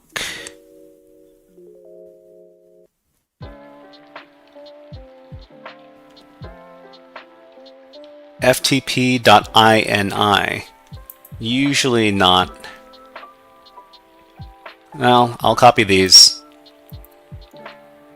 if I get stuck.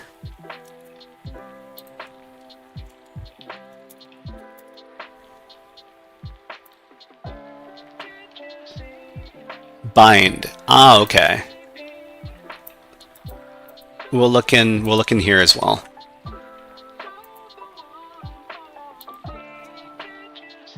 Files with interesting permissions. Write.ul.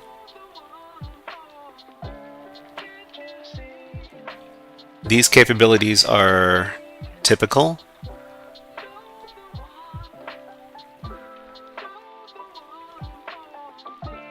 This bash history file does not exist. It goes to dev null.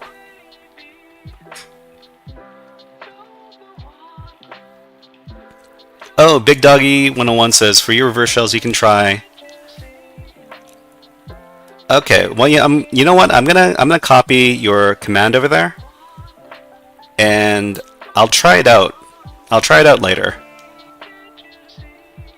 Well, I mean, copying and pasting is probably the better way to go about it. Just so I don't fat finger my commands and you know, end up having to. Yeah. You have it right. You have it right. We should probably copy and paste as much as we can. Lib PHP sessions. Okay. Let's see. Other interesting files. getText.sh. getText.sh. We need to investigate this.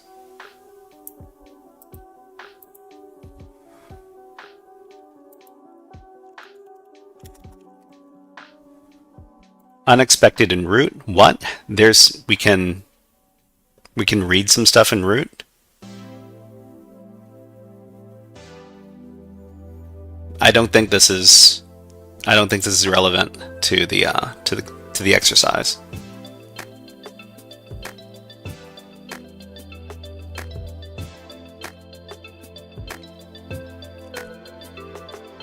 Okay, there's a database file.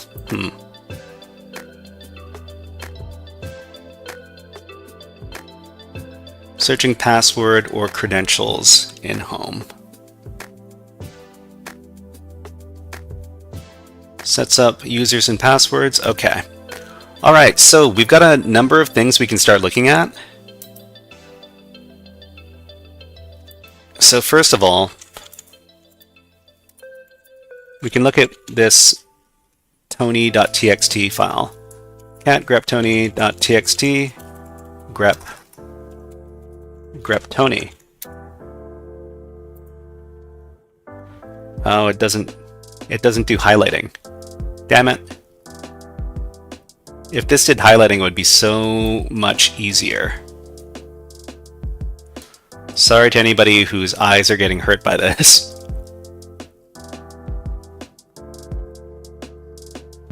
So this doesn't help us very much. Okay. Let's read that file and see if there are SSH private keys in here.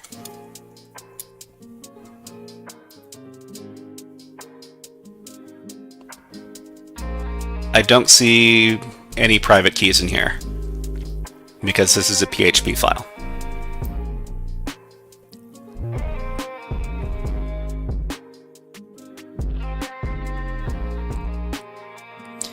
But maybe there are passwords in here.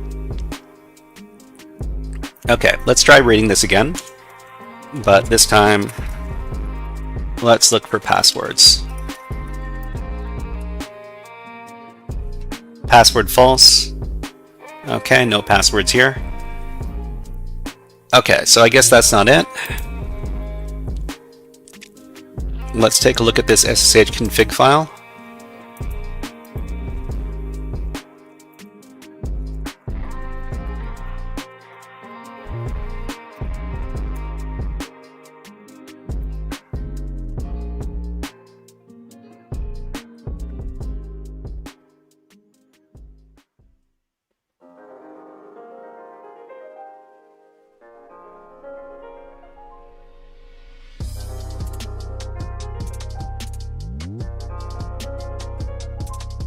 Okay, so I don't think there's anything relevant in here.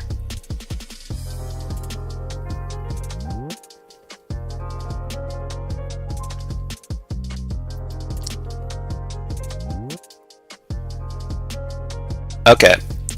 Oh, Pucks, gotta go. Great stream. No problem. No problem. Yeah. Hope to see you again. And yeah, good luck with your cybersecurity journey.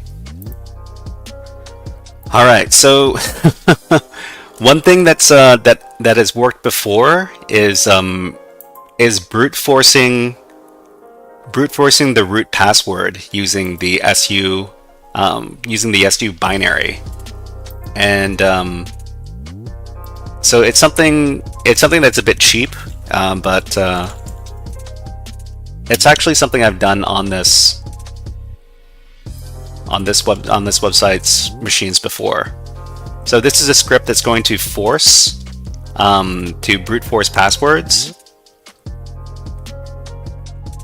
Anyways,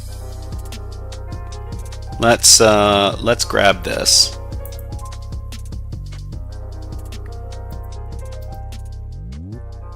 Okay, so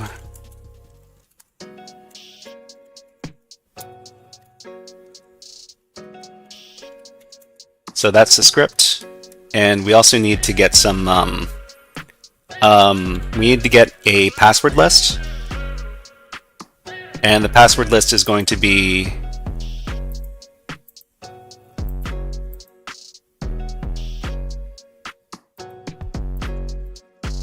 rocku.txt. So how can we get only the first 5,000 lines of rocku.txt?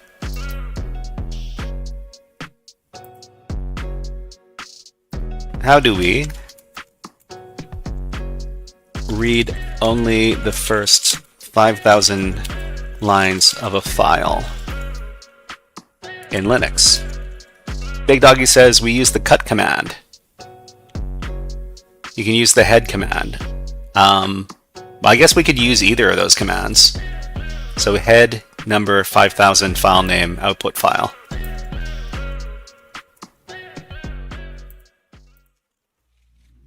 So we're going to, it's going to be, let's see, user share word lists rocku.txt, and we're going to redirect that into rocku5000.txt.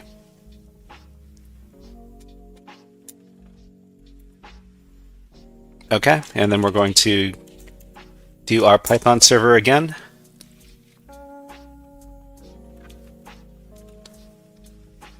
Big Doggy, if you could give us the full syntax for the cut command, that would be useful. Thank you. I appreciate your input. Where were we? Okay, so we're going to wget. First of all, chmod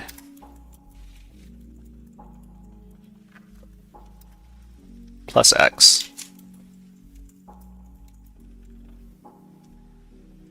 Oh, no worries, no worries. So we're going to get the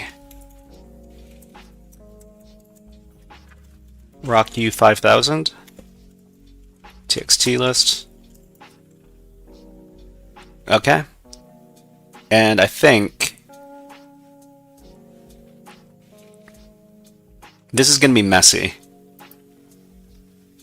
but maybe we can run it in the background. So suforce user word list. Okay.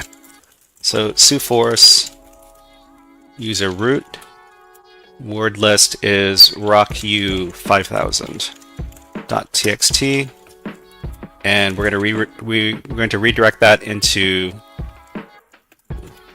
suforce_root txt, run that as a process. Okay, so we're just going to run that in the background. It takes some time. It's not quick, but we'll look back at that later and see if it's able to brute force the root user password. But man, it's getting late. I'll give this another 15 minutes, and if I can't finish this in 15 minutes, we're gonna have to call it here because I need to have dinner pretty soon. Okay, so we're just going to leave that running for a little bit. In the meantime, what are we going to look at? We've got some other stuff to look at as well. We've got this bind file over here. So cat this. Is this a script? This looks like a bash script.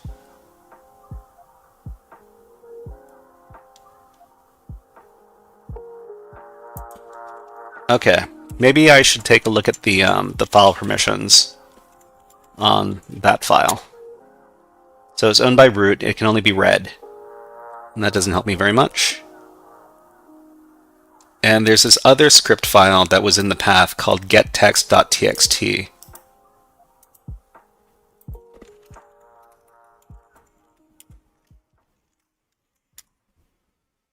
So that is an executable file. It's readable. It runs as root.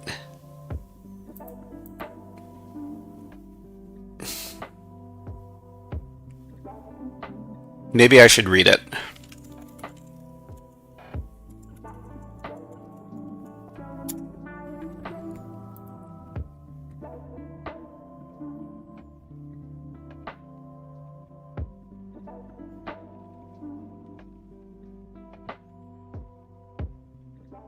Okay, so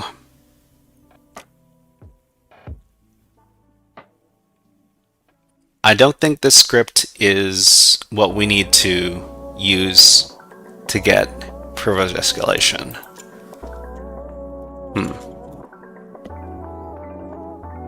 Okay, so let's do cron tab L. No cron tab for Tony. What cron tab command do we do to get everybody's cron tab? Is it cron tab A? Cron tab list users cron tab, delete users cron tab.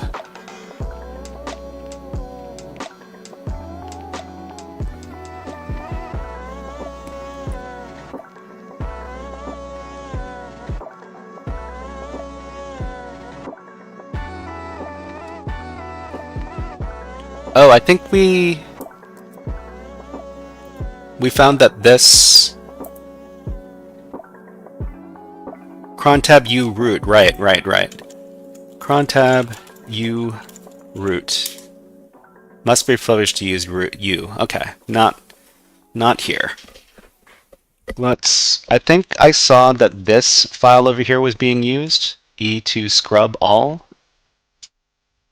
E2 scrub all must be run as root. But where is it? Find name e2 scrub all.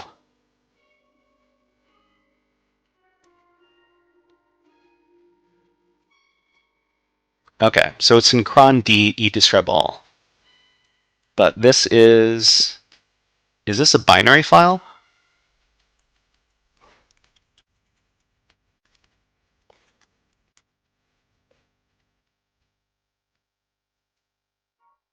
This is, let's run file on it. It's ASCII text. Okay.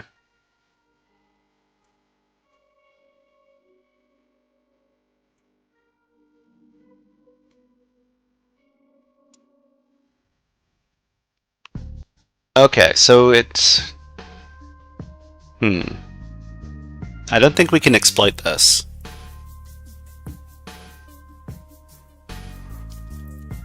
Alright, let's take a look at the suforce file here.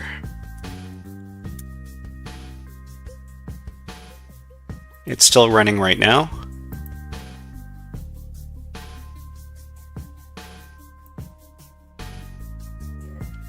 Man, I thought I had so many leads.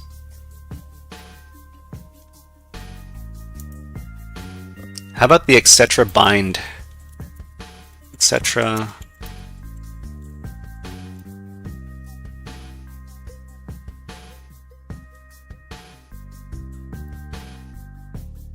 Bind.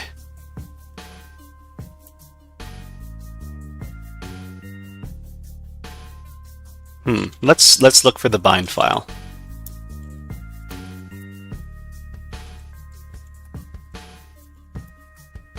Bind name bind.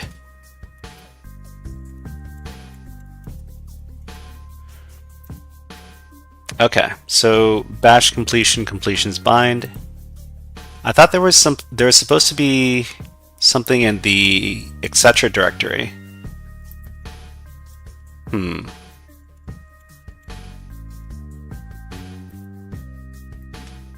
When I read this file,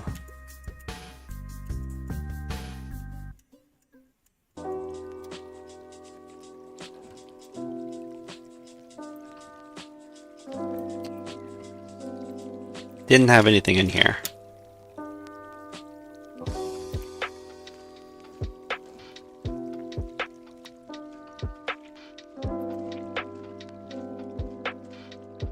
Not user writable. Not user writable.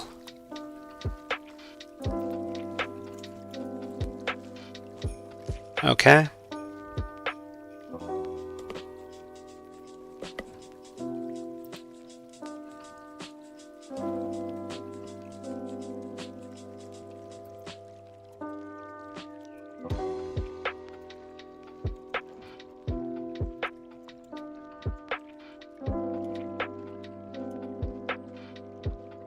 Okay, so I'm pretty sure we're not going to be able to brute force the root password, but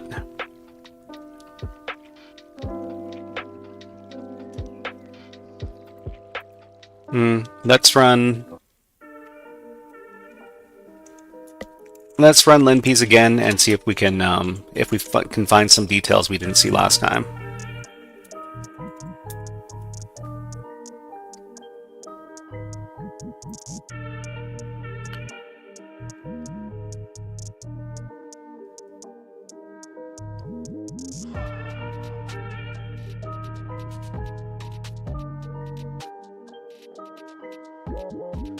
I hope it's not one of these kernel exploits, because I hate using kernel exploits.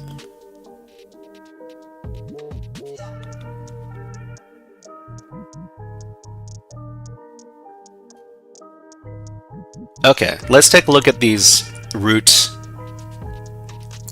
processes. So root is using init, DHC client,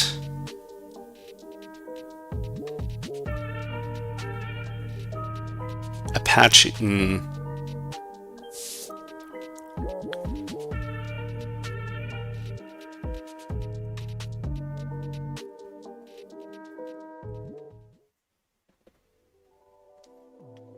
Root is also, what is it running in this case? Sudo u ssh o proxy command. Wait. No, this is me.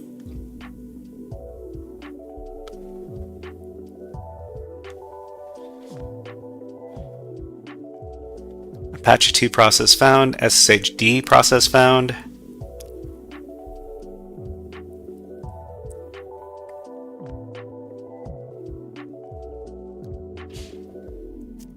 Writable listener.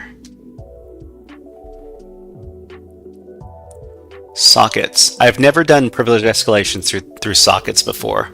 I wouldn't even know where to start. Sockets listening.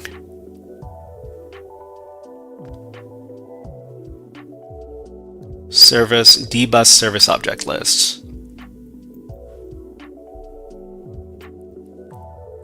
Big Doggy says, I think a getty means someone is logged in as root on TTY1. A getty. That was in the processes, right? So the processes were up here.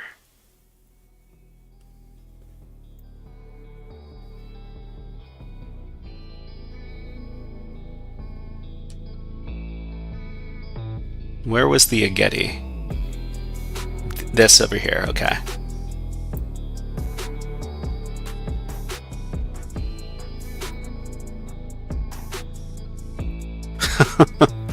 Let's ask ChatGPT if it can suggest privilege escalation. This is output from the processes on a CTF box system. Can we leverage this for privilege escalation?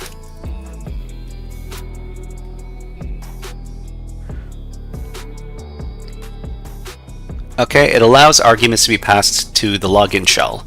If misconfigured, they could be used to escalate privileges. Here's a breakdown, okay? A getty with the O option passes arguments to the login shell. Damn it, where is it? Okay. If improperly configured, okay, we can allow an attacker to specify commands or configurations that can be run automatically on login. If you have control over the arguments passed to a getty, or if it is misconfigured, you may be able to pass commands or environment variables that can lead to privilege escalation. Potential steps for privilege escalation: if you can manipulate the getty command line, or the O option specifically. Okay, so So this is the output that we found.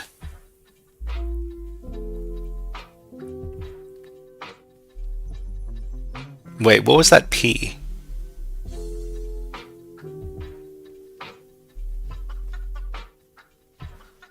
The P option is enable allow arguments to be passed to the login shell. So P dash dash U.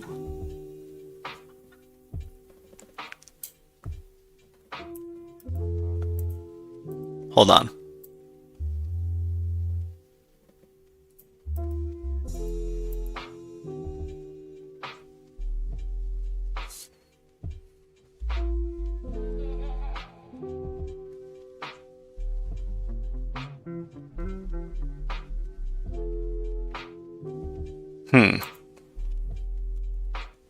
Okay, so break down this command.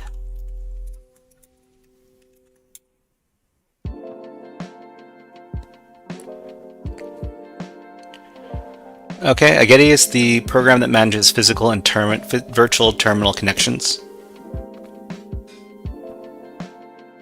On Linux, okay. -O specifies that the arguments should be passed to the login shell. -P --, this pair of options sets how a Getty manages in login prompts. -P enables an automatic prompt mode, which means a Getty waits for a username prompt before starting a session. --, is a standard convention in Linux utilities, singles the end of options. U is a positional argument passed after --. U seems to act as a default user. Okay, no clear. Prevents a Getty from clearing the screen before displaying the login prompt. Okay. Well, that was educational, but I don't know if this is gonna help us. Okay, so let's do a little bit more combing through this.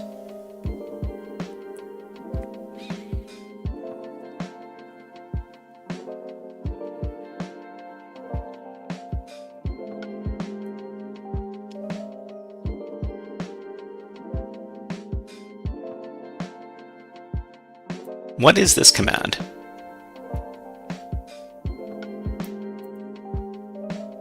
Where did this command come from?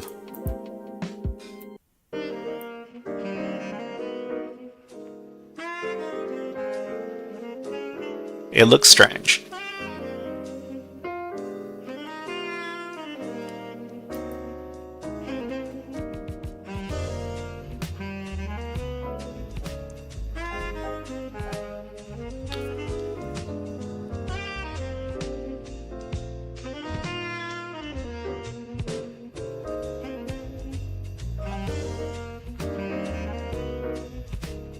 Socket files, okay, alright.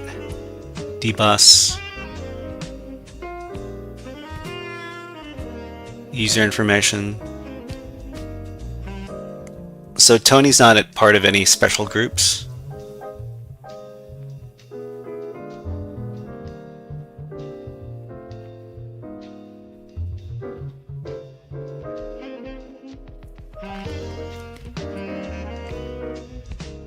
Software stuff, install compilers, PHP.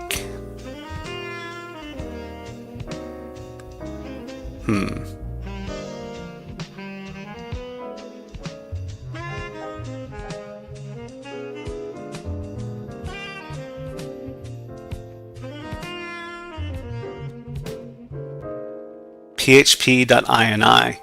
I guess we could look at this. We could look at this this file to see if there's any juicy information inside, as well as this one.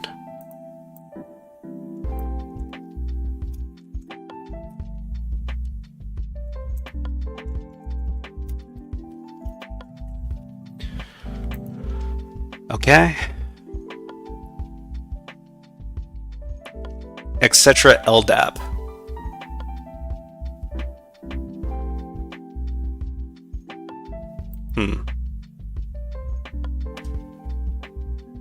SSH files.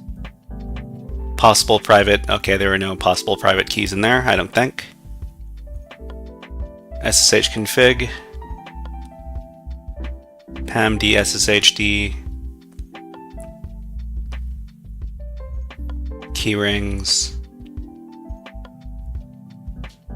I want everybody to keep in mind that this is the these are the easiest level of challenges on the VulNyx website. So some of these challenges are not super hard, but I just wanna say that the level of difficulty on these machines is led you down the wrong path with the Ageti thing. Oh no worries, no worries. We spend a lot of time going down rabbit holes. It's not a problem. It's not like I didn't spend an hour looking at that. I only spent like 5 or 10 minutes. It's fine. Postfix, bind this thing over here. Bash RC.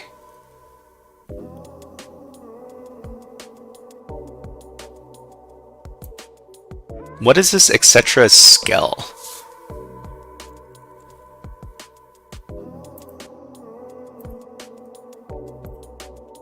What is the Linux etc skell directory?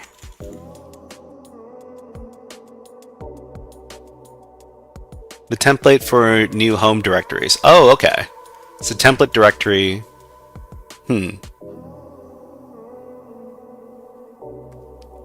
What did we find here? There's a profile in here. There's a bash RC here. Maybe it's not anything we need to worry about. Did I mount? Mount is supposed to be? Is mount supposed to be a SUID binary? Let me check. Let me check GTFO bins.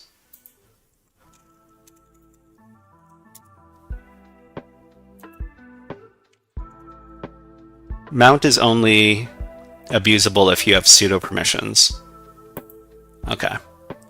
Umount sudo password. These are all pretty normal, I think.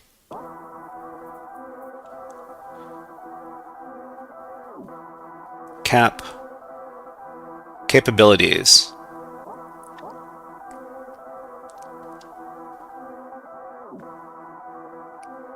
I don't think these capabilities are super abusable.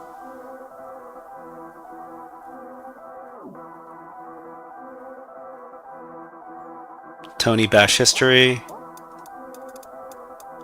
libphp sessions.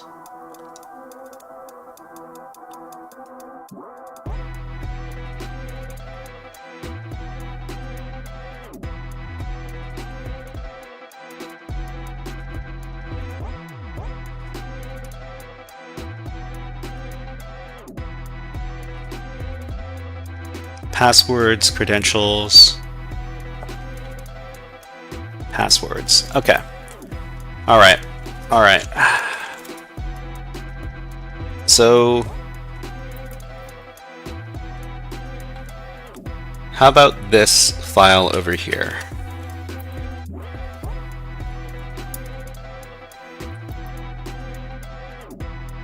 php.ini.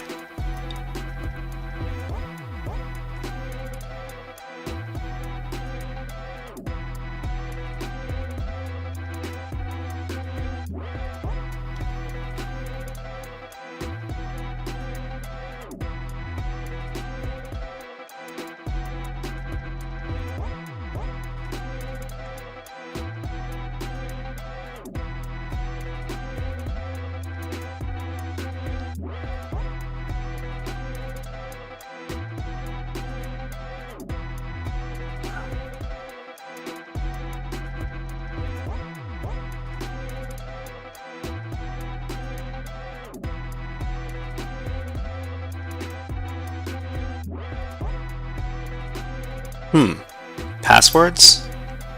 MySQL isn't running on this box, so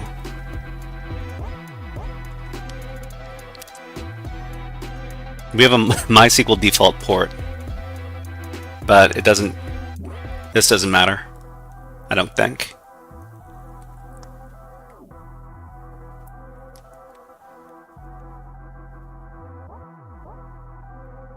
check the GTFO bins for mount again. Okay.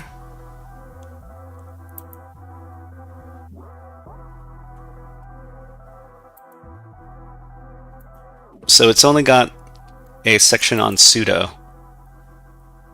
If the binary is able to run as superuser by sudo, it does not drop for okay.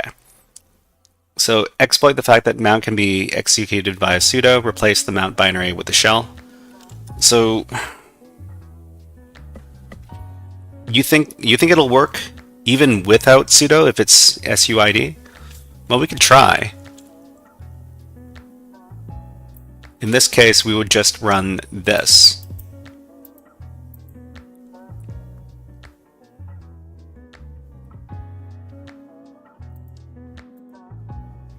Let me scroll back down to the bottom.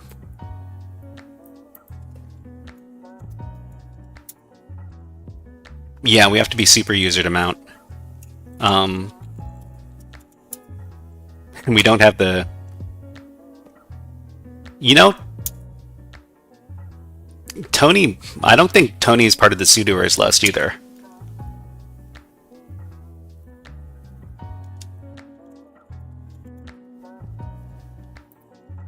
Okay, let's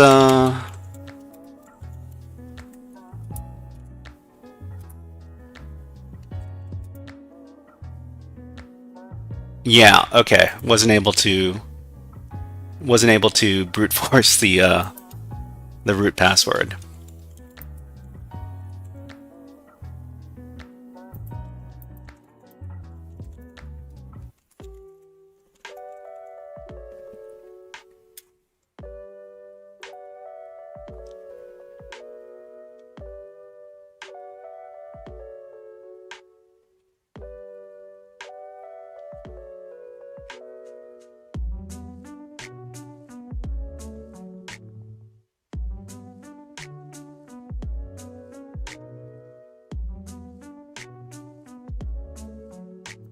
Actually, you know what? I could cat out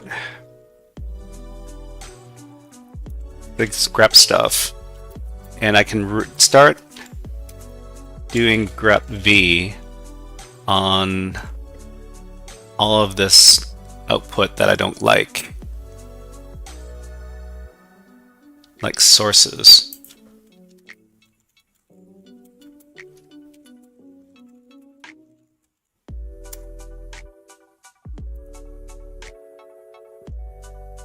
Maybe start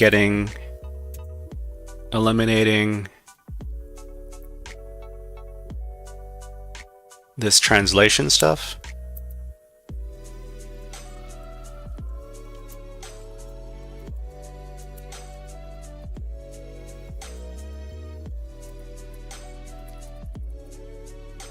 Oh, my...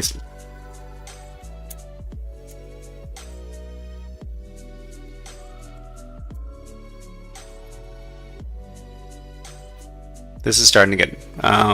anyways, I'm gonna put a pin in this. I might come back to it later, but I need to get some dinner. Super hungry here. But let's find somebody from the community to raid. Okay, so there's the InfoSec Streamers website. It's at infosecstreamers.com. What is the website? This one right here.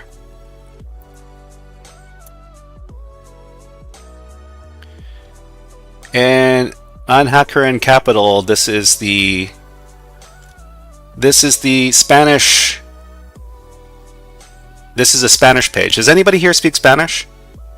If anybody here speaks Spanish, please let us know. Otherwise, we'll find someone else to raid because they're Spanish streamers. We can go ahead over to Twitch and see if there's somebody in the Twitch.tv.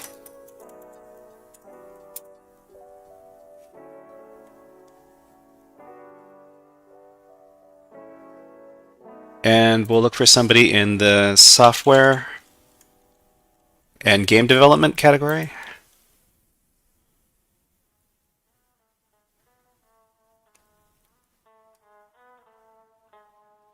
Oh wait, let me see if there's anybody on my list.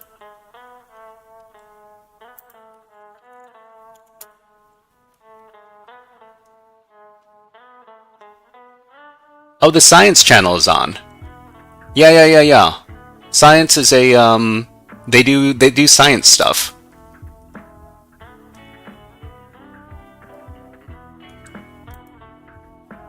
Hold on. Let me grab. Okay, so if you want to learn some science stuff, we're going to be rating the science channel. But before that, let's do one last hack the planet. Hack the planet! Hack the planet! Shut up and get.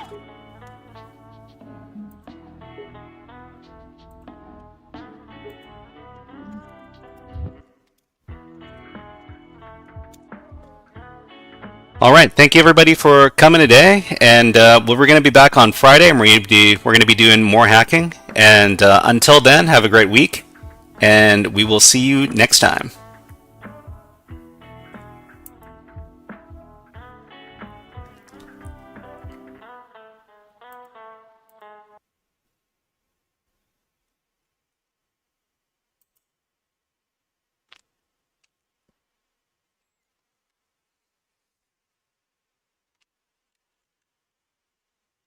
Let us know what y'all were up to today, guys. Do go check out the Shy Hat with some more science and tech.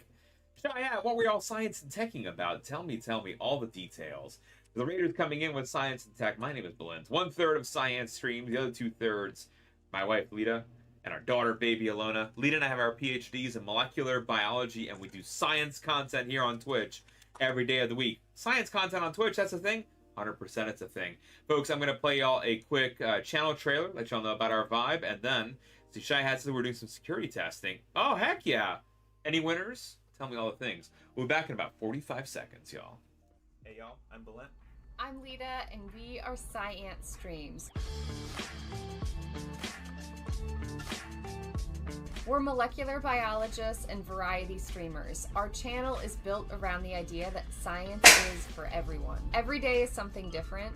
We might be looking at weird stuff under the microscope, nerding out on science fiction, gaming, or chasing down some science IRL, but whatever we're doing, we do it as part of a truly amazing community. We found a tardigrade! Look at its little feetsies! Look at its little feetsies! Ah! Everyone is welcome here, so even if you're just nerd curious, we hope to see you in chat.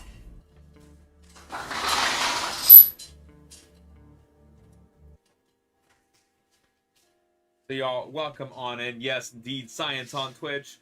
Currently tonight we're dissecting the science behind the Last of Us video game and TV show. Some spooky science for y'all. We're just about to see what happens when an ant gets infected by cordyceps.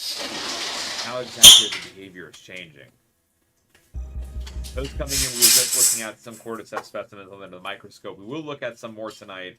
The one we looked at before, and one that's 30 million years old. So, and I see there's a question, are there marine cordyceps? I don't know any that can survive in the marine environment. I will say fungi are very clever adapters. They tend not to be particularly salt tolerant. And I don't want to say that there's no fungus in the ocean, because that's certainly not true.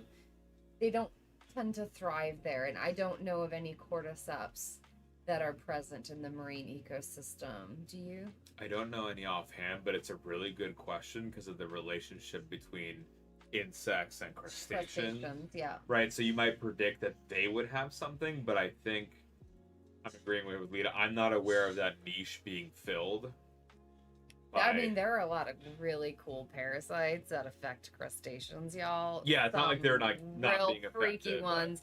I don't know of any cordyceps in particular, but it's also it's an understudied area, so simply because we don't know of it, it does not mean it does not exist. Yeah. So actually, Solar Pod 1, there's a brain-eating